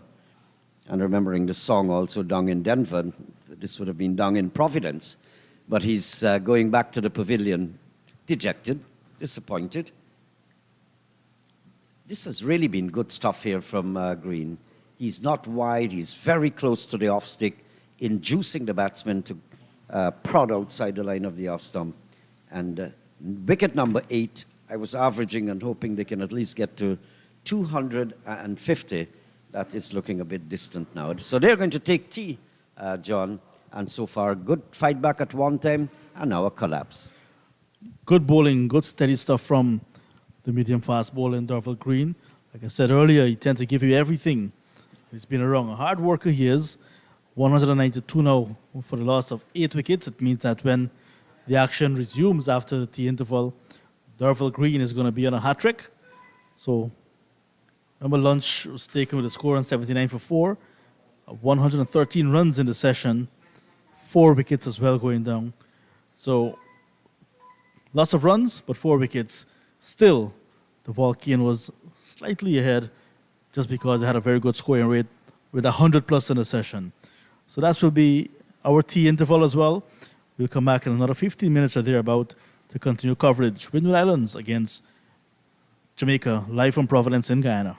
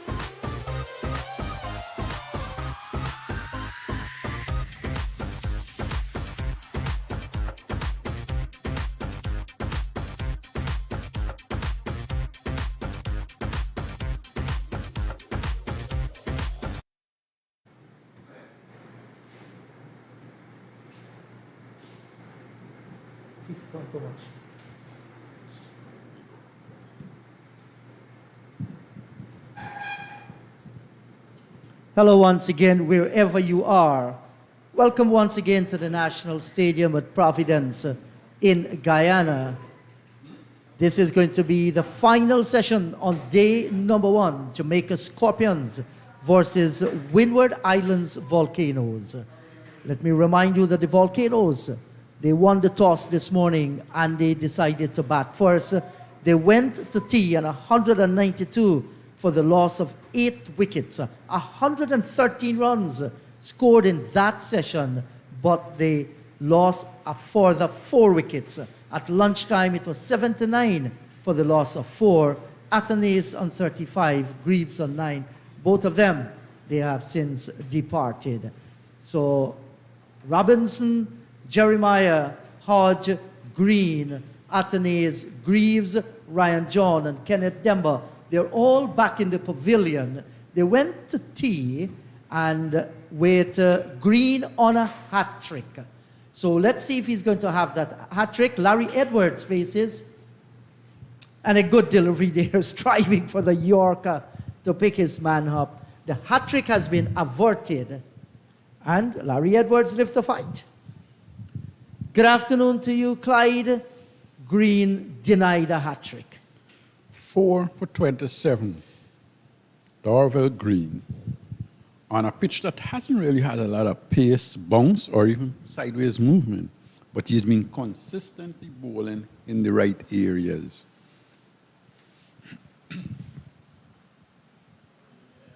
Yes, his first spell was just 4 overs. He picked up 1 for 11. And then look at his figures now. The little rest did him a world of good. Yes, I think he's always that type of bowler, though. He's always that type of cricketer that never says die. He's one of those guys, probably you would say, is a hard-working cricketer, an honest cricketer that will come every day and give of his best. Larry Edward, known more for his left-arm slow bowling. Oh, beaten outside the line of the off stump, and they're celebrating. They're celebrating, but the umpire is not celebrating with them. Yes, Ryan Banwari will have none of that. Look at Aldane Thomas, is it? Look at Green on the ground. Yes. He can't believe it that the umpire hasn't raised his finger. I think he just got to be careful here because, the umpires are in full control of the game. And let's watch it on the replay. well, that must... That moved outside. May that have hit the back pad of the batsman. I think that's what the umpire may have been thinking. Whether he got a touch to it as it was going through as well, certainly looked to me like if it hit the back pad as well. 192 for the loss of 8. An excellent over by Dorval Green, an over in which he picked up 2 scalps. So the Windwards, they're on the back foot once again. At one stage, when Athenaeus and Greaves, they were batting together, they had high hopes of reaching maybe around 250. Still can get there, but you look at that wicket column. 8 wickets have tumbled. And Clyde, our youngsters have been doing a fine job on that scoreboard. Yeah, I think they're doing a good job. But again, back to that to that bowling by the Windwards and by the Jamaicans. Scorpions. When you look at it, after lunch with Athenaeus and Greaves at the pitch, the first hour they would have scored about 80-odd runs. They were scoring so freely. They're taking the pressure off themselves. But once those 2 wickets fell, pressure was back on the batting side. And you've got to give the Jamaican bowlers and the captain out there full credit for how they've stuck to their task and they've got their rewards.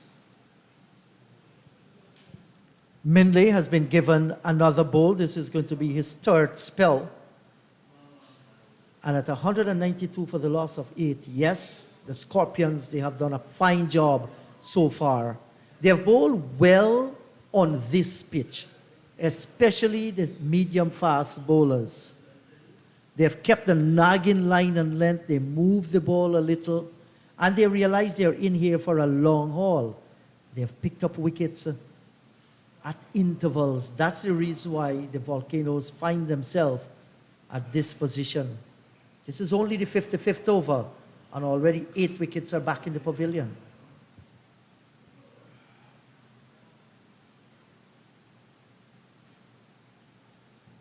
Yeah, and mainly bowling to the left-hander, going round the wicket, just bowling just under about the off stump. That last day he was looking to on drive, more or less, and must have gotten the outer half of the bat and went out on the offside.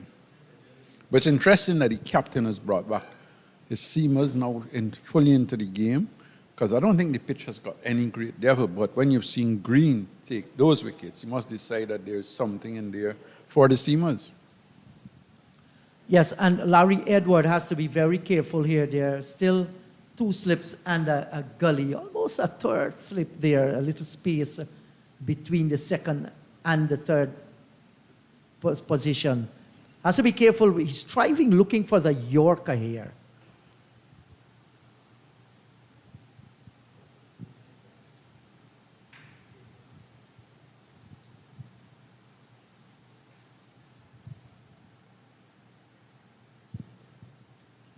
Going wide of the crease with that one, trying to angle it back into the left hand, but I think he bowled a little too full. You've got to pull that length just a little back, especially when you're bowling to low order batsmen. But having said that, Edwards is a capable batsman. I think he has some ability with the bat. And whether he can put it together in this innings, we'll have to wait and see. Well, if his team ever needs him, they need him here to stay with Walcott, who has looked very comfortable just like that. No problem whatsoever playing the defensive shot. And that's the length I'm talking about. That's the length that mainly just bowled to Walcott. Back of a length and fairly straight.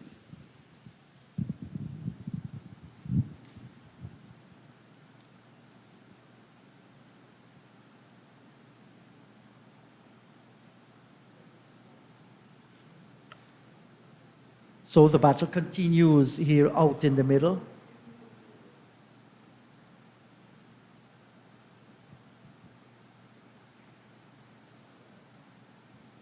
Just inducing a false shot there, looking to drive through the offside. The ball came back, 55 overs gone. It's 194 for the loss of 8.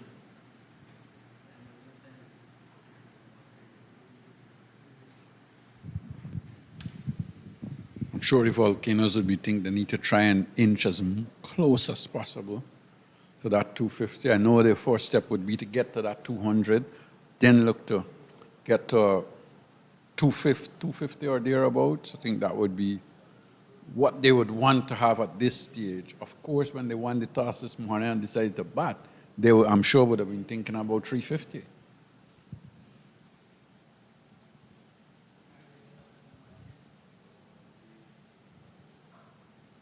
Just one batter remain, and that's Lewis, Sherman Lewis. So the value of this partnership is immense.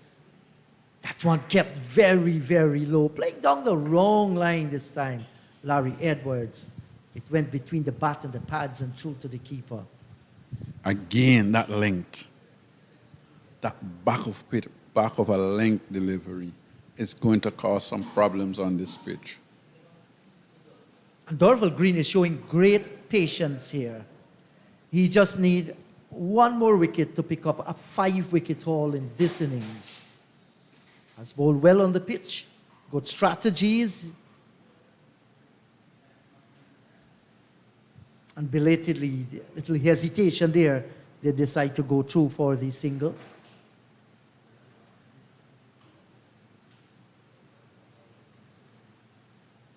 Back comes Walcott in strike, and here we're looking to get the most strike. And there we see a plane, one of the locals here, heading towards the, could be the Eugene F. Correa International Airport at Ogle.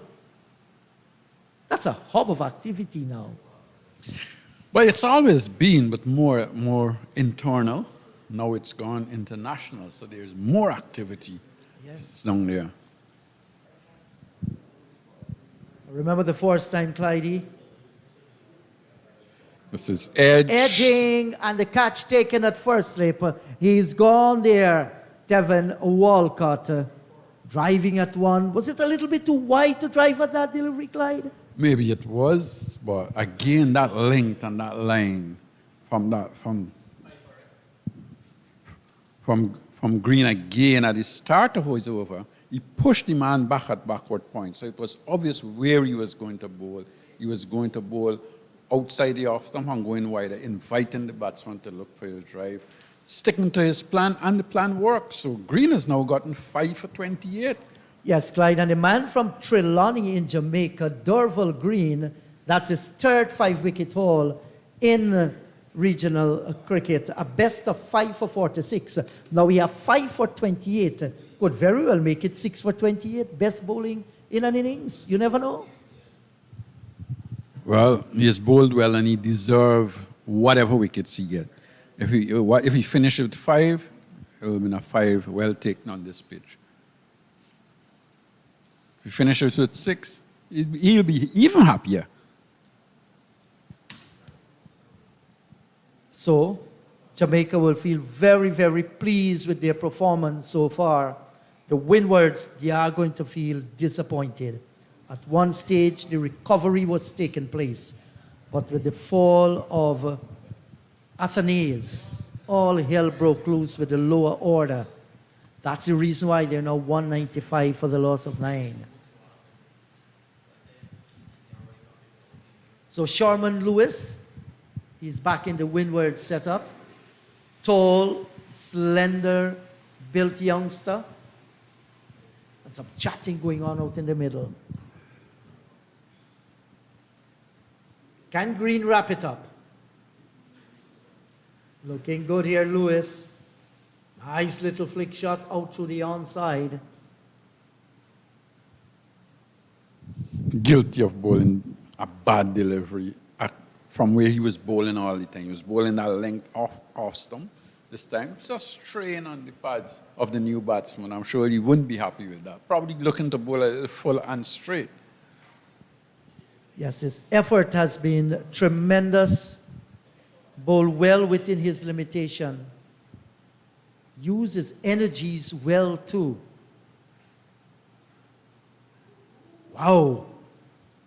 Excellent delivery, Clyde. Once again, that length and that line, just outside the off stump. Oh, this one actually leg cut.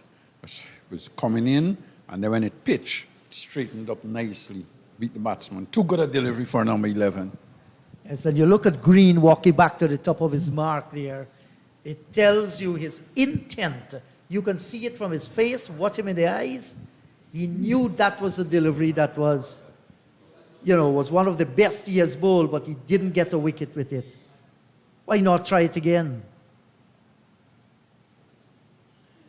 This time a little bit wider, good delivery, and look at Lewis posing for Green saying, no, the over's been completed, 197 He's for probably 9. telling Green, I didn't play at that one. I was playing down the wrong line, allowing it to go through outside the off stump. I'm sure that's what he is thinking, but he definitely played at it, and it missed the bat. Yes, kept his pose as well. Lovely atmosphere. Party Mung, their tinge of green, look some battered little brown spots. No doubt the grass is going to take a little while before it grows back there. But the stadium looks real good.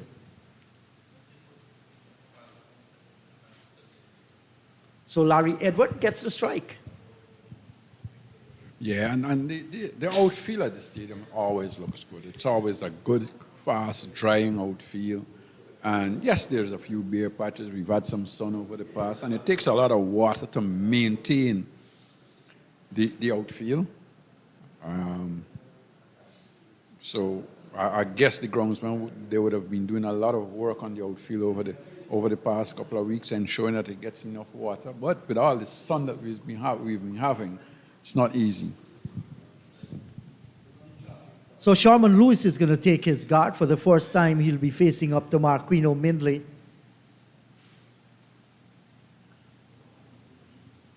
None for 28 so far. This is in his 10th over. He badly hunting his wicket here. That kept low. And Aldane Thomas went down to the turf, pitched on a good length, never got up from the pitch. Look that. Not a good sign on a 4-day game, not a good sign. But we'll have to wait and see what happens later on in the game. But that one certainly kept low. I'm a little bit surprised because when you look at the pitch, there are lots of greenery on the pitch. Grass has been rolled in. We have seen inter-county matches played here. We've seen the ball come on nicely to the bat. But today is an exception. Why is that so, Clyde? Hard to explain. A little surprised I am actually because the pitch has really played well over the past year or so. We've seen a lot of bounce. We've seen some pace. And just today, this pitch has not had the sort of bounce and pace that we've been accustomed to of late. And we've seen delivery kept low. And I think you've got to give Jamaica credit here as well. That was a beautiful delivery again, pitching just outside the off stump. And you know what's going to happen now? He's going to try to bowl it straight and maybe go down the leg side. But that's the sort of line and length you want to bowl. But with Lewis, number 11, probably too good for him. Yeah. Yes. Back to the pitch. It's hard to say what has happened but the Jamaicans, you have to give credit because we haven't seen them bowl not even one short pitch delivery. Obviously, deciding this pitch is low, it is slow. Just like I said, down the leg side, trying to adjust that line. And he goes down to fine leg and gets 2.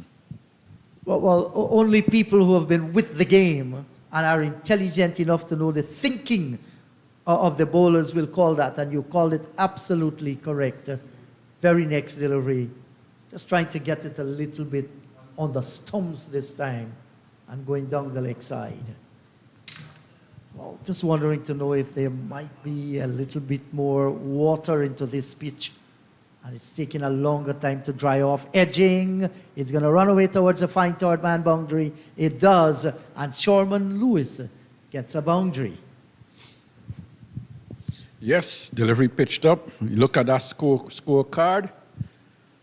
It's just 2 scores that has really stand out. Yes, certainly. And having 200 on the board, batting first, thinking of where they were when they lost those 4 wickets earlier on and then a little recovery, this in itself is a little added advantage.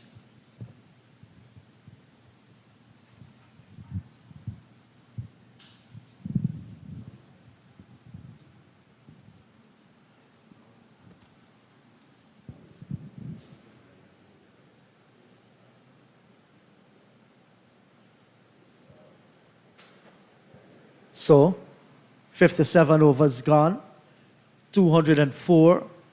If they can pick up a few singles, don't rush the bowling. Play defensively. Just like that. Nothing spectacular, good short of a length delivery. And this time it got up a little from the pitch. I was just wondering to know if the problem lies with bowling from this end and the problem with the pitches at the northern end where it's keeping that low. But from this end here, you know, we haven't seen too many kept low. That was pitched just short of a length and came up nicely. I think it's different type of bowlers as well. Of Marking course. you, more or less is a skidder. Yes, the ball to skid on a little more. Green is a skidder thing, but his lengthy bowls are a little different. The pace, of course, he hasn't got the pace of Minley. Well, we'd have seen Dorval Green on quite a few occasions at the National Stadium here at Providence, bowl some long spells and was very effective too. He has always been a very, very hard worker. He understands this is his profession, this is how he makes his living, and he ensured that he worked hard at his game. Clipped off the pads. It's going to run close towards the boundary, wouldn't get there. Mansing gets there before it touches the rope.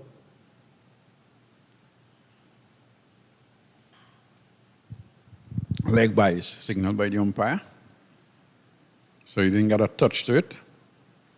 The umpire is holding his pose there, waiting on the acknowledgement from the scorers. Had a little problem maintaining the balance there, Ryan Banwari.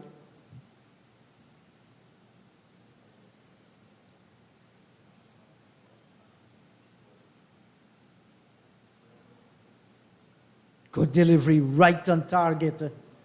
Straight as an arrow, but well played once again by Larry Edwards.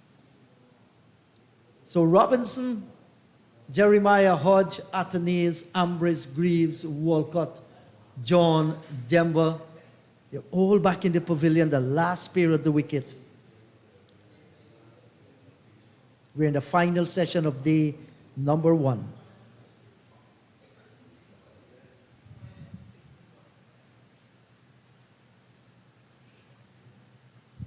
Larry Edwards looks very compact, looks composed as well.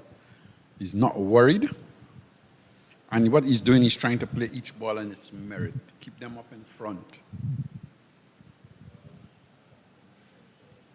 That's right. Play straight, play within the V's, getting everything in behind, keeping his eyes on the ball.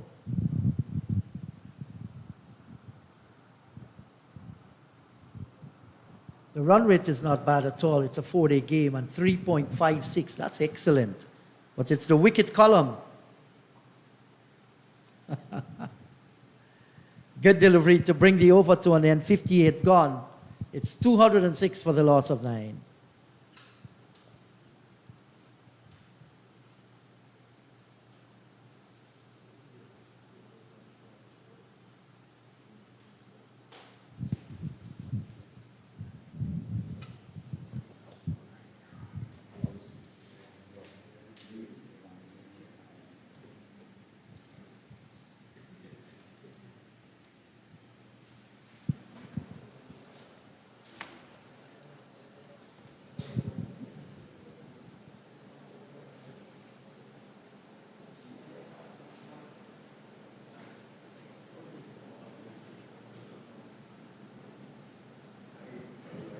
Now, Mindley has been given a fair share of bowling, and rightly too by his skipper, Palmer.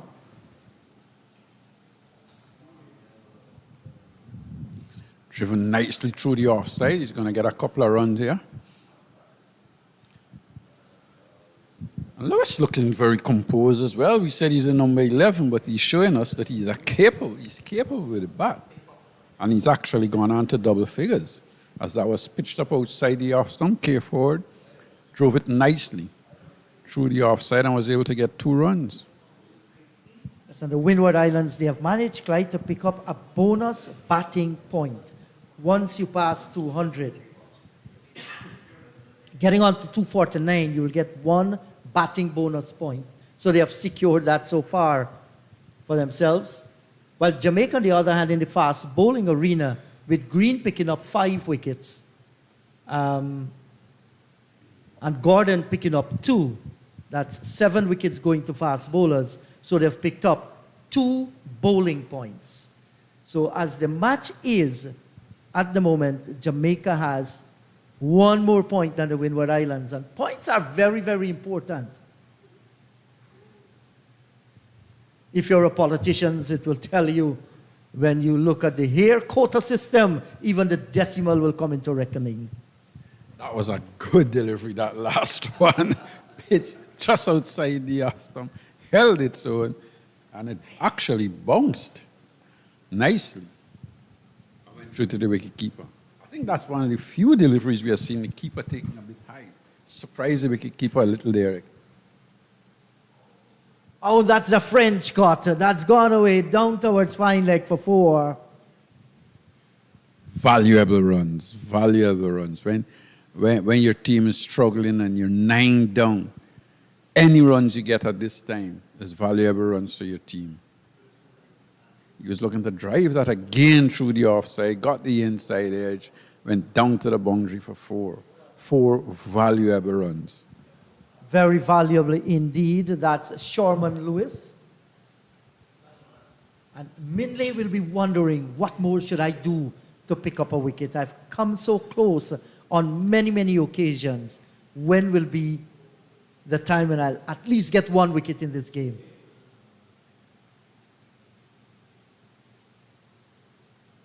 Again, just maybe pulling the bat in at the last moment, but he was out there just nibbling a little.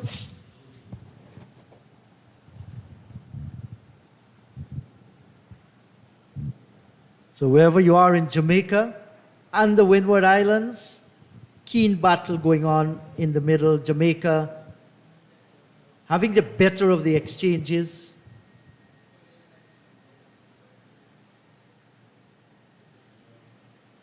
And this time he's playing in front of square. Looks good as he plays the shot. 59 overs gone. It's 212 for the loss of 9. Yeah, and valuable runs being put on here by this last pair. Larry Edwards is on 3, but Sherman Lewis has come out. He's got a few edges. He's played one or two lovely little pushes through the offside, and the score just keeps going up. 212 for 9. Windwards will be thinking maybe we can inch out another 10, 20 runs here. We'll be very happy. Yes, and the partnership between these two so far has worth 17 valuable runs. I mean, this is cricket. You never know what could happen. With every run score, they will feel a little bit more comfortable.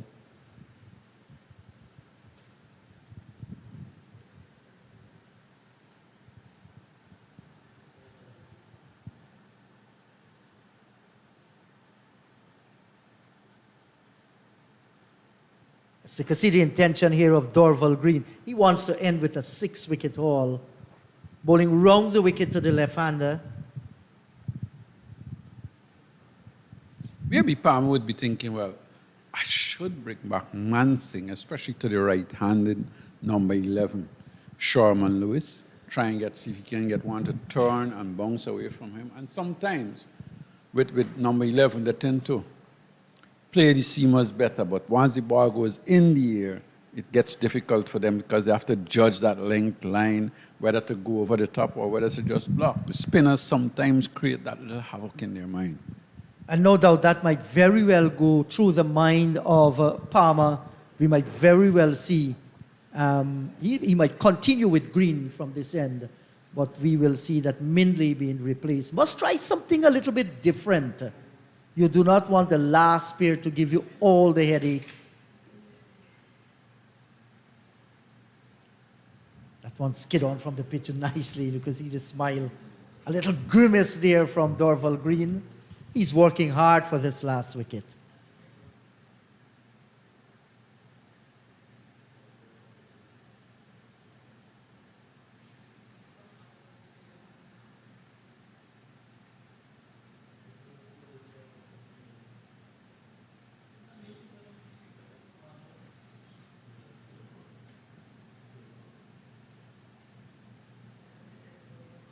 And Edwards, he does not look as though he's in any bother whatsoever, playing every ball on its merit and doing the right thing. No angling of the bat, doesn't want to look too cute. Playing in front of square, and that's recommended.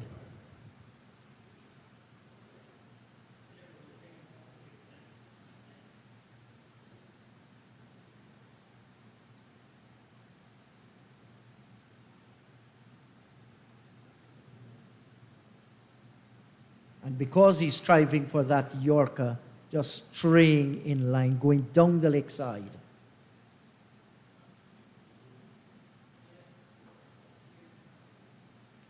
So after this delivery, Clydie, you'll be joined by Naim Chan. Maybe he'll bring some luck to Jamaica. Or maybe he'll bring some luck for the Windward Islands as well.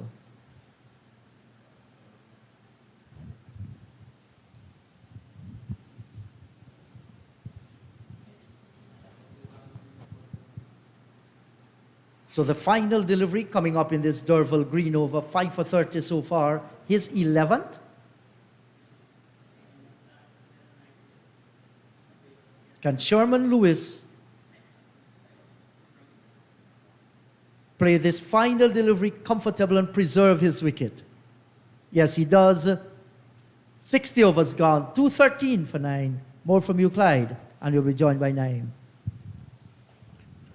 And sometimes when you've gone through the innings and you get to number 10 and 11, and they hold you up, so it can be very, very frustrating and can certainly put a lot of pressure on the fielding side when number 10 and 11 holds you up like this.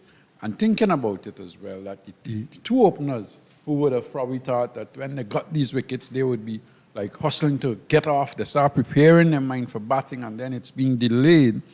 That can be a little bit of a difficult period for them as well, because the focus is on getting out there and getting in the dressing room and getting to bat. Hello, Naeem. Hi, Clyde. I thought the rules outside in the middle might just rub off with the rules inside the commentary box. Seeing that it was 1 wicket to go, I thought Inderjeet would have gone through with you for an extended period, half an hour. But apparently it doesn't apply in here. Some of us want to get away from doing our job. Is that it? Or you can see the other way around. I want to help my colleague to give him time, extra time, to express himself. So Marchant is back.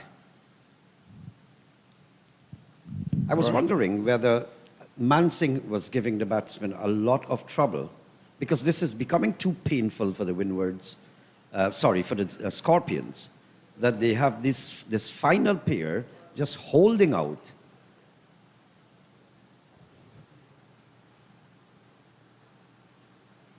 Big shot by Edward. This will go towards the boundary for 4. So it's not only staving off the Scorpions bowling, but it's hitting them around the ground too. Well, this was a delivery that was actually wide, it was off stump, and he was swinging it over mid-wicket and was able to get 4 runs. So this sometimes happens when the slower bowlers comes on and the lower order batters are batting. They tend to think that they must go after the spinners. Larry Edwards, a left-arm orthodox spinner himself, must be thinking, well, I'm accustomed to bowling spin, so I can handle these spinners.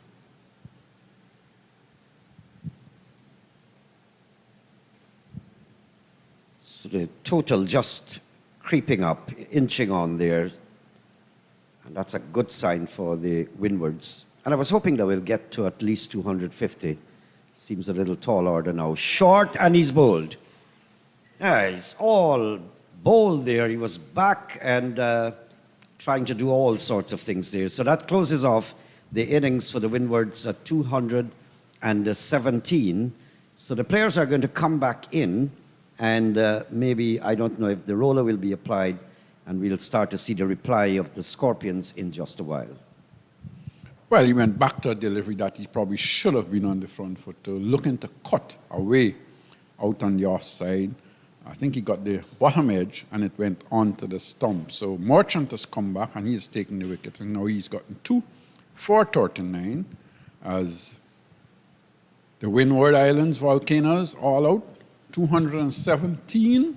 Little disappointing when you've won the toss and decided to bat on the first day and to be bowled out for 217. I think they would be very disappointed about that. Only one partnership of note, I think, between the skipper and Greaves. And I think Jamaica will be very happy with the way how things have gone for them. They've bowled and they've bowled out the Windwards Volcano, 217. So there you have it. Just after tea this afternoon, the Scorpions wrapping up the innings of the Windward Islands after they won the toss and elected to bat. And as Clyde put it, the Windwards will be disappointed with the overall total of 217. But it's something for the Scorpions to work with. It will be interesting to see from now to close of play if the Windwards are going to make any kind of inroads into the batting lineup of Jamaica. That will be very interesting, because if that does happen, it will put a lot of pressure on the equation also of the game and put a lot of pressure on the Scorpions. So the Windward Islands all out for 217. Robinson, the main bowlers, were Mindley picked up how many wickets? He didn't pick up a wicket. The main bowlers, Gordon, 2, 5-wicket haul for Dorval Green, 2 to Merchant, and 1 to Mansingh. So all in all, good work from the Scorpions, and we'd have to wait and see what their reply would be. I'll be back in just a while.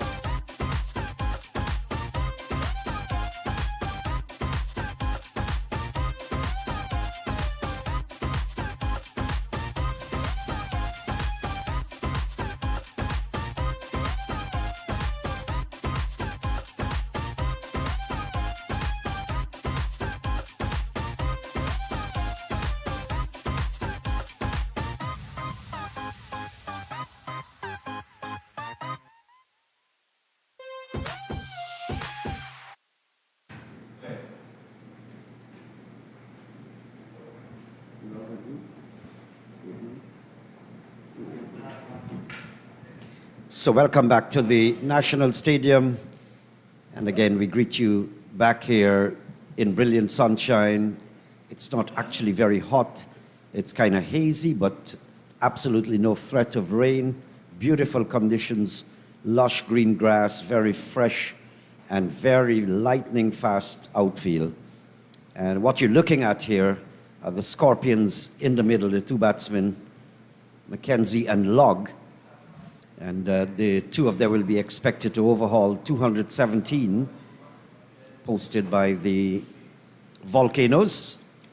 Volcanoes started off very poorly, losing a quick 3 wickets. And then Greaves and Anthony's came together and posted a healthy partnership, brought the recovery, and then another collapse in the end, resulting in 217 all out. Just about maybe 35 minutes, 40 minutes after the tea interval this afternoon. So we're going to look at the first delivery. Sherman Lewis is going to bowl to Log.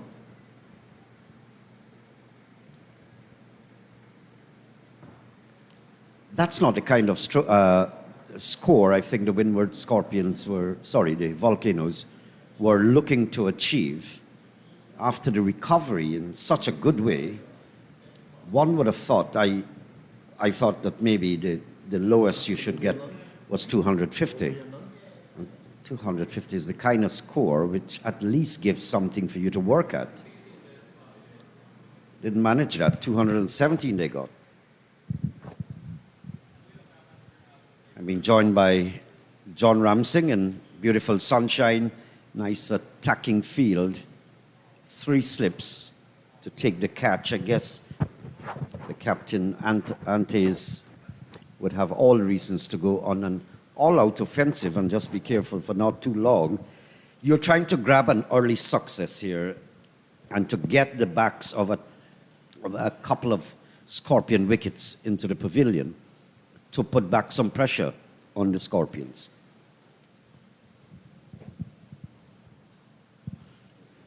Well, they're not going to put a lot of pressure on the batsman like that. Wayward ball outside the leg stump and worked down to the square leg boundary for 4.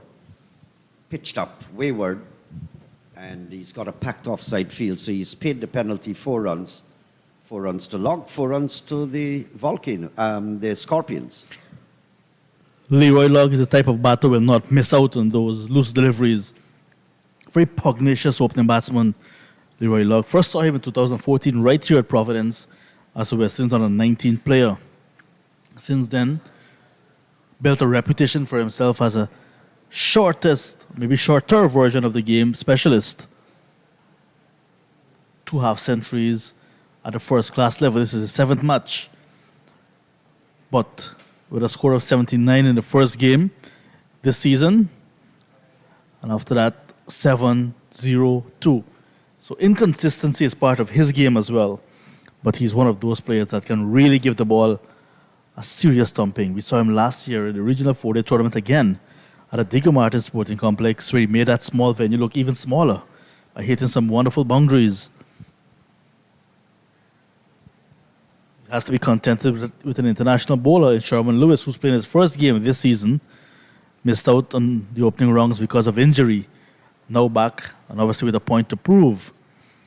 Looking for early wickets for his side to keep them in the game. 270, not a lot of runs in the first innings, but it's something that they can work with, especially against the Jamaican side that are at the bottom of the points table and looking to lift themselves up. So this afternoon presents lots of opportunities. 27 overs in the day's play, still to go. 26 after this one. So there's lots of time. Lots of things can happen this afternoon. Yes, the circumstances are ideal for the Volcanoes, the Windwards. When I say ideal, because you're getting the Scorpions into bat after a long day in the field, and to bat just under a session, which would put them under a lot of pressure. And you're hoping that with a burst of energy, that you can possibly pick up a wicket or 2, and if that happens, it will bring some evenness to the equation. because 217 to defend is not a large score, but it can become fighting if you can pick up some early wickets. He's on shore there, Log. Fending, looking to leave it alone and then committed to the shot. So that's some of the Volcanoes scores there. 81, of course, from Antes was the pick of them all. And of course, Dorval Green picking up 5 wickets. That was the highlight of the Jamaican bowling, the Scorpions. I like that first over from Sherman Lewis. Show that he has the pace, he has the control with this new ball. Slanting down on the leg side, totally Roy Logan was punished. Other than that, kept Log quiet. You don't want to give Log anything full for him to drive. He will drive in the ear, but in the gap. And anything loose, and especially wide of the off stump, he's going to cut. So if you can keep him quiet, like what Sherman Lewis did, that is a plus. You need to make this new ball work. Ryan John now with a fifer in the first game this season, first innings when he bowled, kept things very tight, was patient, and was rewarded nicely.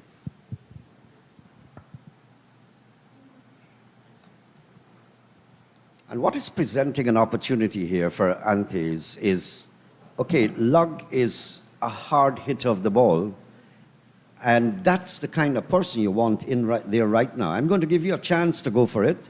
I'll give you some wide open gaps on the offside. I'll have my slip cordon. I'll have a gully, and go as aggressive as possible. If it doesn't work, then you relax the aggression. But I think he should be ultra aggressive for the first few overs. If it's batsmen that are extremely cautious and watchful, you don't stand a good chance. And this is from reading it from the perspective of the Volcanoes. If Lugs can hit the ball, invite him to do it. If it doesn't work out your way and you don't get a wicket or two, then you have to compromise that strategy and go back to the original thinking, which is start defending.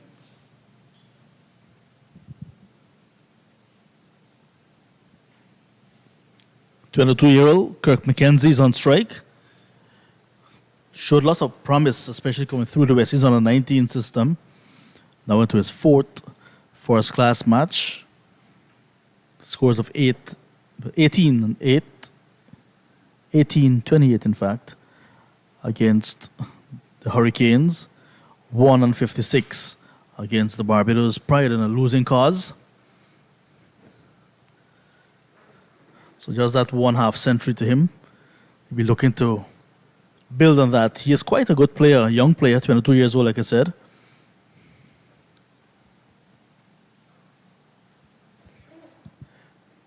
Gets off the mark with a nice, firm push back over the head of the bowler. Beautiful shot. Not trying to hit it too hard, but just placing it nicely over the head of the bowler. That's a good feeling to get off the mark, and especially with a boundary, a convincing boundary. And I like to see this. I like to see the aggression. Well, these are not tear-away fast bowlers, but at least they're just about medium fast. And so I like the savagery of having an opening batsman driving you back over your head, pace bowler, and into the ropes for 4. So nice competition. And that's what I like to see.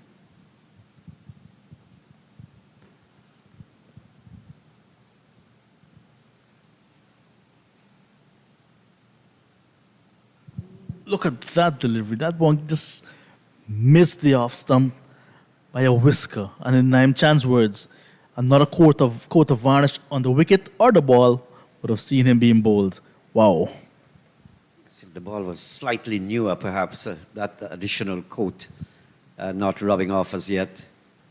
But nice cricket. I'm liking this. I'm liking the response. I'm liking the aggression showed by the bowlers and by the field placing as well. 2 slips and a gully. I don't mind the aggression. But that's what Ryan John is going to do. Been nagging on one line of length. Second over completed. Jamaica Scorpions replying to 217. 8 without loss.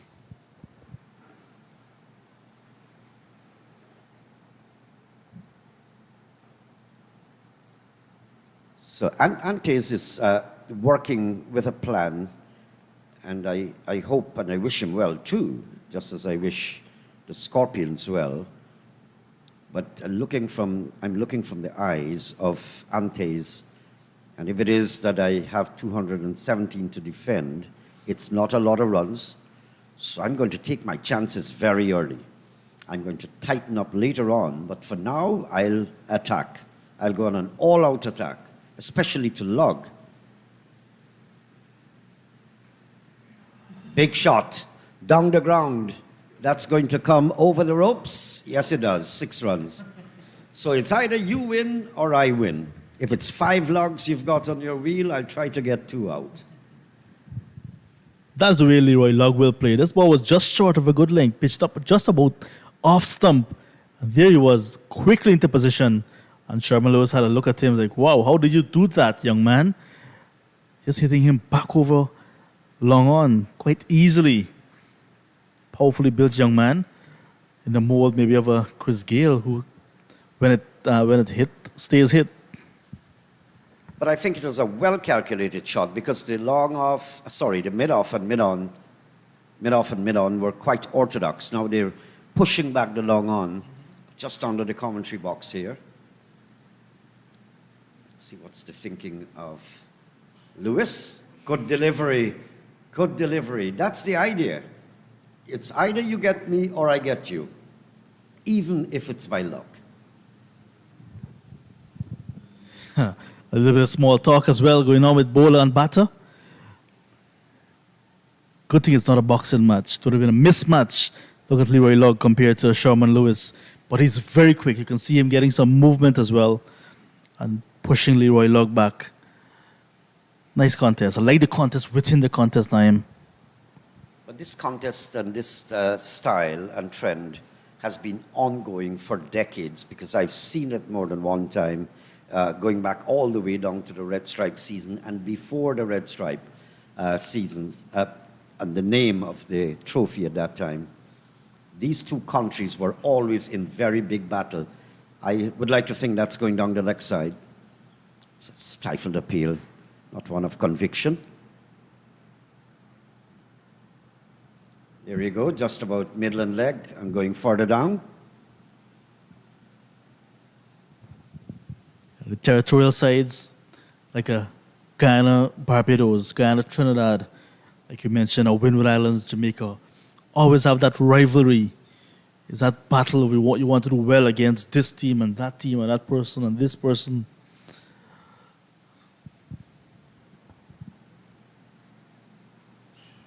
In the air, someone is going to go here. So Kurt McKenzie is the first victim. Demba took the catch, and there you go.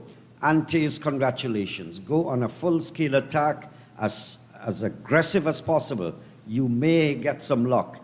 It is working that way. Kurt McKenzie goes back to the pavilion. Early blow from the Volcanoes. Sherman Lewis, genuine pace. His ball was on the line of the off stump and going further away after pitching. And he tried to repeat the shot that he played earlier in his innings, but only spooned it just behind the umpire. And there we see Demba running in from mid-off and diving to complete a very good catch. And that's the end of Kirk McKenzie's little innings, gone for 4, just one scoring shot. 15 for 1 now, Jamaica Scorpions. Bonner, the international player, introduced very early. I'm sure they had other plans, but it's good bowling from Sherman Lewis. Well, this is working out identical to how the Volcanoes innings had worked out, where the collapse came very early. And Antes had to stay there and lead the side. Bonner, it is expected, the star batsman here, would have to make the recovery here for Jamaica. But exactly what I was hoping Antes would do. You don't have a lot of runs, but you go on a full-scale attack and hope for the best. Just you have to ask your bowlers to be right on target, be as sustained as possible and as consistent. and hope for the best. It has worked.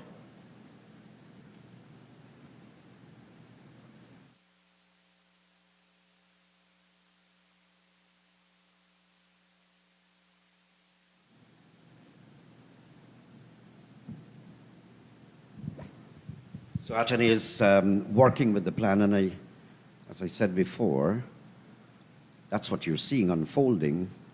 The plan is working, and he's retaining that aggression. Attorney is. But this is a good overlook at it.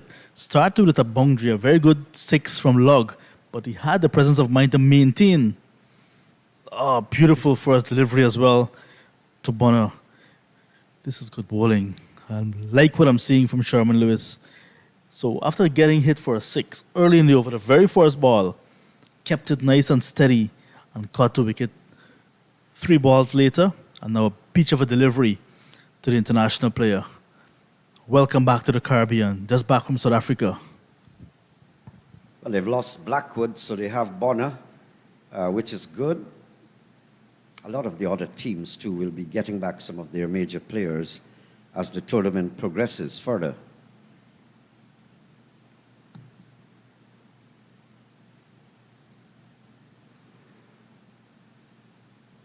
Bonner is very watchful, and he ought to be adding this international flavor now to the equation. So that's the end of the over. 15 for the loss of 1. So the similar situation when the Volcanoes were batting, early collapse, and then the recover came with Anthony's and Greaves. They had an initial recovery mode and then lost the wicket, and then the Greaves and Anthony's really piled on a nice partnership to bring some respectability to the score of 217 made by the Volcanoes. So they're about defending it now.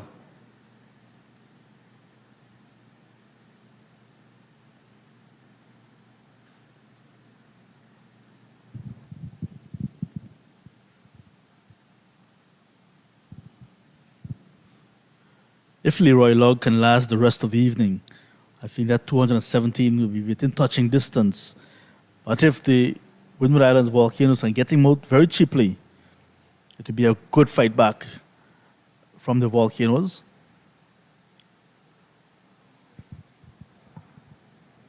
Well, let's see if there'll be wishful thinking driven down to mid-off, can't get past the field.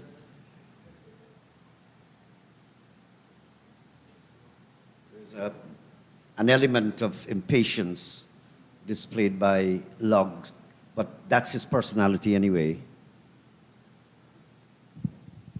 Nice feeling from Sunil Lambris at mid-off, diving to save that one. But he got a good bounce as well. And that's the other thing about playing here at Providence. You can trust the bounce even in the outfield. That's a good delivery. One that was cutting back from outside off stump, cramping Log as he prodded forward, half-cocked.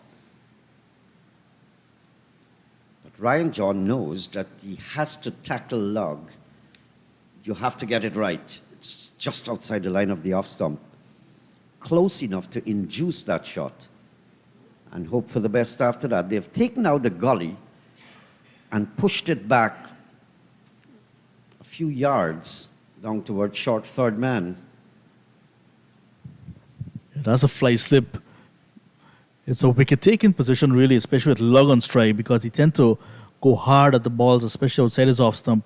So they're looking for him to play a miscued shot for it to peel off the outside edge. Not with control. He can very well carry to that fielder, Jelani Robinson, who's at short third man. So they've done their homework on Lug. There's also a fielder long on in place now. Good delivery, again beaten outside the off stump. I was wondering whether you can... There you go. He was committed to the shot, so he was beaten. Good ball. Good victory for Ryan John. I'm wondering if Atenes wants to be even more aggressive when Log is batting. I see he's removing the fly slip. I may have wanted to retain it and even remove the cover. So leave a big gap. let Log see that there's an invitation out there in all capital letters asking you to come have lunch with me. Let him see the gap, let him go for it, and hope for the outside edge. Now he's taken away the fly slip, and he's plugging up a gap there as though confiscating or nullifying the invitation. Stabbing shot.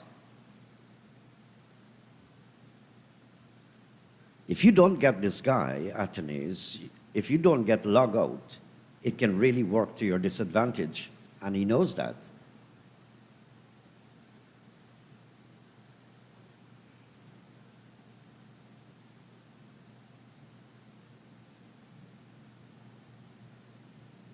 Wonder what's happening in Trinidad, John? Any news?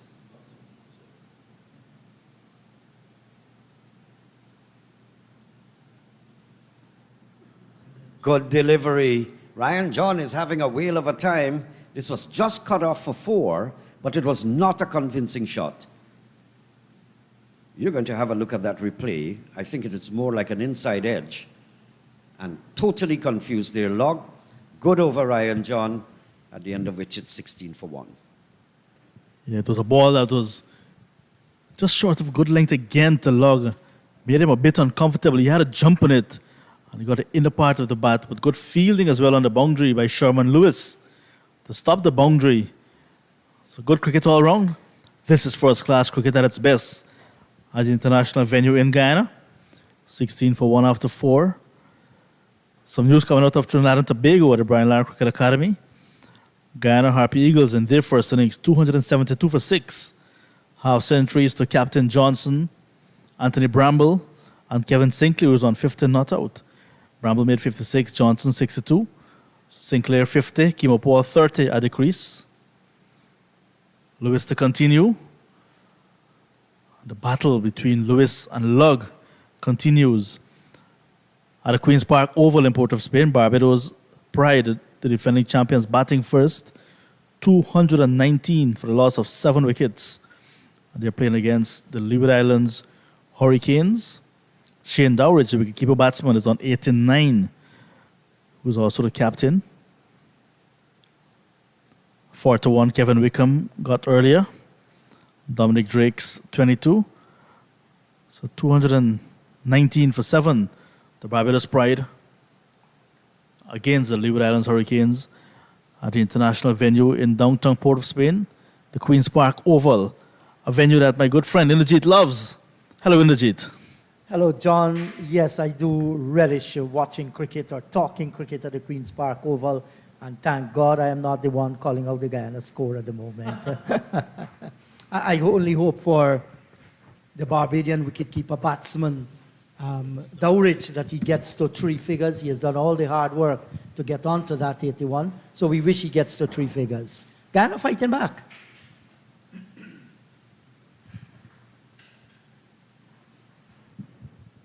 Just a little bit of application is needed.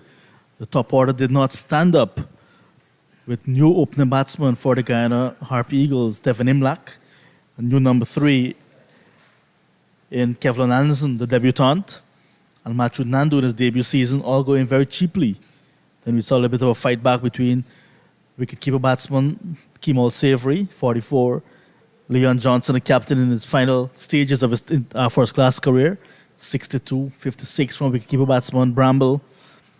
And now a fighting half-century from Kevin Sinclair, second consecutive, because remember he had that match-saving half-century in Grenada in round 2. So it's a good fight back indeed. And Kimo Paul now back into the first-class side with 13 not out. Valuable runs. Yes, valuable indeed. And I'm happy for Kevin Sinclair. He's a youngster that works very, very diligently as far as cricket is concerned, and he begins to show his class with the bat because he's a very good batsman, and with his off-spinners complementing that, he can very well be an excellent utility player in any West Indies team. So it augurs well for him. Was there before. It's a pity that, he wasn't asked to continue. And Paul coming back after injury, good to see him spending some time in the middle.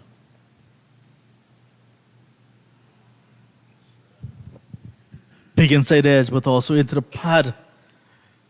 So Lug is having his time trying to negotiate Sherman Lewis. Lewis so far enjoying the better of the exchanges. 16 for 1. Nice 5 testing deliveries. I would have loved to see Sherman Lewis from the top end. We know the top end here at Providence tend to be a little bit more, give more assistance to the fast bowlers. Yes, and for the first time in this game, we have seen all the medium fast bowlers from Jamaica. For the first time, we see the keeper taking one around the shoulder. Big drive, that's gone over the top of extra cover and out towards the boundary for 4. When Leroy Lugg lugs into them, I tell you, they're going to travel.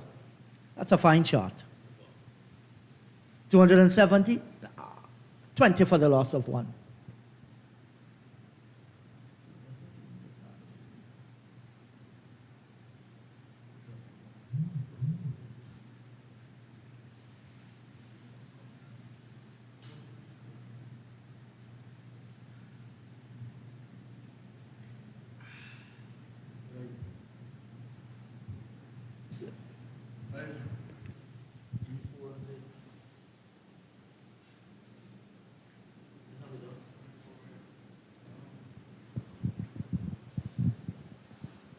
Ryan John, who was part of the West Indies under 19 team that won the World Cup in 2016, playing for the Volcanoes.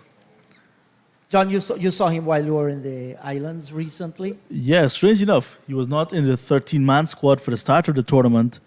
His partner from the team was slow to recover from a hamstring injury. That's Nicholas Redhead. He was called in as cover, Ryan John. Played the game, got a 5-wicket haul in the first innings, batted, got 36 useful runs. Played the next game, got a half century with wickets as well.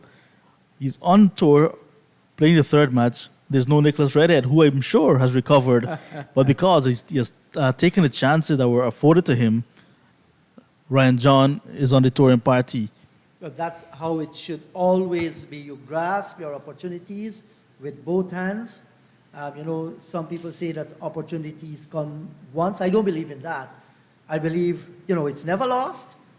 I think there are opportunities that will come and go. If you lose one, somebody else will pick it up, like Ryan John did. Opening the face this time, Bonner, and steering one out towards the third man boundary. Good timing, gets there. Kruma Bonner, he opens his account with 4 in fine fashion too, showing his experience, John. Yeah, I always liked Kruma Bonner as a batsman, actually. Tend to play with all the timing in the world. This plays late, has a good cover drive. All the attributes of a very good batsman. 15 test matches for the West Indies with a reasonable record, averaging just about 38, 203 half centuries. So not a bad record internationally. But just lost his way recently, so eventually losing his place in the test side. Here he is now, but at 34 years, got to work very hard to get back there. We saw Alec Atenes getting a half century already. Was on tour as well in South Africa, did not play. So while Bonner may be on his way out, someone like Atenes on his way in. That's when competition for places brings out the best of players. Certainly, and the Right Honourable Dr. Desmond Haynes did mention that Bonner is still in their thinking. He needs to come back here, make some runs. It's early days yet. He's on 4. Wasn't taken to South Africa, partly because of those bouncy pitches in South Africa.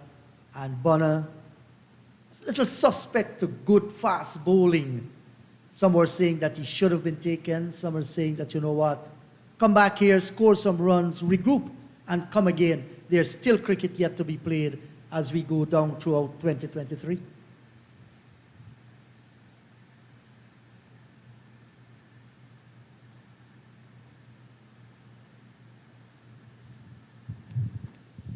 Hasn't had a score in a long time in Kruma Bonner, but had opportunities, lots of opportunities. Cannot say that you haven't enjoyed a good run, because I think himself and Kyle Mayers, when they started, got some runs, remained in the team for a while. Runs have dried up for Bonner, lost his place. Recently, we saw Kyle Mayers getting some wickets and a little bit of runs. Not what we would hope for him, but might be enough for him to keep his place. You never know. But with Kimo Paul coming back as an all-rounder, putting some pressure on Mayers, who's there as the all-rounder right now with Jason Holder.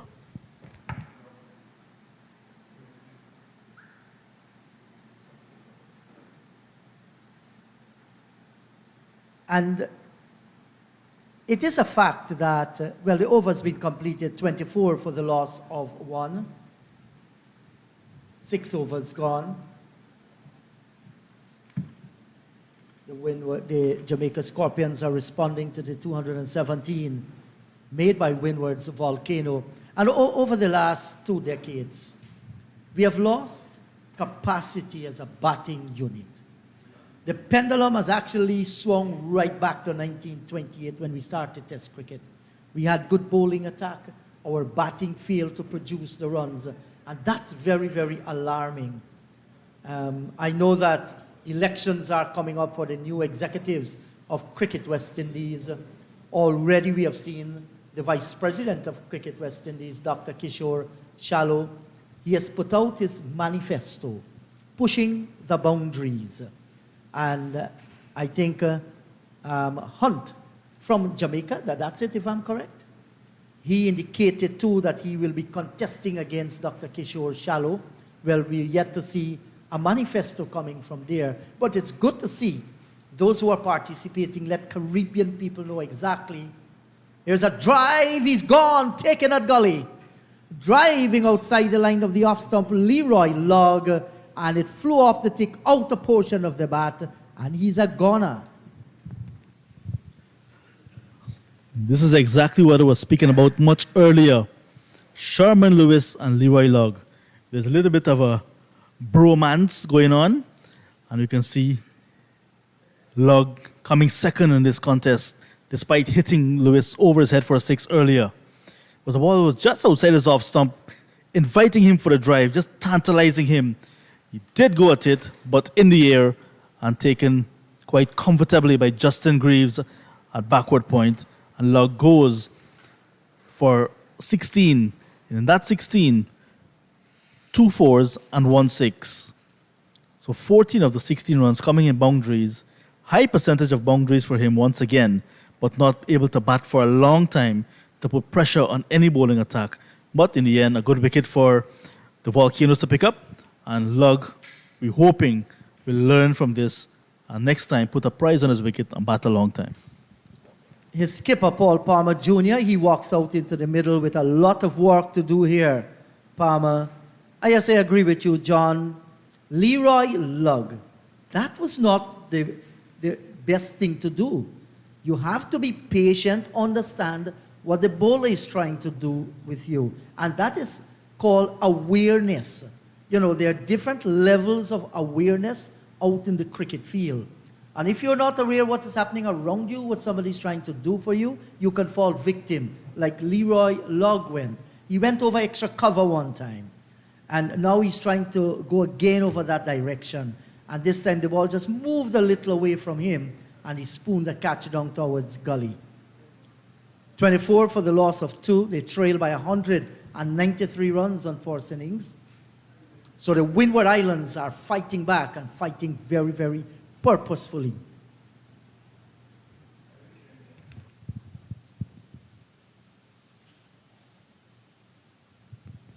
This is the intelligence as well from Sherman Lewis, immediately going around the wicket to the new batter, the left-handed Paul Palmer Jr., the captain of the Scorpions.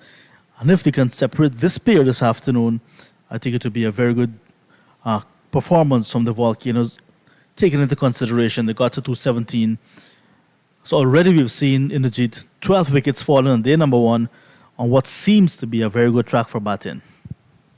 Certainly, there isn't any alarm. There are a few deliveries that kept low, but you have to adjust.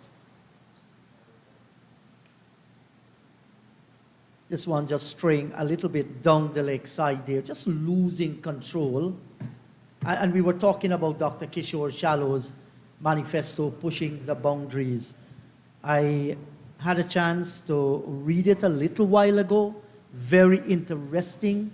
He touched on some key points that he's going to ensure happen. No doubt, as this match progresses, we will be discussing that manifesto. And once we hear from the Jamaican contestant as well, no doubt we'll be talking about it. It's in everyone's interest that is associated with cricket. West Indies cricket is our business, everyone's business. So we must discuss at length, indeed. It'll be good to know what, like you mentioned, the Jamaican contestant is coming with. But Dr. Kishore Shallow is very open about what he is planning to do, what he is doing.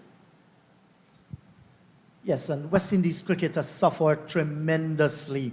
I mean, if only people can understand what it means to us as a West Indian.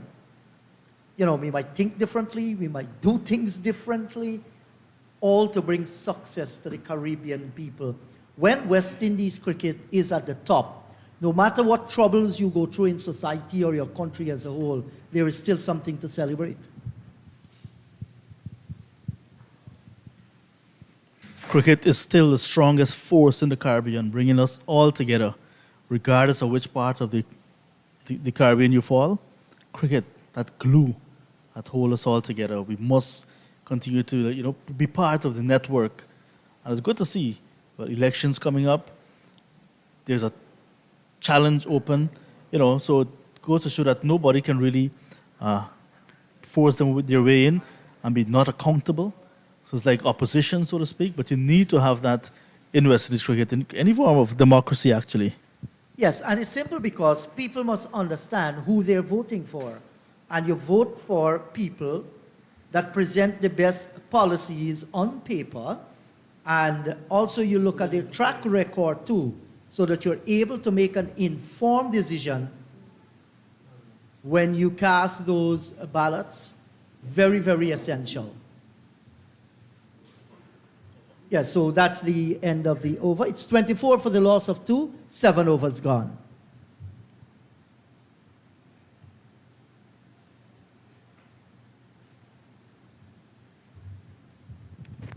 I listened to a very interesting discussion between you and Mr. Kishore Shallow, John, and not because you're here, but as I must say it to you, as a cricket commentator, you led that discussion from one stage to the next with good professionalism. You were very frank, and there was a nice rhythm. Not often you listen to interview, and you hear that rhythm one after the next that link each other. Congratulations, buddy.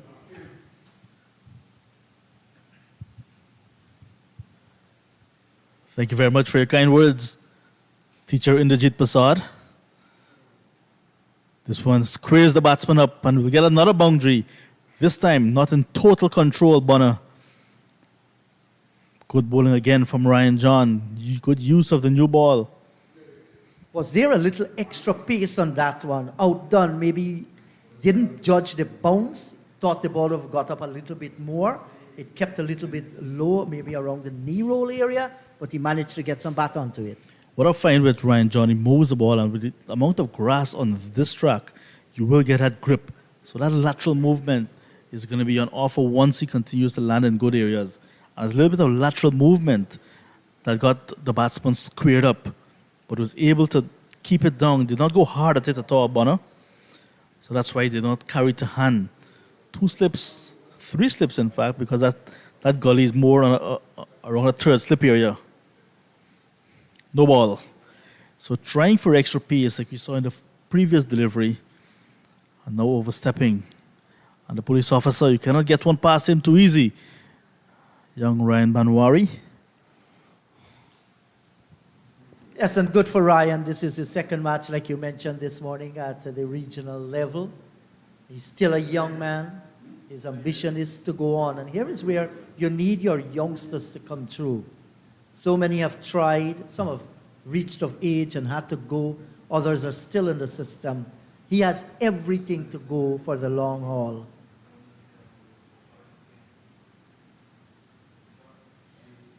The only thing, John, I just trying to understand the name Banwari.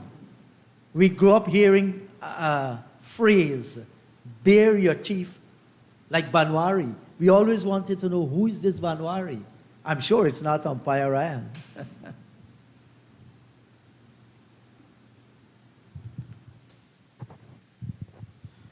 That must be something in the countryside of Guyana. So I'll leave yourself and Clyde Butts to handle that one. Clyde Butts is a local encyclopedia. So he has knowledge on pretty much everything. Some pressure now being applied to the batter.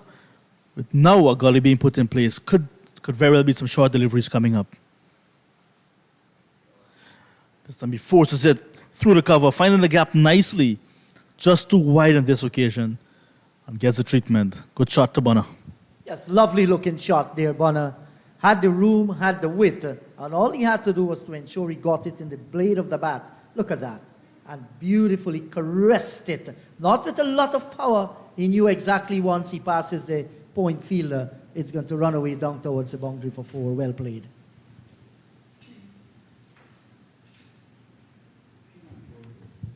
So 3 scoring shots to Nkrumah Bonner. 2 convincing. One off the inside edge that went to the boundary. So 3 fours already.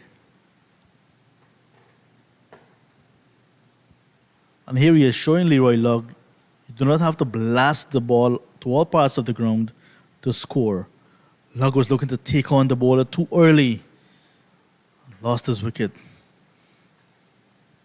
Yes, and it's very essential.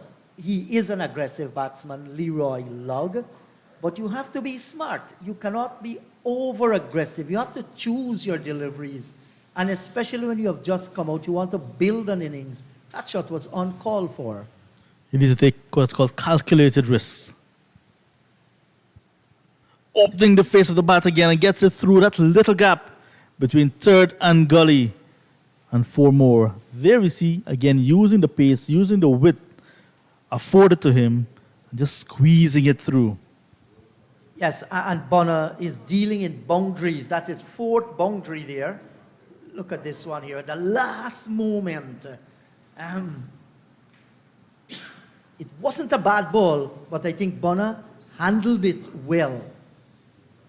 Deliberately steering that one. And he tried to keep it down as well, not trying to overhit the ball, not trying to go too hard. But slip cordon waiting. They're anxious. I think they're thinking something will give. This time he goes on the line of a middle stump, just too straight. And now Bonner breaks that sequence of boundaries. He gets a single. His fans might be saying, oh no. Captain Paul Palmer, who has a very good record, but started to taper off as well. Now it's his 48th match. 400s, 9.5 centuries. Average of just 26. Can work on that. You want to see that up maybe twice as much. You really need to. When he came on the scene a long time ago, I think it was 2016 or thereabout, looked the part. Yes, his name was talked about in the region, but since then has not really lived up to expectations. Palmer, 8 overs gone. It's 38 for the loss of 2. Still 19 overs in the day's play remaining.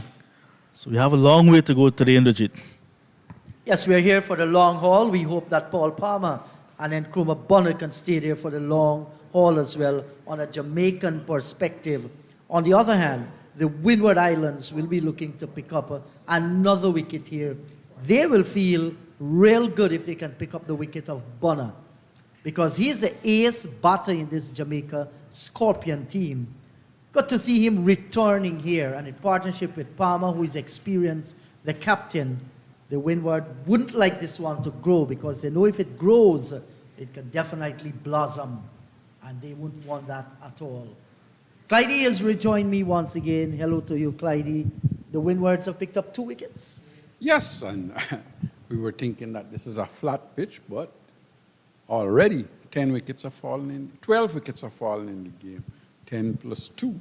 So there is something out there that we haven't seen.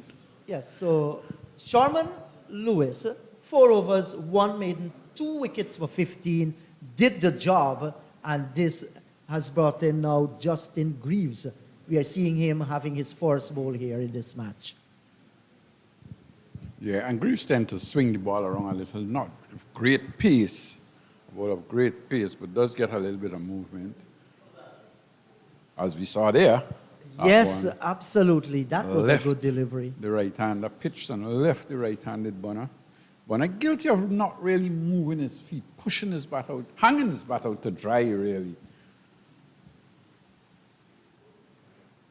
Let's look that on the replay again. Good outward movement, good swing bowling here from Justin Greaves. It's a nice time of the day to bowl as well. You know that closer play is not too far away, probably an hour or so because of the amount of overs that's left. And you're thinking, well, I've got 2 bites of the cherry as we see that one swinging away again from the right-hander. So Greaves has come and show that there is some movement out there. We didn't see that swing earlier on today, but here is Greaves coming and showing that he's capable of swinging the ball. Yes, and it has to do with the skill there of Justin Greaves. And if he can get them on the right lines, he can be a handful.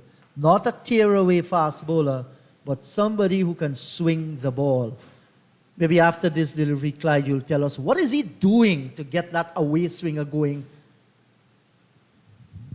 I think it's his action. He has a good action upright and slightly open it is, but that tends to get the ball to leave the batsman. And like we said before, he's not got that great pace. And maybe with in the afternoon, play's getting a little cooler, he's able to get the ball to swing. But it's going one way. Can he swing it back to the right-hander? That would be interesting to see, because what we have seen so far is him leaving the right-hander. And if he's able to swing it back as well, certainly will be a handful.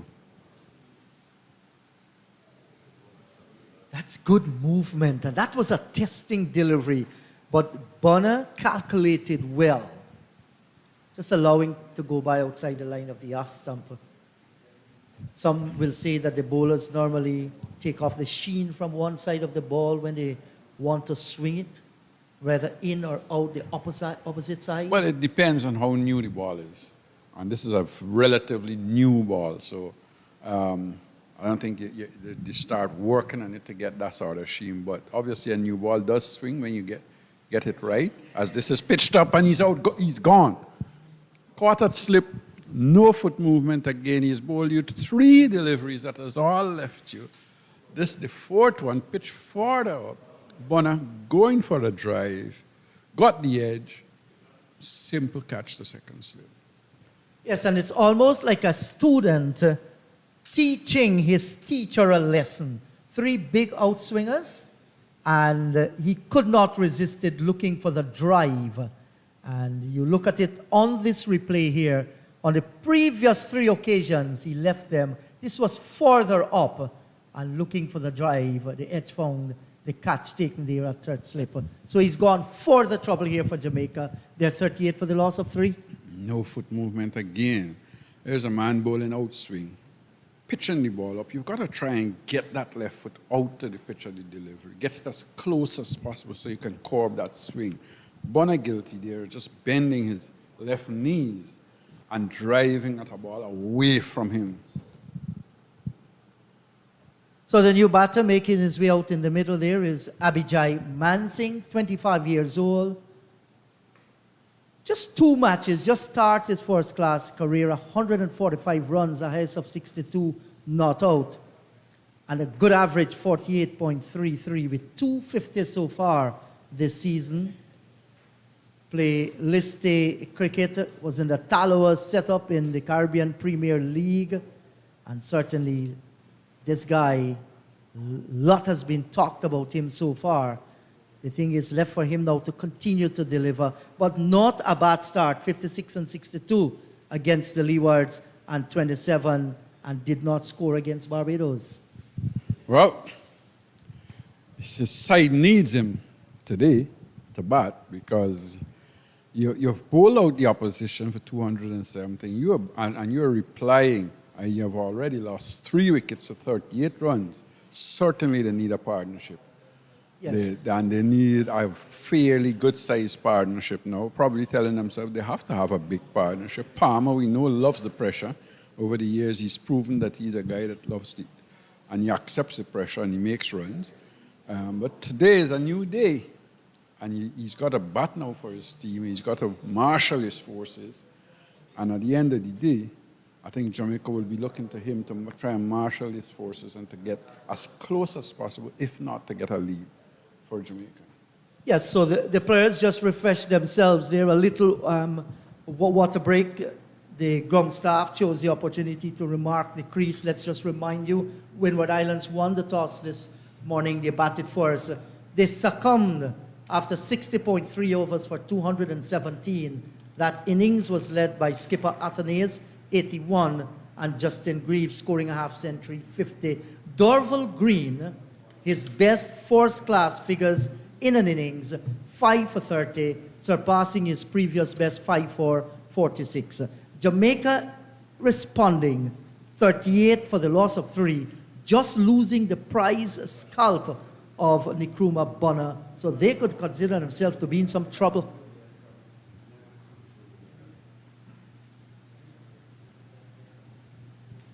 So, it's Paul Palmer to face the bowling of Ryan John coming round the wicket.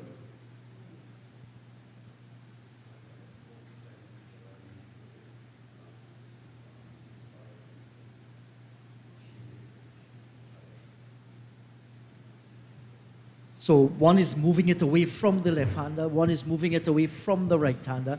Both these guys, not a bad pair to be bowling at the same time.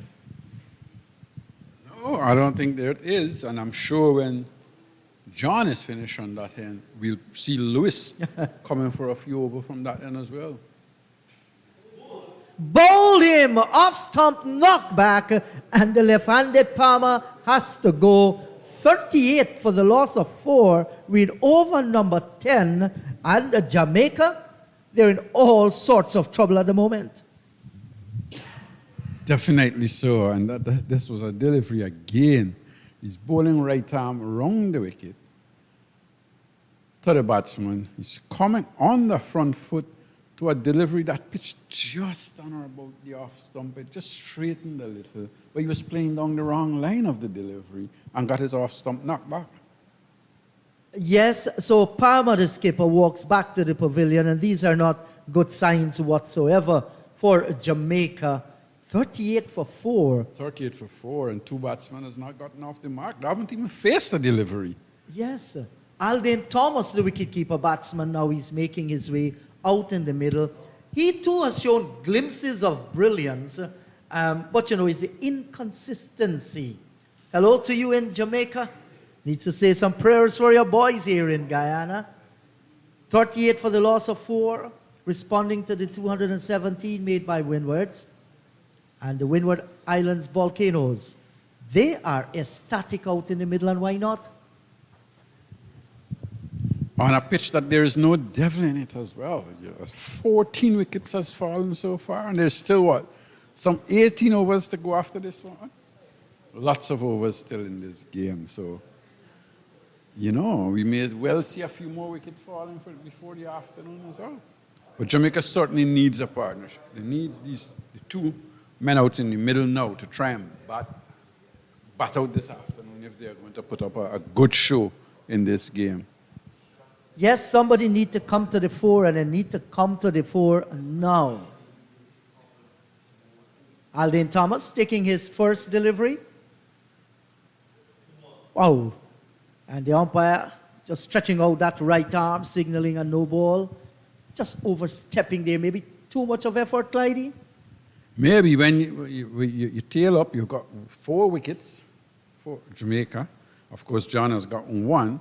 And you're thinking, well, I've got to try hard to ensure I keep the pressure on the Jamaica Scorpions batsman, and just overstepping that little bit.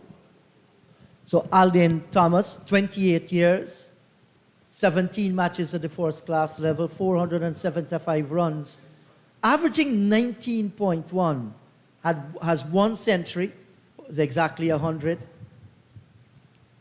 Has some batting qualities, but once again, that average very, very poor. And he gave you the impression there that he wasn't comfortable as he played the shot into the onside field. Yeah, I think sometimes when you just go out, you want to tend to play a little straighter than that. He was looking to play that down through square rather than up to mid-on, you know, in that area. So John, 1 for 24. Lewis, 2 for 15. Greaves, 1 over, picked up a wicket. Very impressive first over. And John continues to bowl well. So the Windwards have unleashed their 3 fast bowlers on Jamaica. Look at that one. Moving away from the right-hander this time. So lots of variety, not tear-away fast bowling we are seeing, but we are seeing a skill set that has been rare in the West Indies. This is good what we are looking at, as far as the bowlers are concerned.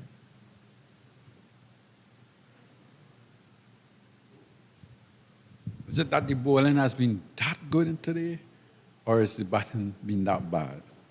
Well, the exception of Lug, who I thought could have been a little bit more careful.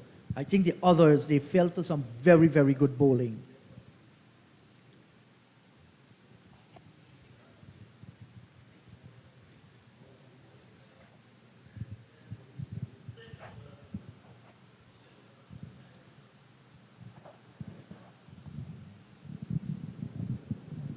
So the final delivery in over number 10 coming up. And Clyde, you're going to be joined by Naeem Chan.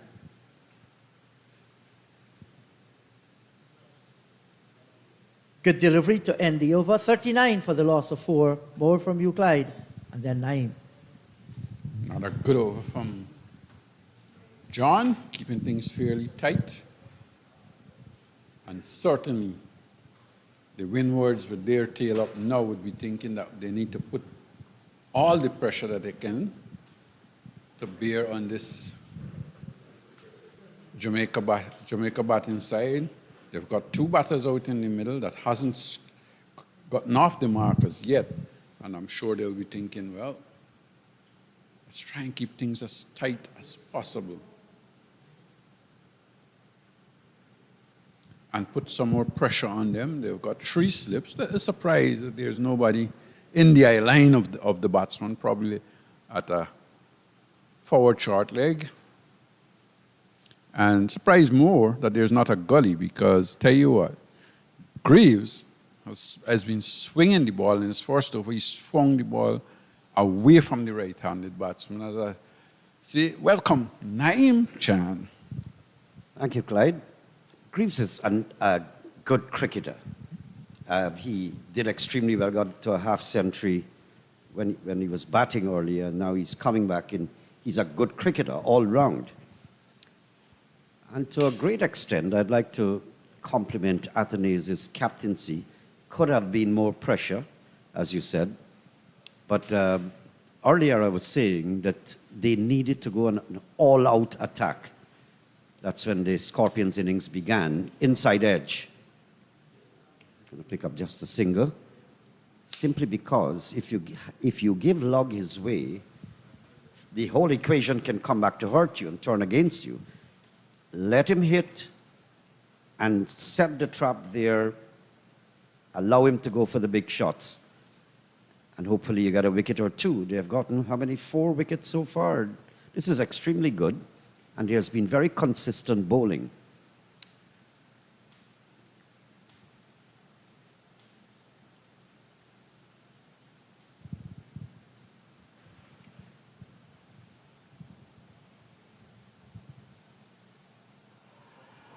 Big appeal given out by the umpire. Greaves is celebrating, and so are the Volcanoes, and they have every reason to do so. So the volcano is erupting. Volcanoes certainly putting the pressure on the Jamaican Scorpions, as this one was pitched just on about middle and probably slightly coming in inwards, but there's no doubt in the umpire's mind that that was going to hit middle and leg stump out of the ground. Batsman guilty of not really reaching out forward to conquer the swing that we've seen Graves been getting, just standing there and pushing his bat at it. So he's gone. And the Jamaica Scorpions in for the trouble. 40 for 5. As Darville Green, the hero of the Jamaica bowling side, now comes to the crease. And he's a good cricketer, capable batsman as well. Saw him a few years ago getting 70 odd, I think it was, in Guyana here at this national stadium. He's coming again when his side certainly needs him. 10.3 overs, 40 for 5. But that didn't come just like that. I think the bowlers were very, very consistent, very consistent.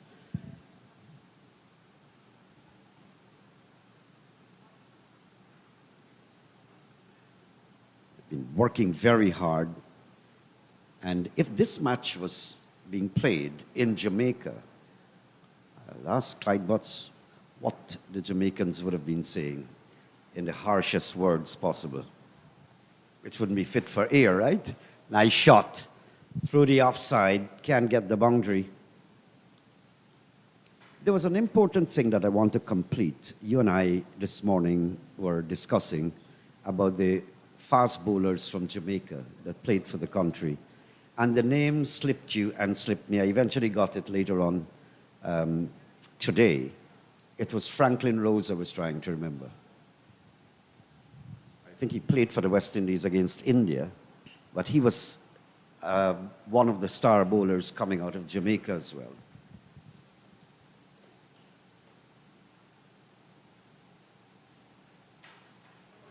Yes, he was, and a good swing bowler he was as well.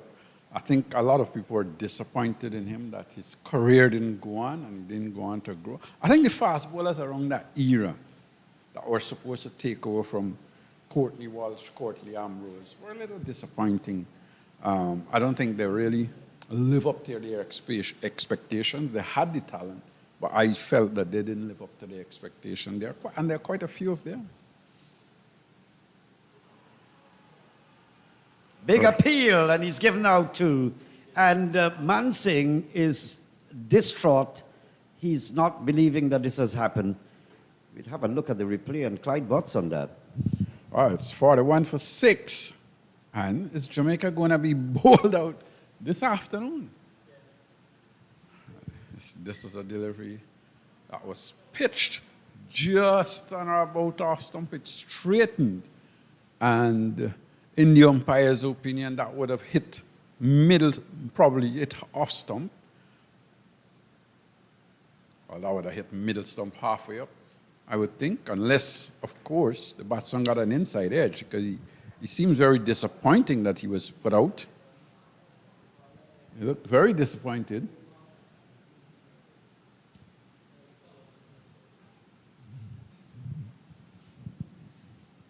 So it's Greaves.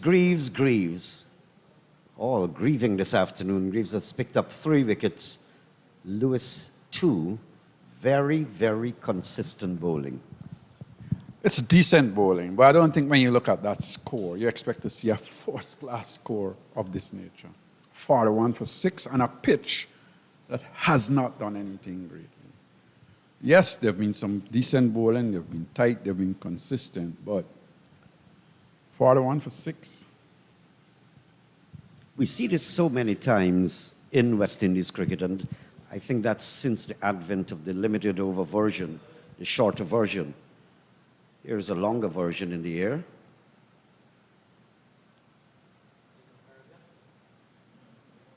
We used to fly in that, going down to Hampton Court. Do you remember, Clyde Butts?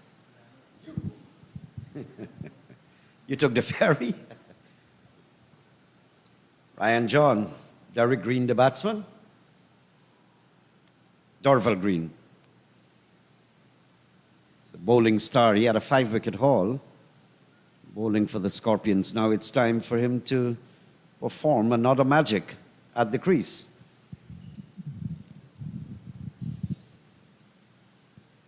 One of the things I've noticed about the batsmen, you've come out, you've seen the ball swing.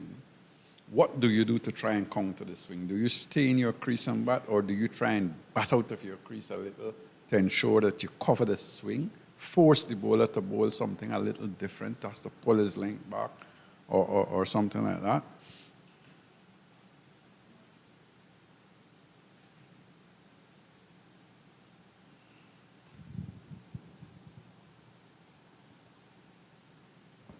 Well, we've been talking about this even from the Guyana tournament inter-county, where people were displaying this attitude and aptitude as well of not wanting to stay there in a 4-day game. Simply put, they're going in to slug or to hit it around the ground like they're superstars.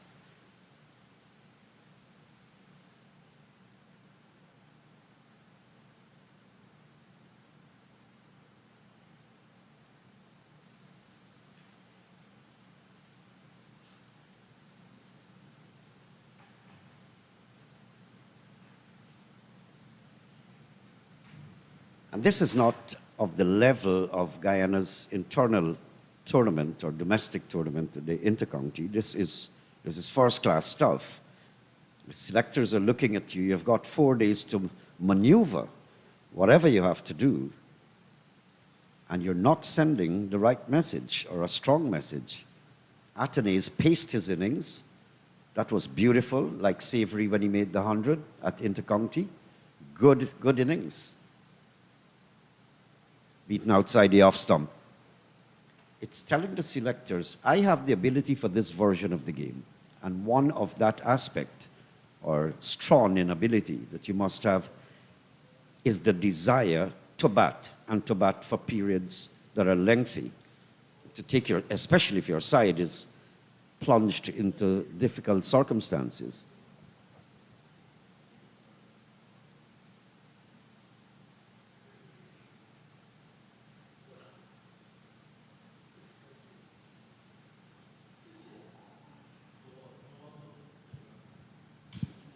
No ball, batsman going for a big drive.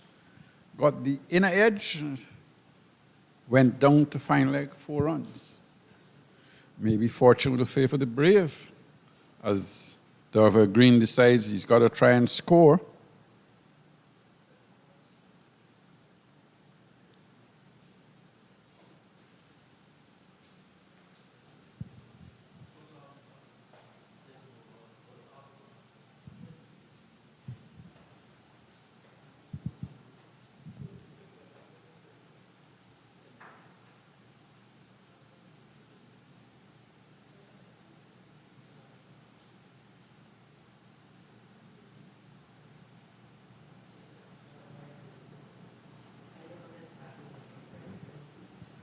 Posing for the camera. I've played a nice shot. I'm going to stick there for a while.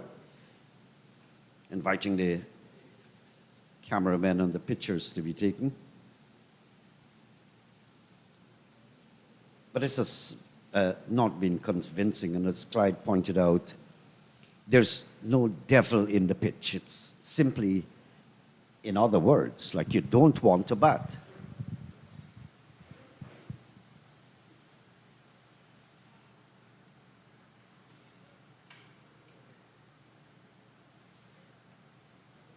Four runs.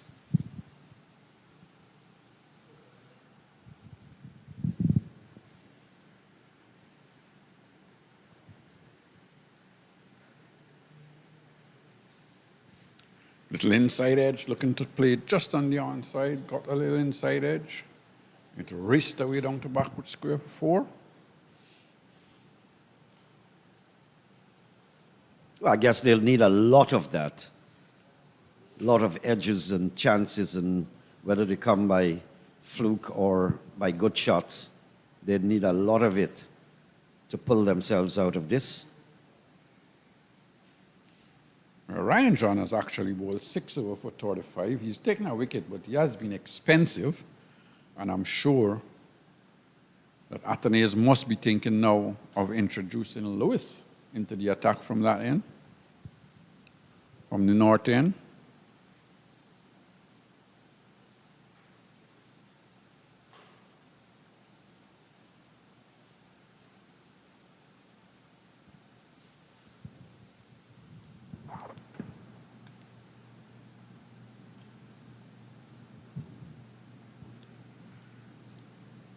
But it would have been nice if in your reply, to pull a page out of the book of the Volcanoes. The recovery was extremely good. It sustained. They paced their innings, led by Athenaeus.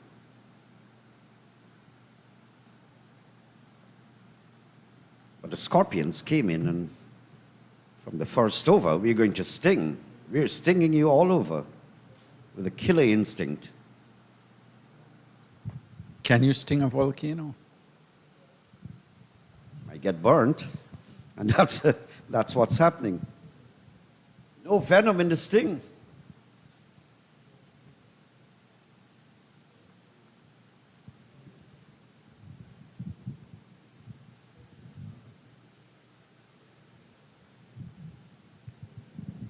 Well, Merchant here just leaving alone outside the off stump. And I'm sure Graves would be thinking, well, I'll let him.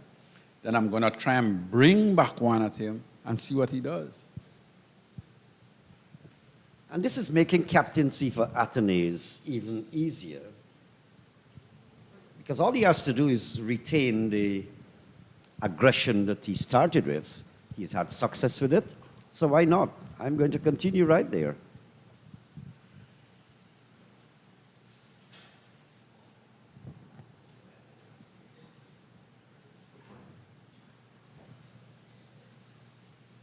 Some scores coming out of Trinidad and Tobago. The Guyana Harpy Eagles game against the Red Force. The Eagles are all out for 324, quite a decent score against the Red Force. In the other game, Barbados Pride, 269 for 7 against the Leewards. Shane Dowridge, 109.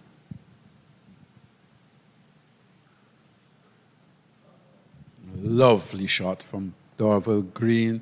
Ball over pitch. He stretched right out, got that left foot right out, and then didn't try to hit it hard. He just caressed it past extra cover, and it raced into the boundary. That's a good-looking shot. And there is Green showing that he's a capable batsman, not only a bowler, but he's a capable batsman. So he's a very capable all-round cricketer.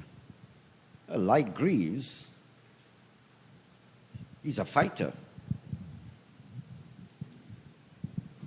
It reminds you when you bowl fast and try to come back and bat, reminds me every time of Raymond Reefer, one of the hardest working cricketers that I've looked at the regional level. He gives you everything, his all.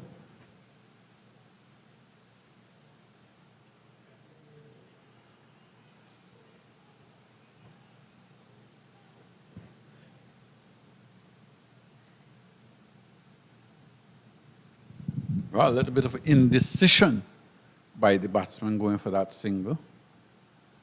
As you look at Alec Athenaeus 81, Greaves 50, certainly that partnership was the partnership that gave the Windward Islands Volcanoes the sort of score that they've gotten on the board, and the sort of score that looks like if it's a huge one for the Jamaica Scorpions.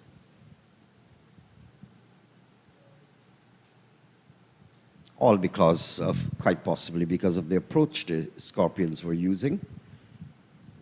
You're going to come out and, in T20 style, perhaps hit these runs off and start building a total for the Volcanoes to go after, to chase.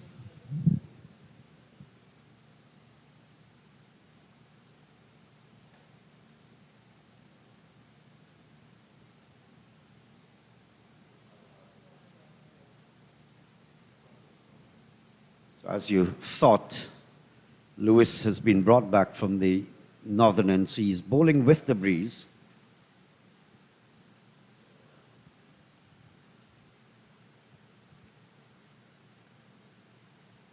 He's got a nice rhythmic approach to the wicket and nice delivery stride, and that helps you, saves you from injury, saves muscular aches, gets you to bowl faster.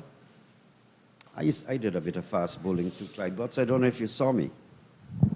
No, I did not. I'm sure it wasn't a pleasant sight. You're probably either. happy that you didn't. But Lewis has suffered a little from injuries over the years,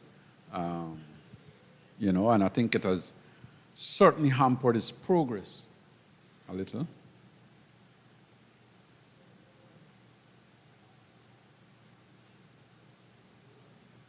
But there's always been the argument that long ago the injuries were less, but then the argument developed that they played less cricket.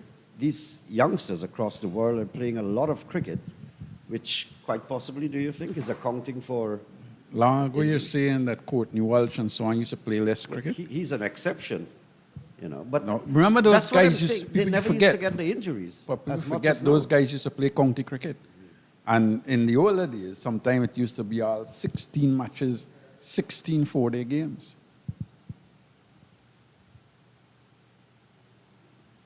Beaten outside the off stump.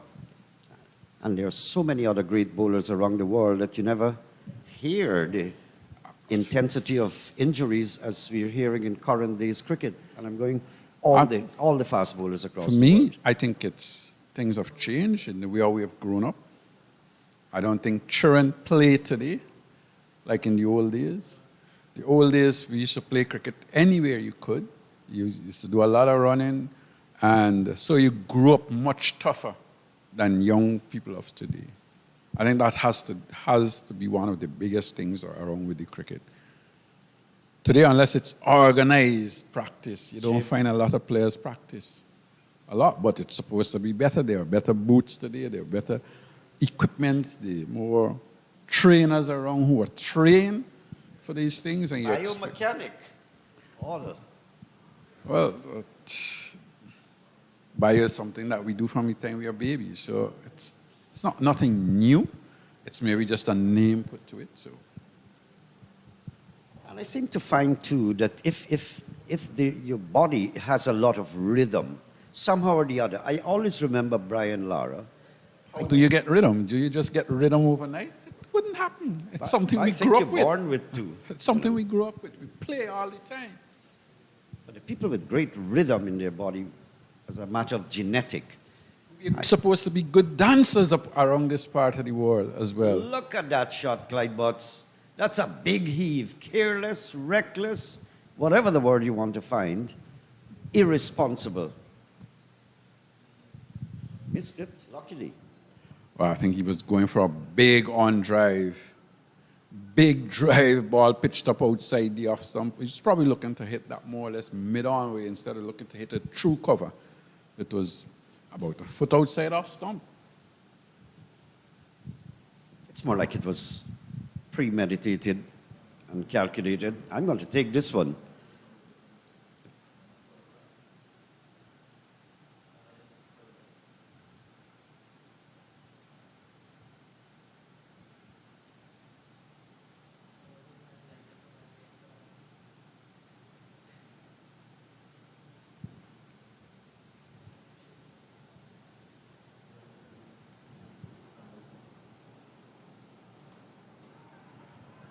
Outside edge, peeling off the bat, it goes down to the third man and backward point region.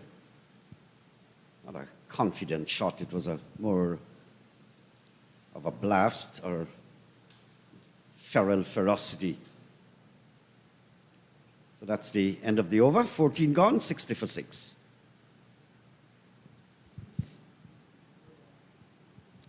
$60 for 6. In the 14th over. Still some overs left in the day's play. I'm thinking that Jamaica Scorpions would want to survive this afternoon. They would want to try and bat out as much as possible this afternoon. They would love these two out in the middle now to stay out there and try and bat right out to the close, and then try and come back tomorrow and maybe look to get as much runs as they possibly could.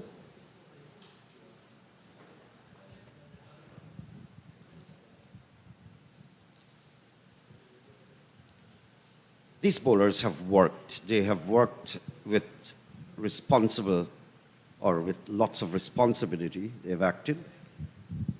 And as you said, it's like, it's not so much the pitch is good or even it's not a superstar bowling. It is more or less a lack of desire to want to stay there and applying yourself. Nice shot. Nice shot. This is going to carry towards the boundary. Good shot there from Green. I think you mentioned it. He's quite a capable all-rounder, and he's showing that, exactly that. Good shot. That's a great shot, actually. That was a delivery. It was pitched up, was a half volley, asking to be put away, but you've got to put it away. And Green did that as well. So Green looking good. He's on 21 from 15 deliveries, certainly. He's looking the part here, and he's following up on his 5 wickets that he got earlier.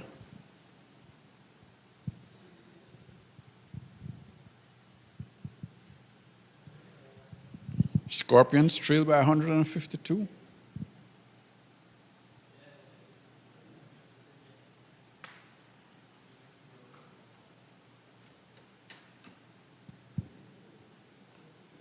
Green certainly showing the batsman how it should be done.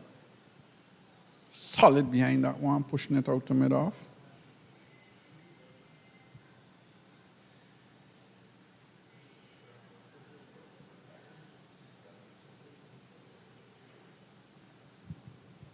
Well, our scorer tells us we're scheduled to have another 12 overs. I guess the umpires will possibly go after 5 o'clock, right, Clyde Butts? Yes, they will. That's played away past where a third slip or a gully would be, down to third man, 4 more runs. Ball pitched up outside the off stump.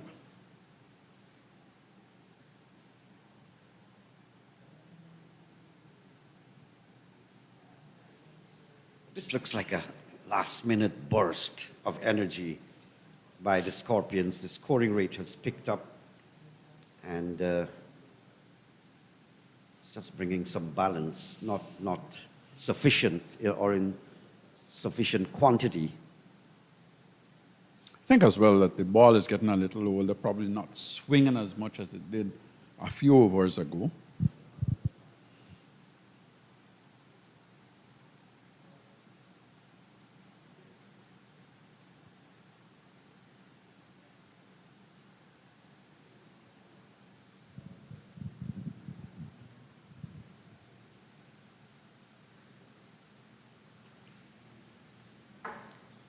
Last ball for this over. Indrajit Prasad will come in. And I'm sure at your age, Clyde Butts, you don't mind going to bed with Indrajit taking the last set of Careful overs. with your statements, sir. Just be careful with your statement. Going to bed with Indrajit? What kind of statement? In cricketing terms.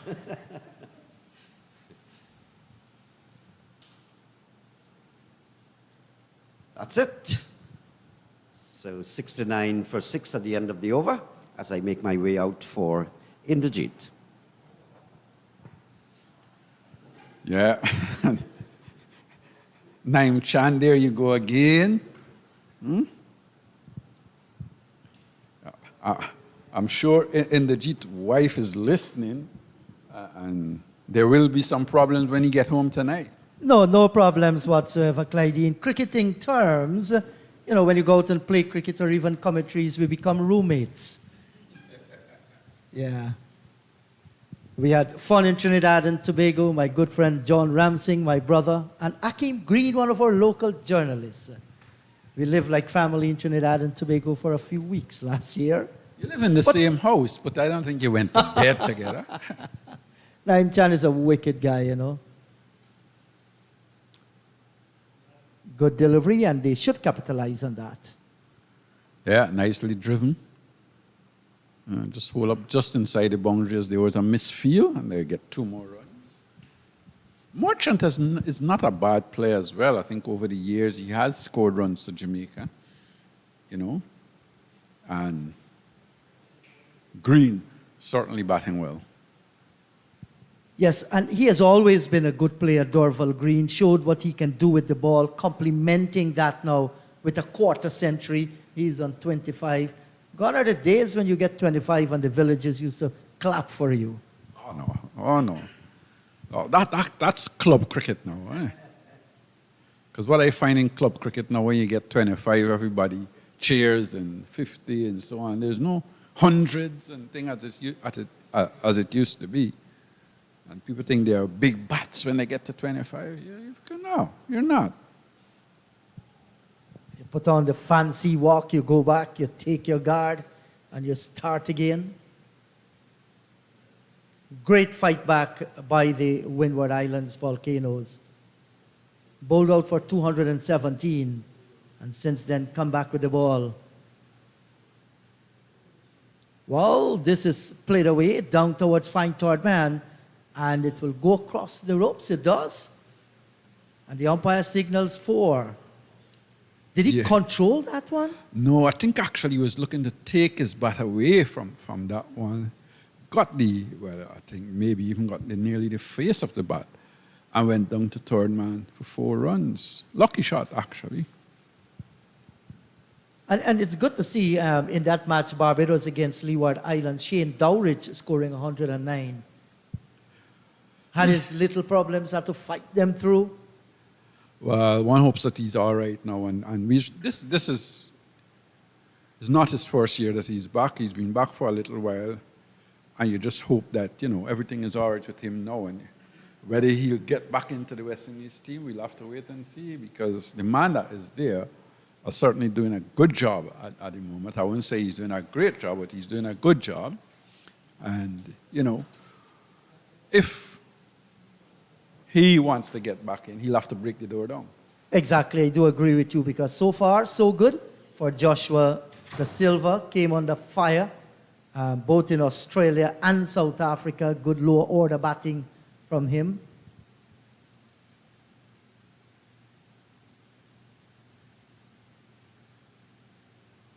And I heard y'all mentioning about the Harpy Eagles' performance in Trinidad and Tobago. All out on the first day, but the first innings total of 324, losing 3 early wickets, some half centuries coming down the lower order, propelled them to 324. I don't think that's a bad score at all. I think when you score 300 and odd in your first innings, you're certainly in the game. I'm sure they would have liked 350 or thereabouts, but 317 was it, all out. I think that's a fair score when you think that they lost 3 wickets very quickly this morning, and they certainly fought back well. Yes, and they will get at least 2 batting points there. 217 the Windwards made, and Jamaica in response, they're 75 for the loss of 6 of 16 overs, and it has been a struggle. I mean, Yes, and there's a little partnership now growing, so between these two, Green and Merchant.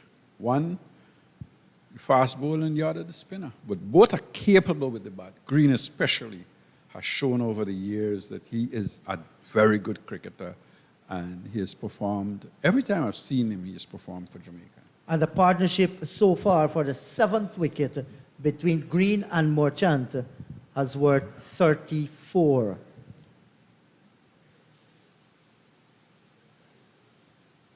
That's another good delivery outside the line of the off stump, just moving a shade and beating the bat too as it goes by, dying on its way.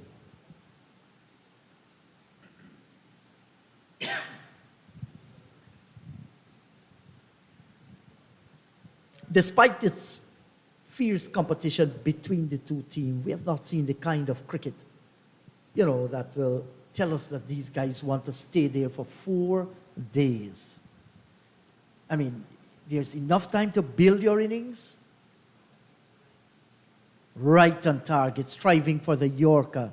But the thing is understanding how to go about doing it. That's the problem. We've seen some good deliveries. We've seen some reckless stroke play. This man, Justin Greaves, that you've just seen on screen, 3 for 17. Picked up a 5-wicket haul against Guyana.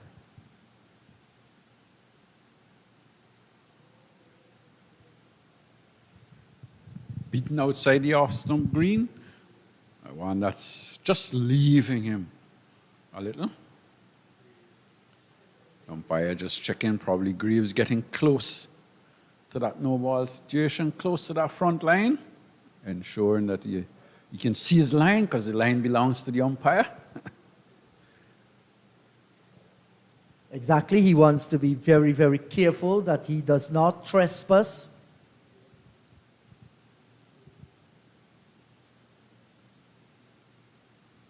Yes, and look at Dorval Green there, showing Justin Greaves, the maid of the bat, and having a few words too.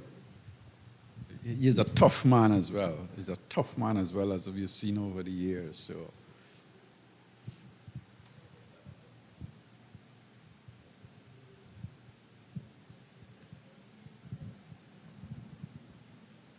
So the thinking here for Jamaica is to ensure they do not lose another wicket. Bat right on to the end of today's play. Tomorrow presents its own opportunities and own difficulties as well. A drive, that's beautifully played away through the covers and out towards the boundary for 4. Dorval Green, spanking cover drive. Yeah, lovely shot again from Dorval Green, certainly making his name powerful again outside the off stump, coming forward, stroking it, caressing it through the covers, 4 more runs. And I'm sure he's going to have a little chat with his teammates after the game this afternoon or tonight when they're having dinner. And he said, well, I'll tell you, let me bat early. I'll show you how to play these Windward Island bowlers. And he loves it here. Yes. Because this is not his first scores we've seen at the stadium. We've seen him get in, I think, 70 odd against Guyana before, and wickets as well. Yes, he did. And he's come back, he's gotten wickets, now he's getting runs. Yes, so there's someone who some of the batters that have gone back to the pavilion can learn from. He's backing his 5-wicket haul. He's on 29 of 24 balls and looks good out in the middle.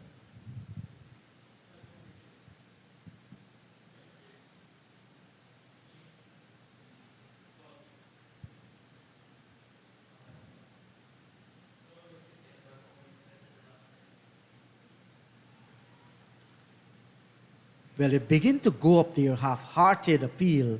The over has been completed, 7-9 for the loss of 6.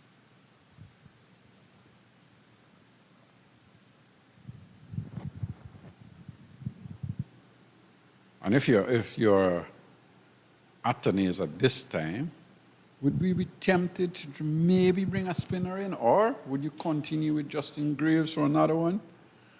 Because he's got 5 overs. I'm sure he probably thinks he can get away with 7 from him. But do you think that the difference now of bringing a slow bowler on, if it would make a difference, bringing Larry Edwards into the attack? Might very well make a difference, but I think the thing here, why he has maintained the 3 faster men, I think his eyes are set on those bowling points. Oh, beaten outside the line of the off stump. That's a beauty. Well, Lewis continues to bowl well, continues to bowl in the right area. And getting that one just outside the off stump, beating the batsman as he was coming forward.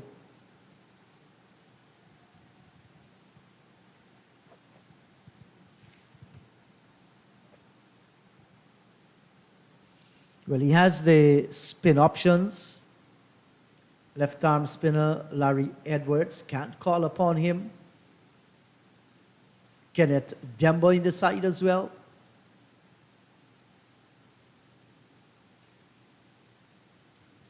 And so far it's just 17.2 overs. We're in the 18th over. So he has used them well. Look on the average there, it's actually just 6 overs per bowler. But yes, you're right, Clyde, sometime it must be his thinking that I need to try my slow bowlers, see what they come up with, offer something different. It's not only that. You don't want the partnership to grow and grow and grow, and then you have to bring on another bowler. Plus, Justin Graves batted for a little while as well, got 50, and maybe just tiring a little. And he can have that little break, bring somebody fresh in, or give him one more and see what happens. Yes, because you want to break this partnership. You want to ensure this does not exist for far too long.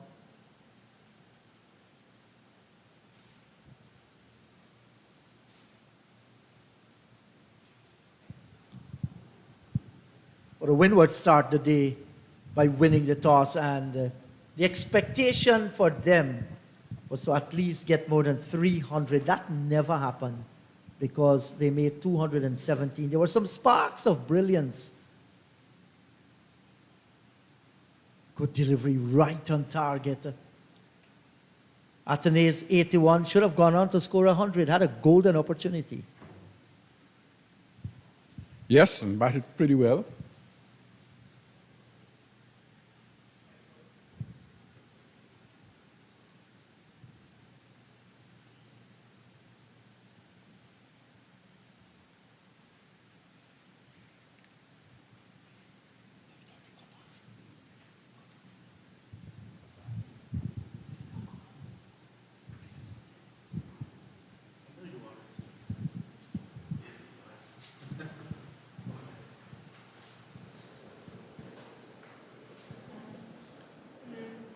That short and pulled. Has he got enough to clear the ropes? We're just going to wait confirmation from the umpire. He did. Jamie Morchan smacking one over mid-wicket and getting the maximum.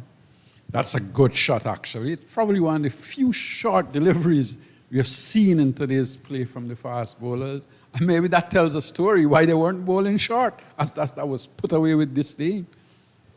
Yes, and that's going to hurt Sherman Lewis. But you won't mind try the short one and pay the penalty.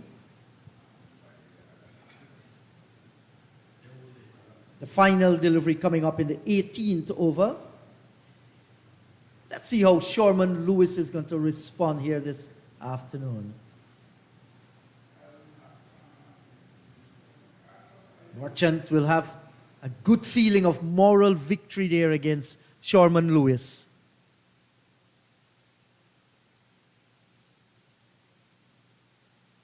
Good tight delivery, 85 for the loss of 6.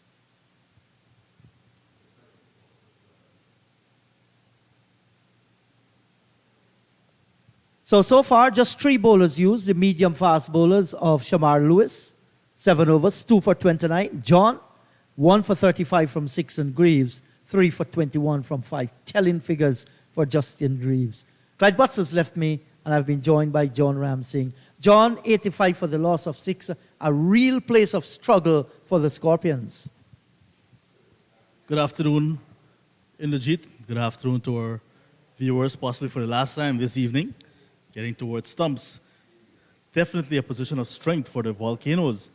To pick up 6 wickets for the Scorpions spells a lot of trouble for the Jamaica Scorpions. And their troubles this season continue. Yet to win a game, both sides. But the Volcanoes in control at the moment. And Green is driving once again down into the offside field. Good looking drive, looks very, very comfortable. He walks to the single. But I'm liking the fight back for the 5-run partnership already. For the 7th wicket. They were tottering at one stage. 6 for 41. This partnership bringing back some sort of semblance, some sort of respectability. But 6 wickets down. Yes, that's a lot of wickets. And John, these two, Jamie Merchant and Dorval Green, they haven't looked in real serious trouble at any time. So this is a good example for those watching from the dressing room that has departed to learn something from them. Yeah, it's a good batting track, nothing wrong with it. You saw that last over when that short ball was bowled from Sherman Lewis. It was tennis ball bounce, not any dangerous sort of bounce. And the batter was just there pulling it easy in front of square as well. It did not come off for him to pull behind square. So it tells of the nature of the track. Once you put your head down and bat, like you saw in the first innings of this game, when the Windward Islands were batting, you will get runs. That was a good ball, however. Alec Athene's got 8-1, made it look so easy. Graves, who's bowling right now, got a half century as well, without slugging, without losing his shape, just played nice cricket shots. And quite similar to what we're seeing now with Derval Green and Jamie Merchant to a lesser extent. Nice partnership. And this is very sensible bowling by Justin Greaves. He's touching down in that corridor where he can get good swing to induce a drive from the batter. It's one a little bit wide outside the line of the off stump, but he's swinging it big. Last season, he played for Barbados Pride when they went on to win the tournament in Trinidad and Tobago, this time playing for the Volcanoes. But the hard work that started ever since when he was with CCC continues really, because we see him now bending his back, getting some pace, right, and doing exactly what his team is asking of him, to get wickets, to contain batters, and with bat, to get runs. So he's really putting in the effort for his franchise. And that's on-driven. It's going to run away down towards the mid-wicket boundary and will get ahead of the fielder. Good shot, came forward, went through with it, and gets the boundary. Without losing his shape, just driving in front of him. It was on the onside, so he played it through the onside, nicely playing around his pad. So no danger in the shot at all, you see. Nice bottom hand, closing the face of the bat. Deliberate shot there, one pitched in line with the leg stumper, and well played by Jamie Merchant. He's gone on to 19 of 23. So the partnership continued to blossom. It's worth 49, one away from a half-century partnership.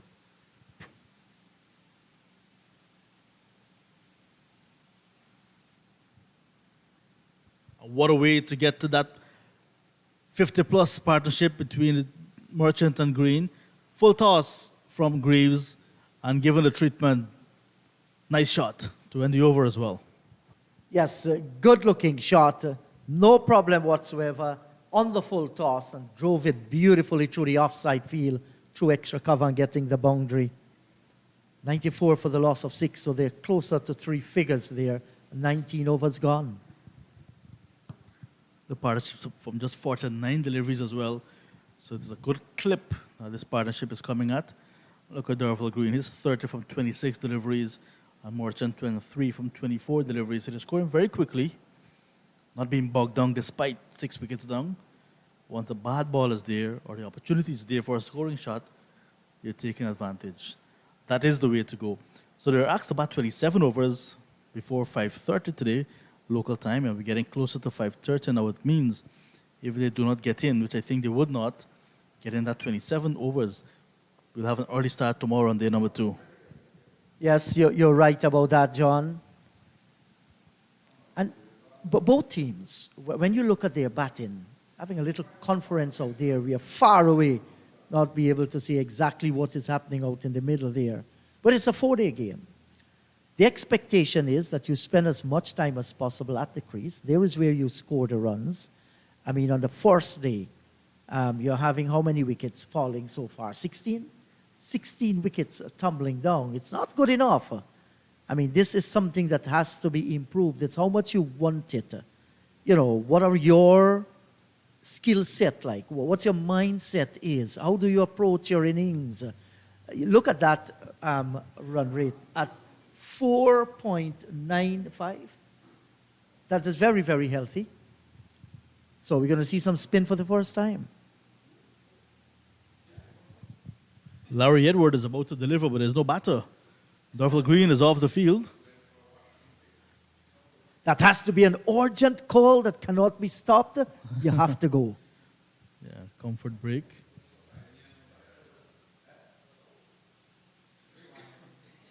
He's back. These things happen. So Larry Edward, left-arm spinner, is going to come into the attack now. And as soon as Dorval Green, well, in fact, it was Jamie Morton that played that cover drive and got the boundary. Dorval Green saying, hey, listen, guy, I have to leave the pitch a little. Get out, and he's back in, so we have a resumption here after that little break. That's very necessary. Larry Edwards. Let's see what Larry Edwards brings to the table. Generally, he is a good left-arm spinner. Interesting now to see how Green and Marchand play him out. Missed out in the last 2 rounds, Larry Edward.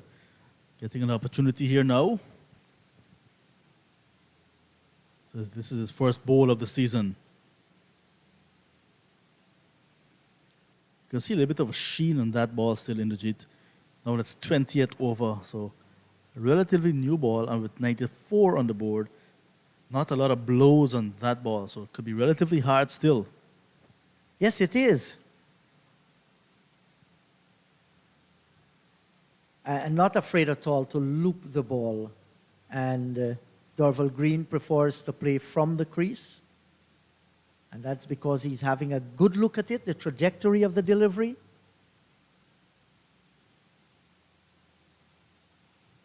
There's also the off-spinner, Kenneth Demba, and then Kavim Hodge as well with left-arm spin, so some spin options available to Atenays to go with those 3 seamers, Lewis, John, and Greaves.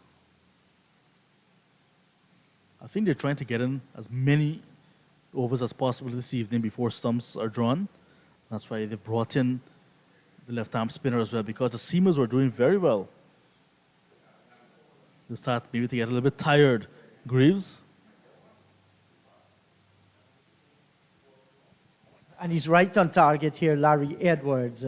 Not asking too much of question, but being very patient. Almost all the deliveries that he has sent down so far, 5 of them right on target, making the right-hander play at them, Dorval Green. His final delivery coming up to end his first over. So not a bad start from him, but nothing alarming whatsoever. 94 for the loss of 6, 20 overs gone. It's good bowling change because the batters with a 53-run partnership looking very comfortable to the seam. So why not try something different? I think they're missing the services of left-arm pacer as well, Preston McSween. With that variety. Is he injured? He has to be because he is the vice captain as he traffic on the Demrar Harbour Bridge. Look at that. It's a double lane that's opened, which means vehicles are leaving Region 4, heading to Region 3 on the floating bridge that connects the 2 regions on that Demrar River, the mighty Demrar River. Look at the currents there in the Jeet. And for our friends in the Windward Islands, that's not the ocean, that's just a river. Yes, so true.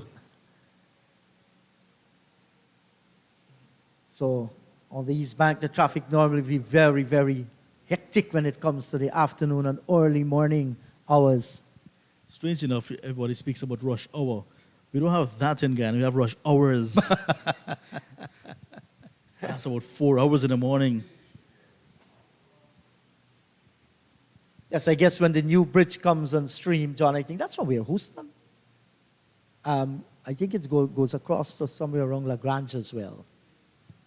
That I understand is going to be a high-span 4-way, should be helping the traffic.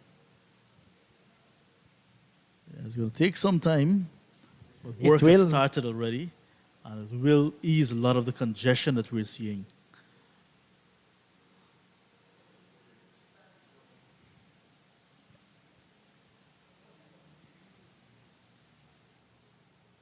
Nicely played, straying down the leg side. Return comes in, they get the single. And not long from now too, John, we'll be driving up to Palmyra on the Quarantine Coast to do cricket at that brand new stadium. Looking forward to that one as well. That's only going to boost sport tourism in Guyana. Look at what's happening around the region as well, with many multi-venues available to territories. Have the Trelawney Sporting Complex in Jamaica, have Sabina Park. Flicked away nicely. Good work from Demba, just two. And a little bit of loose feeling backing up allows at least a single overthrow. Yeah, so you need multiple venues to give options within the country. So Berbice, way in the east, that would be very good to have cricket being decentralized as well, because look at the congestion here on the east bank of Demerara. The government of Guyana, speaking of bringing back some of the old venues like Albion, Iflut, Mackenzie Sports Club in Linden, and the Bayrock as a athletic stadium. So lots of work, lots of infrastructure developments taking place. And Essequibo is not left out too, because at Anna Regina, I understand there's going to be another stadium, multi-purpose stadium built there. So the capacity is being built through the stadiums, and it augurs well for the development of the sports. Cricket, football. In Trinidad and Tobago, they have 3 first-class accredited venues, with Diego Martin being the last of the lot. There's Brian Lara Cricket Academy, then there's the historic Queen's Park Oval. UE Spec in St. Augustine is also an option, but a little bit of work that is needed, because it's not just the outfield, it's the facilities within as well. And with new facilities going up, you'll tick all the boxes, and it's going to be good. Looking forward to it. Yes, I love Diego Martin. When sixes are hit there, they go over the streets onto rooftops, you know, and other than that, it goes into the area where there are lots of trees and so on. I love the setting there. It's absolutely beautiful. You can always step out from there and have some swank. Wrapped on the pad, how's that? He's gone. Leg before Jamie Marchant. Leg before to Justin Greaves for 24. Good bowling again. You can see the workhorse, as they call him, getting another wicket. 4th now for Justin Greaves. It was Jamie Marchant playing down the wrong line, missing that ball that was on the line of his middle and leg stump. Good bowling, good consistent bowling from Justin Greaves, the right arm seamer. You can just see that off stump and the ball coming back in. May very well be hitting the leg stump. He's holding Yes. the pose for you. Exactly, and look at that celebration. But he has a stride in.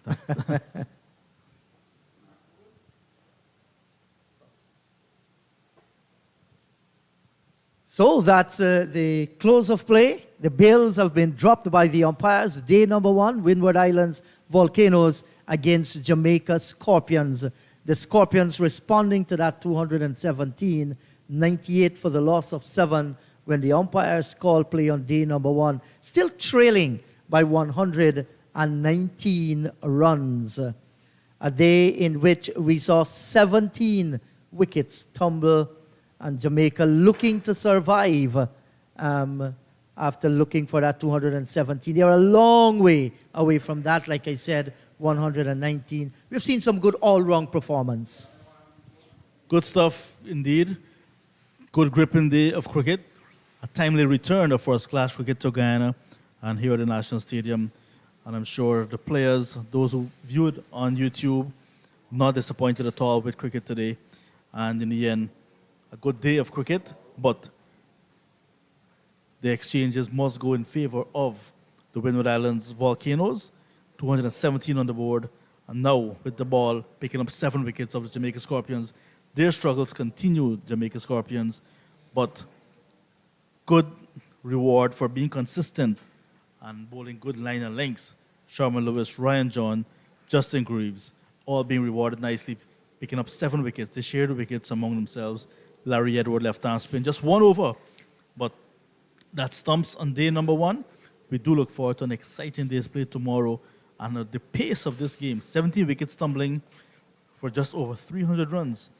We may very well have an early match, not necessarily finishing tomorrow, but could very well be an early match. And we can see the difference in the coins too. Who knows, somebody might come in and score a 400 runs as a team in the second innings. That might take us into day number 4. So far from the National Stadium, we can remind you that the Windwards Volcano in the first innings, they put together 217 of 60.3 overs, Athenaeus 81, Greaves 50, and Derval Green picking up 5 for 30, his best ever figures. In response, 98 for the loss of 7, Jamaica, with Derval Green on 33. 4 wickets for Greaves, 4 for 34, 2 for 29 for Lewis, 1 for 35. Final words from you, John? Tomorrow morning will be very important to the outcome of this game. How long the Jamaica Scorpions will prolong their first innings and how much they will get to eat away that deficit that they're facing at the moment, 119. Will tell how early this game will be wrapped up. But the second innings can be, the second day can be a very important one, and it can also become a second innings game. How well the Volcanoes bat in their second innings, because history tells us that the Volcanoes generally do not bat well in the second innings. So the game's still wide open in the JIT. So that's our coverage for today. Thank you very much for viewing. Thank you very much for joining us on Windies YouTube channel. On behalf of Inderjeet, Naim Chan, Clyde Butts, my name is John Ramsing, wishing you well for the rest of the evening. And here's an invitation to join us tomorrow morning, live from Providence, for action on day number 2. We'll be having a 9:35 start. Coverage will begin at 9:30 local time, 8 hours 30 in Jamaica. Until then, bye-bye.